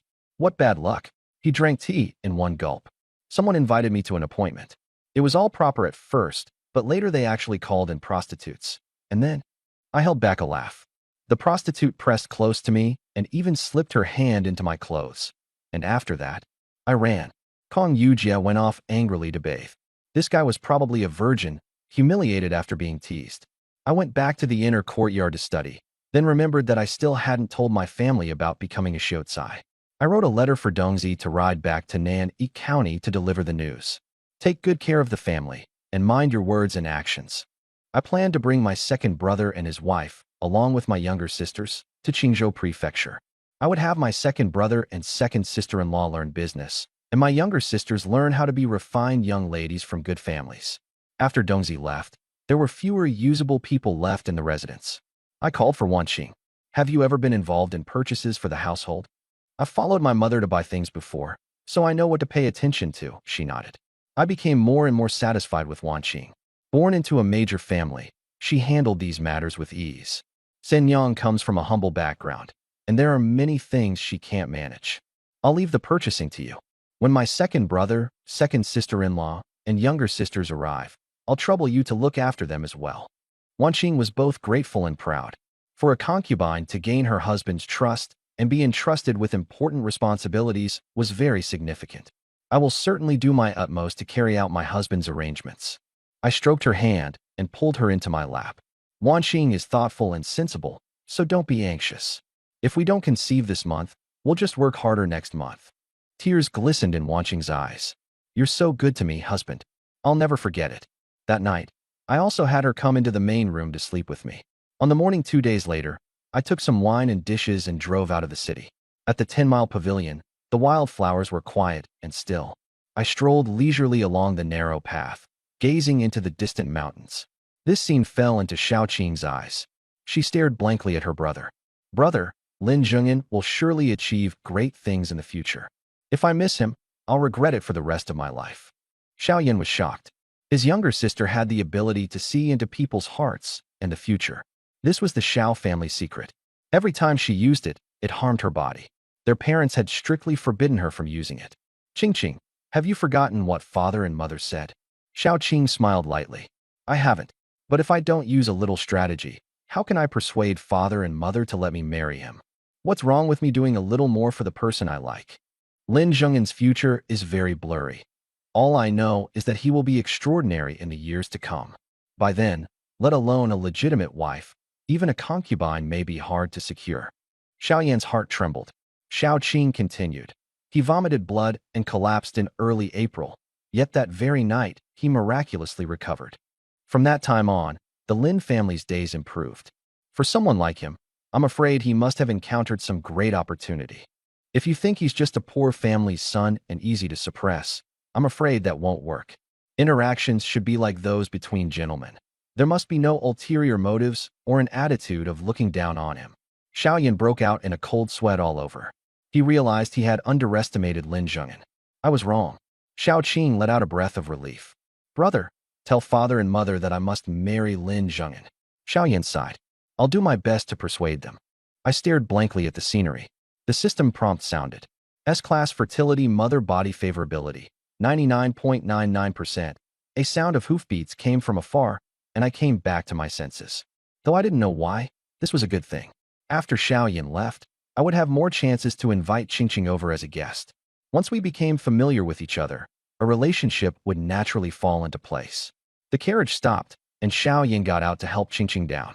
Come, let's talk in the pavilion. I glanced at Xiaoqing, and our eyes met. Her face flushed red as she turned away. Xiaoyan said, this time, once we return to the capital, it will be hard to come back again. If things go smoothly, Qingqing will be back before the new year. If not, I'll have to trouble brother Lin to look after her more. Back to the capital before the new year? 6 months was enough time. I smiled. By the end of the year, I plan to travel for study. I can take Miss Xiao part of the way along the route. In truth, I'd already had this plan. Saying it now just felt a bit deliberate.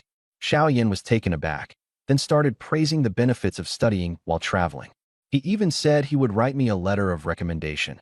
The atmosphere is good for scholars outside, and places where literati gather are even better for exchanging ideas. I thanked him repeatedly. Brother Xiao, you're far too kind. I've never been far from home before, so having a direction now makes things much easier. The sun was climbing higher, so I called to them. I've prepared wine. Please move over. The three of them entered the pavilion, where Changshan had already set out the wine and dishes. Seeing us chatting so happily, Qingqing also poured herself a cup. Tears welled in her eyes as she put on a little crybaby act. Xiaoyan wanted to stop her, but couldn't even find the chance to speak. Brother, safe travels. She raised her cup and drank it down, then wiped away her tears and smiled. Xiaoyan gulped down a full cup of wine and stood up to leave. I'm going. Qingqing and I stood by the roadside, watching the carriage disappear into the distance.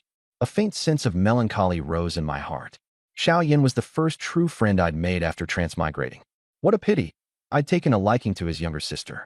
How could I give up such a fine S-grade fertility body? Qingqing cried so hard her face was full of pear blossoms and rain. I took out a handkerchief to wipe her tears, but the more I wiped, the more came. Helpless, I pulled her into my arms. Qingqing, if you keep crying, I'll kiss you. Her face went red. You dare. Before she finished speaking, I was already kissing her eyelashes. Still crying? I asked in a low voice. She hurriedly shook her head. I leaned close to her ear. Actually, I still want to kiss you. Even her ears turned red, and though she wanted to hide, she couldn't. I took her hand. When she tried to pull away, I held it even tighter. Qingqing, what are you hiding from? That night, Don't mention that night. She quickly covered my mouth. I grinned wickedly and stuck out my tongue, lightly licking her palm. She gasped, and I lowered my head to kiss her lips. I pulled her behind a tree and kissed her more and more deeply. In the distance, Yinju couldn't see clearly and grew anxious. I'm going to find Mississippi. Chanshan stopped her. If Miss needs you, she'll call for you. I kissed Qingqing until she was dazed and weak, melting into my arms. I placed her hand over my chest. Do you hear it? This is a heart beating for you. Her face turned as red as a ripe cherry. Suddenly, her hand touched something. Wah, she panicked. I inhaled sharply. Let go. She hurriedly let go, pushed me away, and ran toward the carriage. I stood there laughing. Just a little more, and she'd already be unable to leave me. Still, I had to go to the capital and have a look. There were so many young ladies from noble families there. Maybe there was someone even better than Qingqing. If there wasn't, then I'd marry her as my wife. If there was, letting her be a concubine would also be fine. I got into the carriage, returned to the residence. Along the way, I silently recited the 4 books and 5 classics, suppressing my wandering thoughts. After entering the city, I escorted Qingqing home before returning to the residence. I hurriedly ordered hot water prepared, then told Mingwei to invite Yuanqing over. The other concubines teased, husband is thinking about it again in broad daylight. Wanqing, go quickly. Yuanqing blushed. You all only know how to laugh at me. Only Yin Xianxian was unhappy in her heart. Neither of them had gotten pregnant, so why was only she being called? After I finished bathing, the heat in my body had just begun to fade. The moment I saw Wanqing, the fire rose again. Come here. My voice was already hoarse. As soon as she heard it, she understood, and her face turned red. She still remembered what happened that night last time. She gritted her teeth, turned around, and walked off. I was dumbfounded. Not long after, she came back dragging Qianqian with her. Husband, the 2 of us sisters will serve you together. That was not easy to say for a proper young lady from a good family. But since one of them couldn't handle it alone, she might as well throw caution to the wind. I was delighted. Then let's do it together. The 2 of them walked around the screen and came over. I sat by the bed and watched them. Each had her own beauty. Come here. I opened my arms. They stepped forward, but their clothes were in the way. Take them off. Wanqing bit her lip. Qianqian, on the other hand, smiled. Sister, don't be shy. You'll get used to it. She undressed first. I didn't know whether to laugh or cry. The thing Madame Wang since spread around? 7 in the house are wearing it. Qianqian deliberately swayed her hips against me and even helped Wanqing undress. I'll do it myself. Wanqing pushed her away. I had one in each arm, kissing them one by one. When I saw the teacup, I grinned wickedly. I'm thirsty. Qianqian hurriedly handed it over. I took a mouthful of tea and kissed her with it.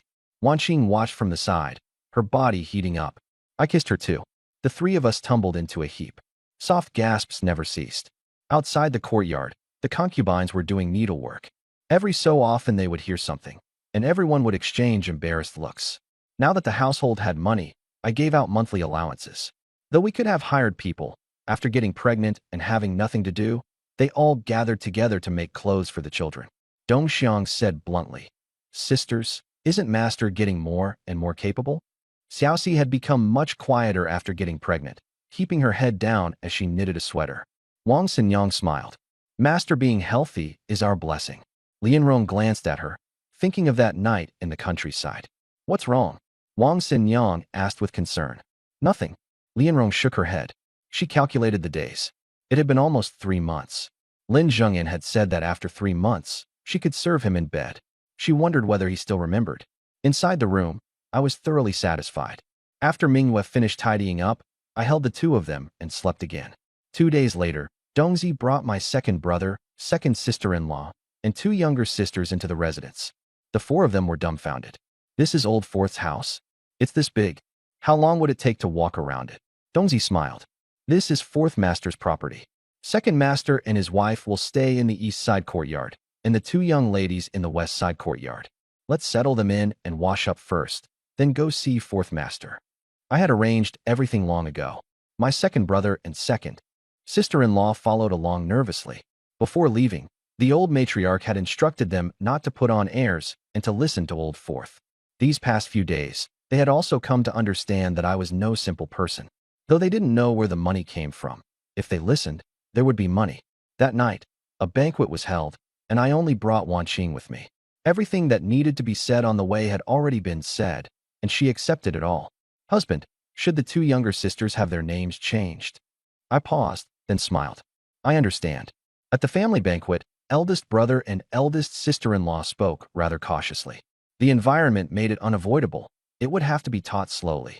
Looking at Xiaoya and Xiaoxiang, I said, I'll change your names. Xiaoya will be Lin Yueyin, and Xiaoxiang will be Lin Xiangyan. Rest tomorrow. Let San Yang take you to make clothes. Starting the day after tomorrow, you'll begin learning the rules from Wanqing. The sisters' eyes were full of gratitude. I said gently, don't be too grateful. When it comes time to find you husbands, I'll help you keep an eye on things. We'll listen to fourth brother. They answered in unison. I nodded, thinking of Xiaoqing. Early the next morning, I sent Wanqing out to buy 2 maidservants. Also find a steward, and pick out a few more guards while you're at it. Wanqing took people and left. Near noon, the streets suddenly grew lively. A group of people escorted prisoners into the city, causing quite a stir. The system suddenly rang out. An A-rank fertility vessel. Hurry and marry her home.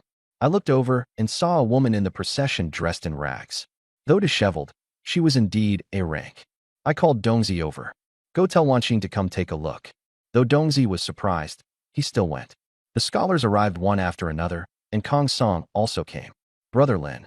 He cupped his hands, his attitude much better than before. Lan En was beside him, clearly unwilling. Lan En brought up what had happened downstairs. The commander Huang Li has had his household confiscated. All male descendants over the age of 10 were executed. The rest were brought to Qingzhou to be sold. Everyone sighed in dismay. Lan En added, my father said we should stay away from those people. If they were truly innocent, would the court have wanted their lives? I didn't quite agree in my heart. This man was too quick to follow the crowd. He couldn't be deeply trusted. Kong Yujia said softly. I heard that Lord Huang was very diligent. Back then, when the Wokou attacked, he was the only one who sent his son to resist them. Would such a person really commit a crime worthy of confiscation? I hurriedly reminded him, don't spread that around. Kong Yujia sighed. I understand. Downstairs, Wanqing was choosing people. She selected 6 men as guards. Another little maid and a middle-aged steward were selected. She spotted a young man and asked the bailiff, can this rich young master be bought? The bailiff smiled. Of course. Once bought, no returns. Wanqing smiled. I just want to see what it feels like to be served by a young master from an official family. Altogether, it cost 150 taels. Wanqing nodded at me and took the people away. Lan En shook his head. Spending so much money to buy officials' household slaves isn't worth it. If it were a young lady from an official family, that would be a little better. I glanced at Kong Yujia. These people were short-sighted, capable only of going along with others. Kong Song looked at me coldly, saying nothing. What was he thinking? Next autumn is when I'll be able to see Brother Xiao again, Kong Song said. What a pity no one can give me guidance like Brother Lin can. I smiled. That is indeed a pity. When the time comes, I'll host a banquet to thank Brother Kong for his kind words. Kong Song sneered. It would be nice if you really got in through your own scholarship. What did he mean? Brother Xiao truly helped me. But isn't scholarly exchange something everyone does with one another? Everyone nodded. The poetry gatherings and literary meetings are precisely for mutual help and improvement. Someone pushed back. If Brother Kong looks down on Brother Lin, why did you come today? Kong Song's expression turned ugly. Do you think I got into the county exam by cheating? I looked at him calmly. By official favoritism? Everyone was shocked. Kong Song's expression confirmed it. Lan En stepped in to smooth things over. Brother Lin did indeed fail the exam last year. But making great progress in just 1 year is perfectly normal. Kong Song had no comeback and swept out with a flick of his sleeve.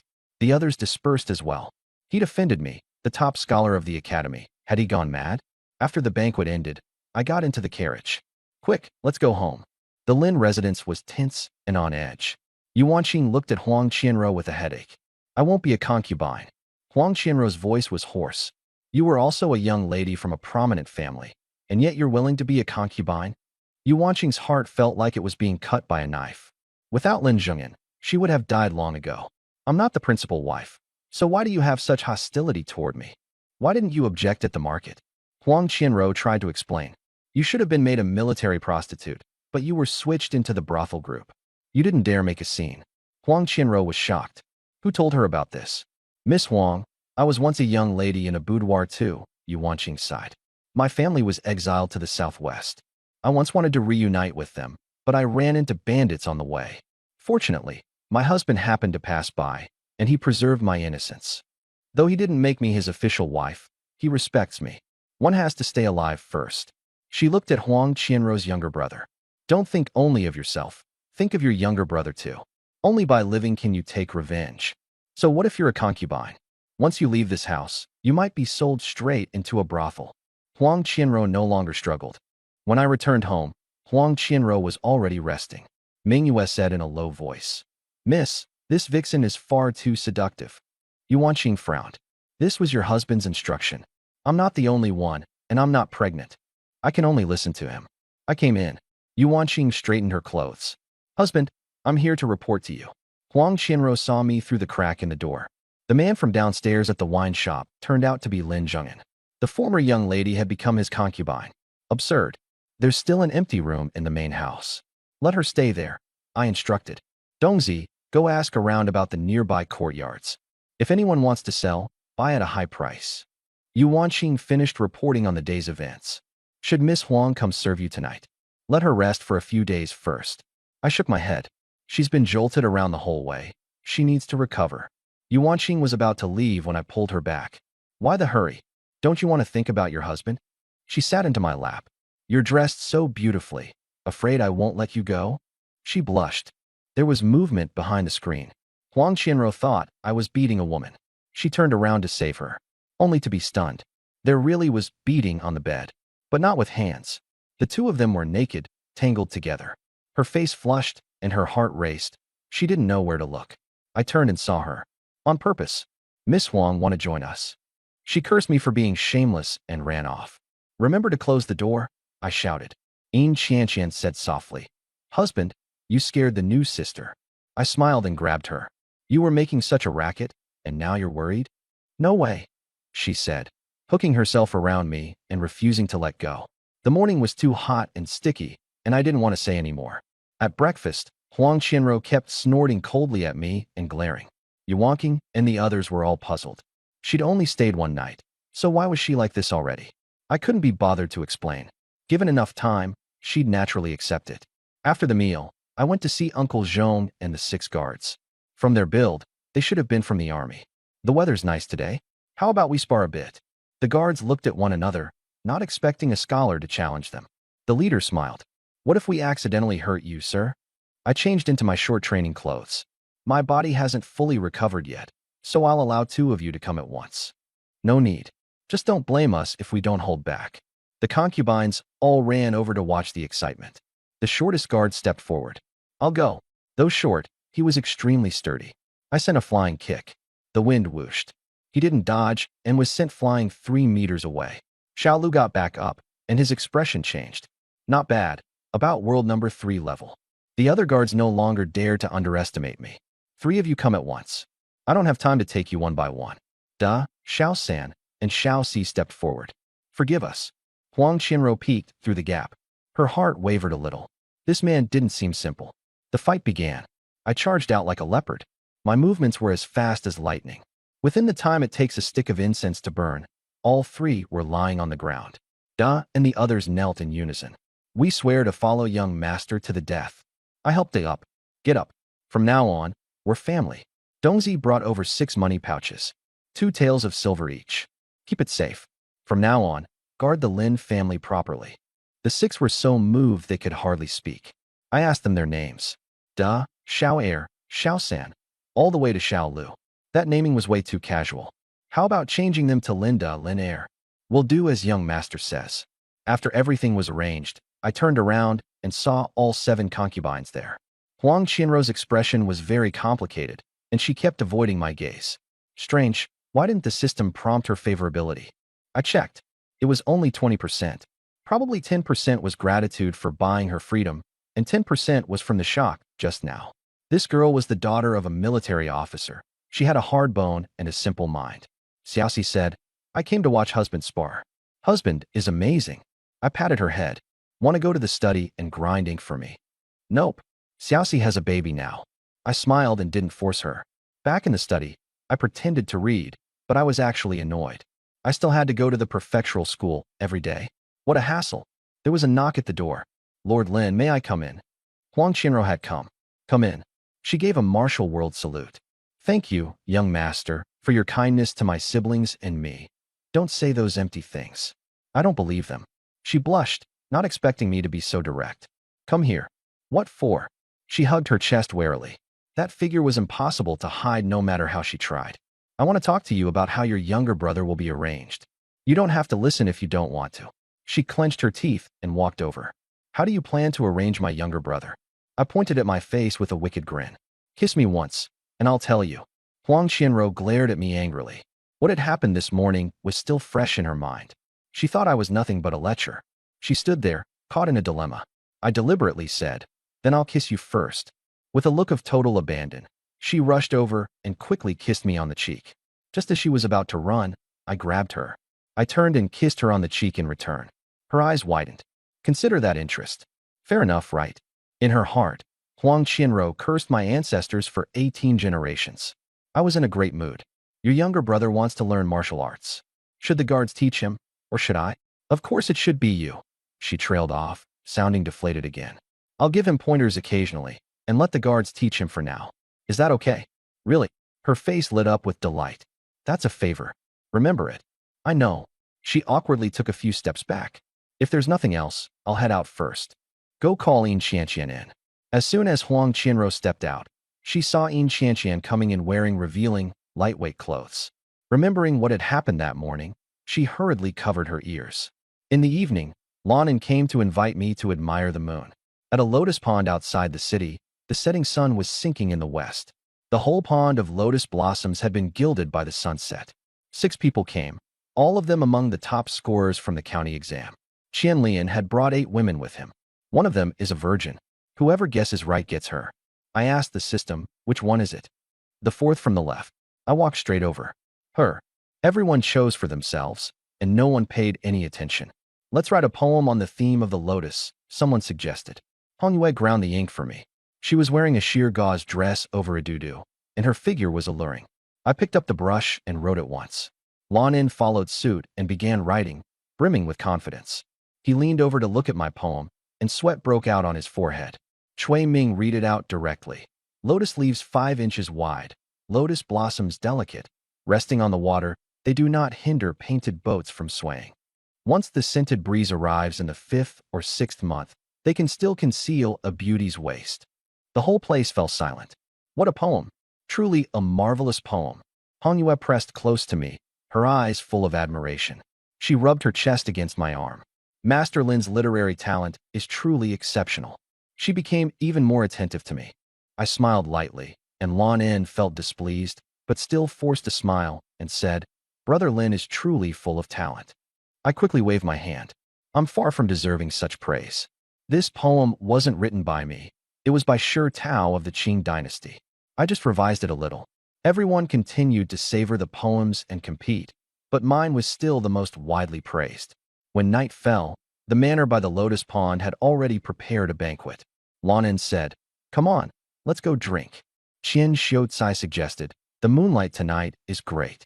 Should we move the banquet here? Good idea. Everyone agreed, and the scholar had people make the arrangements. Lanin said, How about we stroll around for a bit while we wait? Exactly what I had in mind. Everyone linked arms with their female companions and dispersed. Hongyue linked her arm with mine. Sir, shall I keep you company? I grew up here, so I know the place well. Thank you, Miss Hongyue. I kissed her cheek, my gaze flirtatious. You'll guide me around, and I'll guide you into becoming a true woman. Hongyue blushed. I'll listen to you, sir. She knew that tonight she would lose her virginity. We walked hand in hand along the lotus pond. Gradually, only the sound of our footsteps remained. The moon hung high overhead, and lotus leaves seemed to cover the sky. She pressed her chest against my arm, making my heart itch. Seeing a small boat by the shore, I said, Hongyue, shall we go boating under the moonlight? She was startled. Boating under the moonlight. But she didn't dare resist. I'll do as you say. I jumped onto the boat first, helped her aboard, and rowed toward the depths of the lotus pond. It grew darker and darker. Strangely, I could still see everything clearly in the dark. I thought to myself, is this the system's blessing? The system replied, no, You've won the lottery many times, so your physical condition has improved. Please work hard to marry and have children. Don't waste your energy. I stopped the boat and pulled Han Yue into the cabin. Now let's start rowing. The boat wasn't comfortable, but I couldn't care less. Pressing her down, I looked at her shyly. Sir, I'm still a virgin. Be gentle. Of course. I lowered my head and kissed her, still somewhat inexperienced. Gradually, I became more skilled, and my hands were guided as they explored her body. Her eyes widened, her face completely red. Don't be afraid. The boat rocked with the waves. Someone in the distance called for me to come to the banquet, but I pretended not to hear. Sir, her gauzy clothes were bunched beneath her, and her red belly band was folded up under her armpits. She had changed from a girl into a woman, tears glistening in her eyes. I stood up and adjusted my clothes. Hurry and get dressed. Don't let anyone see. Yes. She dressed with trembling hands. When we reached the shore, I helped her up, then jumped off the boat myself. Dongzi came over. Master, the banquet's ready. I'll go right over. Back at the banquet, everyone had already taken their seats. Lanan laughed. Today, Brother Lin, the top scholar, got the only virgin here. I cupped my hands. Thanks to everyone for letting me have her. Everyone laughed. Qian Xiaocai said, I heard several of Brother Lin's concubines at home are pregnant. Lanan asked, so you're going to be a father? I admitted it openly. Yes, 5 of my concubines are pregnant. I'll be a father in the first month of next year. Congratulations. Lanan looked down on it inwardly. Any scholar with prospects would never marry early. They all hope to achieve success first, then find a suitable family through marriage. Keeping a maid for fun was one thing, but before the main wife entered the household, having an illegitimate child would only make people think your family had poor morals. What a pity. I understood all that very well, but so what? I had the system, and they didn't. Come, let's drink. Han Yue poured wine for everyone and raised her cup toward me. Young Master Lin, this toast is for you. We clinked cups and drank a wedding-style crossing arms toast. Everyone began laughing and chatting. Qian Xiaocai started talking about what he'd seen in the capital. There are so many noble families in the capital. It's a pity my prospects can at best amount to that of a Jiren. I said, things that haven't happened yet. Who can say for sure? Back when Sir advised me not to take the imperial exams, and now I'm a Xiaocai, aren't I? Qian Xiaocai said, Brother Lin speaks truly. Let me toast you. Lanan watched the two of us smiling at each other, and a wall rose in his heart. It was already late at night, and everyone was getting drunk. Han Yue supported me to the guest room. The moment we entered, I pressed her against the doorframe. Young Master Lin, she said in surprise. In the darkness, she couldn't see the lust in my eyes. The girl suspected the wine had been drugged. When I drank, the system had already warned me. I wanted to see what the other side was after, so I went along with it. After taking a look around, I saw that everyone had lost control. Scholar Qian was the host, yet right there, and then he pinned the woman down and tore at her skirt to do the deed. The others were indulging themselves too, and I was the only one still holding on. Who put the drug in the wine? Han Yue panicked. This servant does not know. I grabbed her by the throat. If I kill you, would the Qian family dare to pursue it? Han Yue couldn't breathe and couldn't speak. I let go, and she coughed violently. Thinking about everyone's reactions, only Lan Un was an exception. Lan Un was the organizer of the gathering. I gave a cold smile. I had thought he was open and carefree, but he turned out to be so vicious. Master Lin, Han Yue trembled with fear. Though beautiful, she was not a high-quality breeding body recognized by the system. I had no other thoughts, only wanted release. Come here. Han Yue crawled over on her knees. Master Lin, serve this young master. This servant is willing. She had hoped to be taken away, but their statuses were worlds apart. She forced herself to calm down and used everything she knew to serve me. Move faster. Han Yue trembled as she obeyed. The room fell silent. She used all her strength until she was exhausted. I lifted her up and threw her onto the bed. My eyes swept over the incense on the table, and the system prompt appeared, detected aphrodisiac in the incense. Young men don't have children. When they're old, they can't even move. Host, please cherish your youth. I nearly burst out laughing. Han Yue, since the atmosphere had eased and Judong leaned her arms around my neck. So eager. Han Yue likes Master Lin treating me like this. Since Lanan had arranged everything with his own hands, I had nothing to say. Afterward, I exchanged points for an aphrodisiac used on bulls and put it into Lanan's tea. In a guest room not far away, Lanan had just pressed a woman onto the bed and was thirsty, so he drank some water. Sweat broke out on his forehead as he urgently shouted, "Go get the antidote pill." Too late. A product from the system, with pure and powerful effects. Lon In lost control and, in front of the servants, pinned the prostitute beneath him. He was so frantic that the prostitute was terrified and kept begging for mercy. In the end, the prostitute fainted, and Lonin's poison still hadn't been relieved, so he had to call for another one. This matter couldn't be kept hidden. Though we had also been drugged, we had already recovered. The four of us stood in the courtyard, looking at one another. I smiled and said, "At the banquet, Brother Lon seemed not to like women. Looks like we were wrong." Another man said softly, "Brother Lon really does have some ability." Everyone tried to hold back their laughter. "Let's go back to our rooms. Brother Lon probably won't be done anytime soon." What if Brother Lon knows we're in the courtyard? I'm afraid that would put him in a difficult position. The four of us returned to our rooms separately. Hanyue listened to the commotion, her heart trembling. I glanced at her. "Still okay?" Hanyue understood what I meant and gritted her teeth. "It's okay." She got up and took the initiative to serve me. I was happy to take the pleasure for free. In the night, looking at her soft waist, I felt a surge of masculine satisfaction. Back in the day, when I went to the foot bath place with those social climber punks, I was poor and ugly, and even the foot bath girls ignored me. Only after coming to this ancient era did I truly fulfill that long-cherished wish. To lash women and treat them as my own possessions. That kind of pleasure is only understood by those who have truly obtained it. It ended in the middle of the night. I asked Dongzi how Lonin was doing. Dongzi smiled. "Young Master Lon has excellent methods. He has already called for a third prostitute." I laughed. "Go and rest." "Yes." As Dongzi left, he glanced at the room. I called him back. "Wait. Everyone in this manner, except the prostitutes in my room, is not clean. Don't catch a disease just because a woman has lost her chastity. You're still young, so don't fool around too early, or it'll affect your ability to have children later." Dongzi was startled. "Uncle, I'll listen to you." I smiled. "When you're 17 or 18, I'll arrange a beautiful wife for you." Dongzi smiled brightly. He was 15 now, with 2 more years to go. The next day, when I saw Lon In, I almost laughed out loud. He looked utterly drained, and after taking only a few steps he collapsed to the ground. Scholar Qian urgently called for a doctor and had Lon In carried onto a carriage to head to Qingzhou City. We also got on the carriage and returned to the city. Scholar Qian worriedly said, "I only hope Brother Lon is all right. If something happens, the Qian family may not be able to bear the consequences." I asked, "Wasn't the banquet organized by Brother Lon himself?" Scholar Qian froze, then cupped his hands in thanks for the reminder. What happened last night had increased his goodwill toward me. I smiled and reassured them, then got into the carriage and left. Scholar Qian stopped me. "Wasn't that Red Moon from last night still a virgin? Brother Lin, you're not taking her back with you?" I shook my head. "No need. There are already quite a few concubines in my household." I told Dongzi to drive the carriage away. Scholar Qian laughed. "Brother Lin is truly a gentleman." Everyone entered the city to visit Lon In.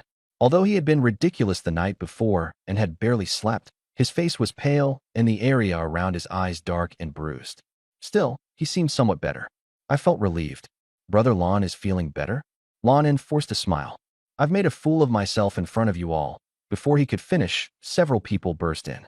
A woman rushed up to Lon In and cried bitterly, "How did my son end up like this?"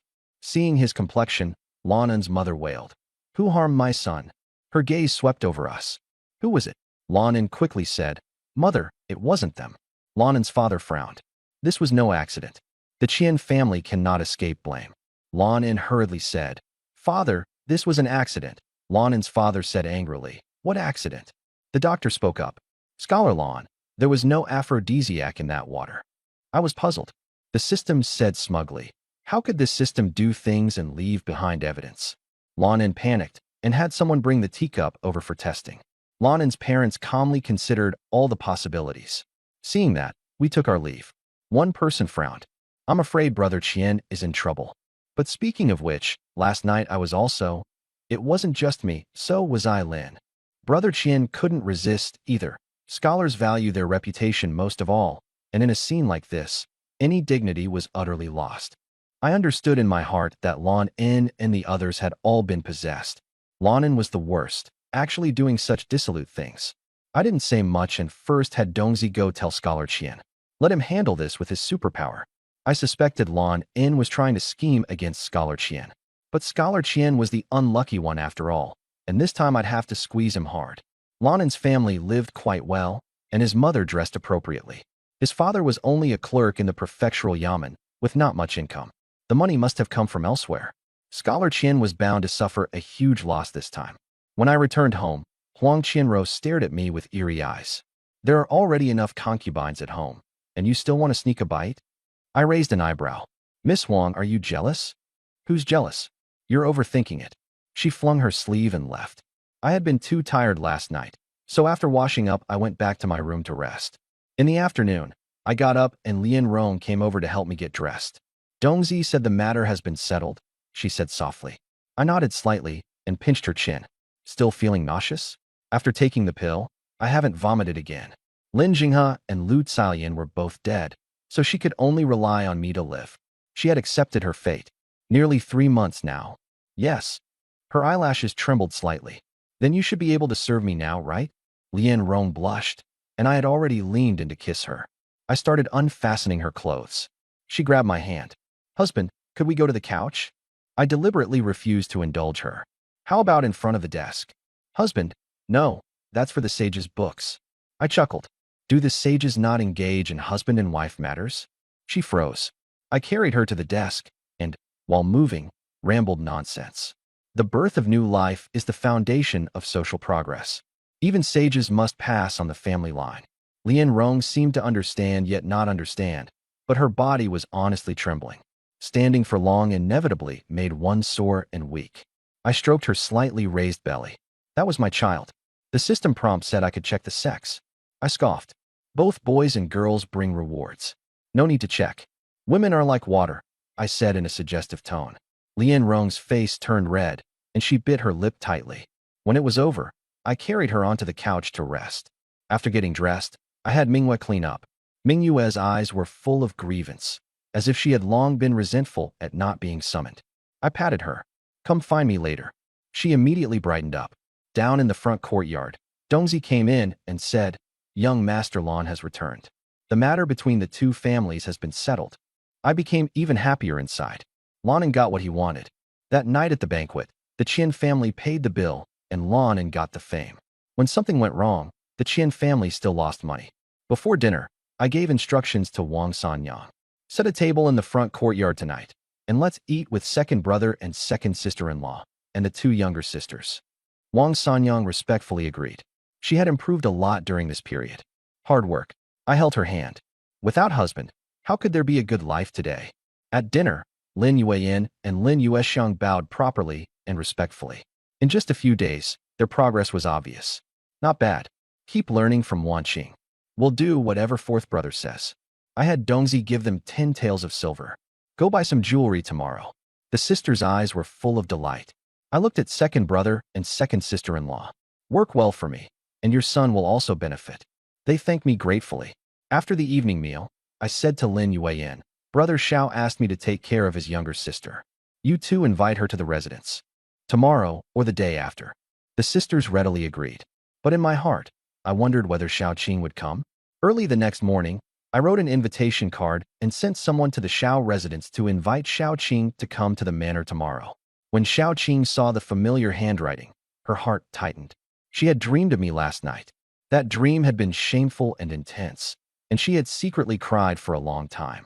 The conversation outside the city had given her hope.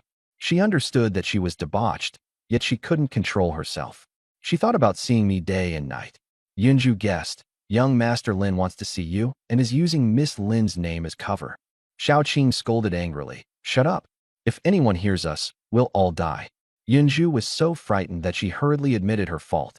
Xiao Qing sternly reminded her, remember your place. Whether you marry or not is not up to you. July 8th was the day I was to enter the prefectural school. The day before, Xiao Qing came at the invitation. Wan Qing accompanied the Lin sisters in receiving Xiao Qing. The reception was held in the west side courtyard. The Lin family had no lotus pond, only a small garden. The 3 of them sat in silence, and Yuan Qing suggested going to the corridor to drink tea. She took the chance to return to the main courtyard and saw me heading toward the back courtyard. In the distance, Huang Qianro was watching.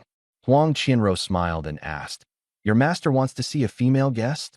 Yuan Qing asked back. Didn't you say he was a lecher? Why are you so concerned? Huang Qianruo lowered her head and said nothing.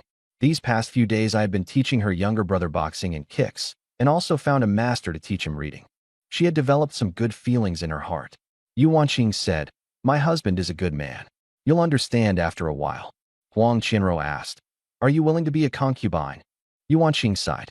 With my background, it's hard to be a legitimate wife. My husband wouldn't let me be his rightful wife. Even if he were willing, it wouldn't be appropriate. Without my husband, I would have already been defiled by some rogue. What about you? Would anyone dare promise you the position of legitimate wife? Huang Qianruo's eyes wavered. Yuan Qing continued, only my husband can support you. A woman has to know her own circumstances and understand what to choose and what to give up. Don't rely on my husband's affection for us to act foolishly. Feelings were down over time. Huang Qianruo was bewildered. Yuan Qing said no more, turned around, and prepared the tea.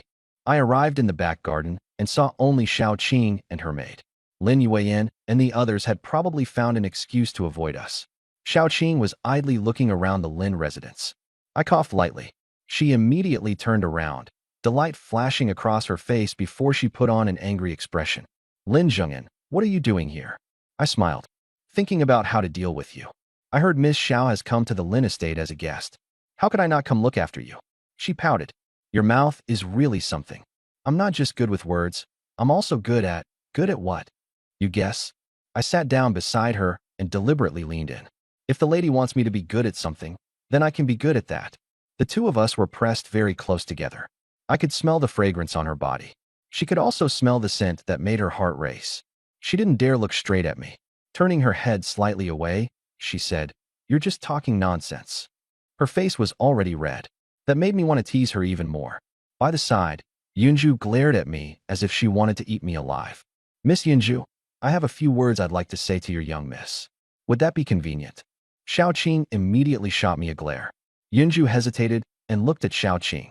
Does Miss Yunju want to listen too? Yunju blushed, stomped her foot, and hid by the doorway to keep watch. After the maid left, I leaned in a bit more. Xiao Qing's heart was pounding like thunder. Don't get so close to me. If I stay far away, I can't see Qingqing clearly, and I can't relieve my longing. Could it be that Qingqing doesn't want to see me? Her face was flushed with red clouds. Of course not. I took her hand. Brother Xiao told me to take care of you before he left. How have you been these past few days? Pretty good. She tried to pull her hand away, but she couldn't. Instead, I pulled her even closer. Your heartbeat is beating for you. I took the opportunity to draw her into my arms. Do you really like me? Of course. Then would you marry me as your wife? She looked at me seriously. I said solemnly, although I like Qingqing, I cannot marry you as my wife. Tears slipped down her cheeks. Is it because I'm not good enough for you? No, I've been supported by immortals, and I also want to rise through the imperial examinations. Qingqing's family is not bad, but my ambitions are too great. Relying on your family background alone won't support what I want. She understood. Her status was too low. A wave of shame surged up in her heart. Since that's the case, I won't delay you. From now on, let's go our separate ways. She staggered as if to leave, but bumped straight into my arms. Why are you stopping me? Go marry a princess or a nobleman's daughter instead. Say it like that, and you'll be killing me. I cupped her face and kissed away her tears. Then I kissed those cherry lips, lingering and unwilling to let go. She was flustered and shy, but powerless to struggle free. My embrace was too warm. She couldn't bear to leave. It's all your fault. If we love each other, why care about status? You love me, so why can't you understand my difficulties? I was born to a humble family. If I want to establish myself, I need support. Qingqing, do you really bear to watch me accomplish nothing? Looking at her in my arms, tears streaming down her face, I sighed with pain. Silly girl, the one you like is a scumbag. A man determined to have multiple wives and many children. You are only an important S-level reproductive vessel in my life. My guilt vanished in an instant. A real man should not be bound by love. Then I will have no choice but to part with you. Don't say it. I covered her mouth and pretended to be wounded. Qingqing, I know you come from a noble family. I'm not worthy of you, and asking you to be a concubine is also making things difficult for you. If you truly love me, wait a few years. When I have placed my name on the golden register, can you endure some grievance for me? After hearing that, her tears flowed even more fiercely.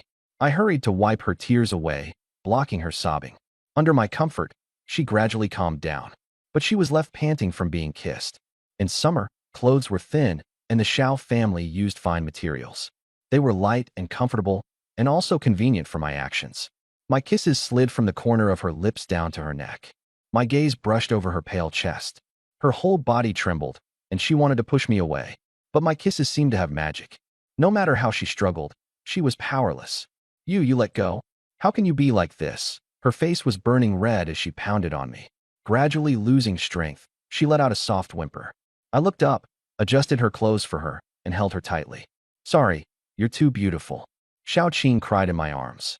Qingqing, does it feel good? I asked in her ear. She froze. Can I make sure? She hesitated. I lifted the hem of her dress, and her face turned red. What are you doing? Making sure. Pervert. Only a pervert with you. She bit her lip. What about other women? They're concubines. That's perfectly normal between husband and wife. How can concubines count as wife and husband? Her face turned pale. I held her tighter. Why not? You're all my wives. Qingqing, aside from the title, I'll give you everything. She wavered slightly. My family won't agree. I'm not lying to you. I've told you everything honestly. I took her hand and pressed it against my chest. Her face grew even redder. I kissed her. In the distance, Yunju was calling for someone, so I had to stop. Xiao Qing drew a sharp breath. It hurts. It'll be fine after a few more times. She glared at me and hurried off to find Yunju. When I left, I came out through the front gate and met her eyes. She was utterly shy. Xiao Yan rushed to the capital. The court had already rotted into a mess, and the emperor was obsessed with alchemy. All 6 princes were fighting over the position of crown prince. The Xiao family could only barely maintain their standing through marriage alliances. The youngest son of Marquis Xianwei wanted to marry Xiao Qing. Uncle Xiao Mingquan asked, "Where's Qing girl?" "Recovering from illness in Qingzhou," Xiao Yan replied. "What about the marriage?" "My younger sister swore she wouldn't marry before she turns 20. Xiao Mingquan was furious. Does she get to decide that? Their father refused. Qingqing is stubborn. Forcing the marriage might cause trouble. Their mother knelt in pleading, then fainted. The next day, I was going to the prefectural academy for the exam. Before leaving, I arranged things for Wanqing and Qianqian. I asked the system, why haven't they gotten pregnant? Host needs are too great. If they both got pregnant at the same time, you wouldn't be able to handle it. What did you do to me? Just a little something. I cursed. I'll uninstall you sooner or later. Qianqian came in to seduce me, slowly taking off her clothes. I caught a whiff of an exotic fragrance. What scent is that? The system prompted, succubus body activated. This fragrance is coming from my body, she said coyly. The scent grew intense, and I pulled her down into my arms. The next morning, there was that exotic fragrance again. I released once more. Qianqian was on the verge of tears. Husband, I'm not that kind of person. Don't go out for these next few days. Learn to control the fragrance. If people find out, it'll be a disaster. Understood. She nodded. I instructed Third Lady to keep a close eye on Qianqian. Then I told Wanqing, focus on teaching the 2 younger sisters. Yes. Wanqing agreed. I headed straight to the prefectural academy by carriage. My home was close to the examination hall, so it was also convenient to get to the academy. I arrived at the gate early, and the other scholars were already there. I said to Kong Yujia, Brother Kong, if you need any help, just come find me. He said gratefully, Brother Lin, I will never forget your kindness in this lifetime. During this time, he had been staying at my house, and I hadn't charged him a single cent. I smiled and said, don't be polite. We're confidants. Let's go in. Just as we stepped forward, Lan In and the others arrived too. Qian Xiaocai hadn't passed the exam, and Lan looked much better, though he was still a bit weak. I laughed inwardly, but kept up the courtesy on the surface. Brother Lan. Everyone exchanged greetings, and no one mentioned what had happened with the Qin family. Only the top 5 in the county could enter the prefectural academy. I had ranked first in the county-level examination, so I was welcomed from the moment I arrived. Bao Zhenhua and Kong Song sneered. What can you learn while wallowing in female charms? He'll be exposed in the small exam soon enough. I smiled at them. You're right. I'm just afraid some petty people will show their true colors. Scholars care about their dignity, but I wasn't afraid of losing face. After going in, 2 people shared one room. Naturally, I stayed with Kong Yujia. The older students had taken the better rooms, While the new students' rooms were remote and dark, Kong Yujia didn't mind. This is better than home. At home, I'm cramped in one room with my younger siblings. I'm ashamed to say the best place I've ever stayed was Brother Lin's house. I laughed. After the small exam, go home. You can keep staying with me. He said seriously. That wouldn't be appropriate. Living here saves money, and it's also more convenient to ask the teachers questions. After we finished packing, Lonan came to invite us. We're going to pay a visit to Professor Tan. Coming with us. I hesitated. Classes only just started today. Should we go tomorrow instead? My father took me to meet Professor Tan before. He's very kind. We should go early and build a good relationship. What should we bring as a gift? Up to you. I felt unhappy. He wouldn't explain clearly, and if I went empty-handed, how embarrassing would that be? Let me prepare a bit. Lon In walked off, glancing at Kong Yujia without saying anything. I took out 2 gifts and gave one to Kong Yujia. If we're giving gifts, we should do it together. When Kong Yujia saw the wolf hair brush, his eyes grew wet. Brother Lin, I'd go through fire and water for you in the future without hesitation. I grasped his hand. No need for such formality. With the gifts prepared, I went to find Lon In. He had already gathered everyone. When he saw Kong Yujia coming too, Lon In looked uncomfortable. I pretended not to notice. Let's go. Lon In led the way, while Kong Yujia and I walked at the back. Kong Yujia asked in a low voice. Is he trying to gather a faction? Only just noticed. The Prefectural Academy was full of competition. The Lixing students stood at the top, getting priority in everything. The Zhenguang students came next, all hoping the Lixing students would fall from grace. At the very bottom were the Fuxing students, climbing up layer by layer.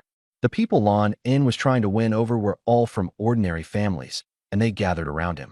He invited me, but not Kong Yujia because I had money, while Kong Yujia was too poor. When we reached Professor Tan's courtyard, Lon In was full of confidence. The old servant said politely, "The professor is busy and not receiving visitors." Lon In's smile stiffened. "Then we won't disturb him." After we came out, he found an excuse. "Maybe he's busy with the start of term. We'll come another day." I smiled. "Perfect. Let's go back and rest." Kong Yujia wanted to return the wolf hair brush. "Keep it. It's a gift." "Are we still giving gifts later?" "Brother Kong, your calligraphy and painting are good. Why not paint him a picture instead?" Kong Yujia's eyes lit up. "Professor Tan is upright and incorruptible. Just look at his household. He's not greedy for money." "I'll listen to you." That day, the food in the academy's dining hall was truly terrible. At night, I went with the older students to a street stall outside, and the food was much better. The next day, classes began, and the Lixing students were given preferential treatment everywhere. The teachers taught according to their pace. If you couldn't keep up, it was because you weren't trying hard enough. After a few days, I got to see just how skilled scholars were at forming cliques. On the 5th day, during the noon break, a servant called out to me, "Young Master Lin, someone is looking for you outside." I thought it was someone from home, so I hurried out. Lon In smiled. Brother Lin is in such a hurry to see his beautiful concubine. The others secretly laughed. He even said I wasn't married yet, but that my concubine was already pregnant. Everyone thought I was improper. Kong Yujia said angrily, "I never expected all of you to gossip about others behind their backs so viciously." Lon In quickly defended himself. "I was just speaking my mind." Kong Yujia snorted coldly. "Smear someone's reputation like that, and how would you like it if people said that about you?" By then, I was already in the carriage. Wanqing had already set out the food. I had the coachman drive to the open ground south of the city and send him away. Holding Wanqing in his arms, he said, "Do you know how miserable I've been these past few days? Young and full of vigor, and with the childbearing system, being deprived of women for several days was truly unbearable." After hearing this, Wanqing stopped struggling. In the distance, Lon In saw the carriage stopped by the roadside and wanted to go over. He remembered how Kong Yujia had just made him lose face, and he felt annoyed. His father had said that I would rise to great heights and that he should build a good relationship with him. But I'm not under his control, and what he said was out of line. If he didn't explain, Kong Yujia would probably complain, and the two of them would become enemies. He had nearly fallen out with Qian Xiucai's side. If he made a scene here too, there would be no chance of borrowing money in the future. In the end, Lon In still walked toward the carriage. Everyone frowned. This is inappropriate. Indeed, it was inappropriate, because inside the carriage I was busy.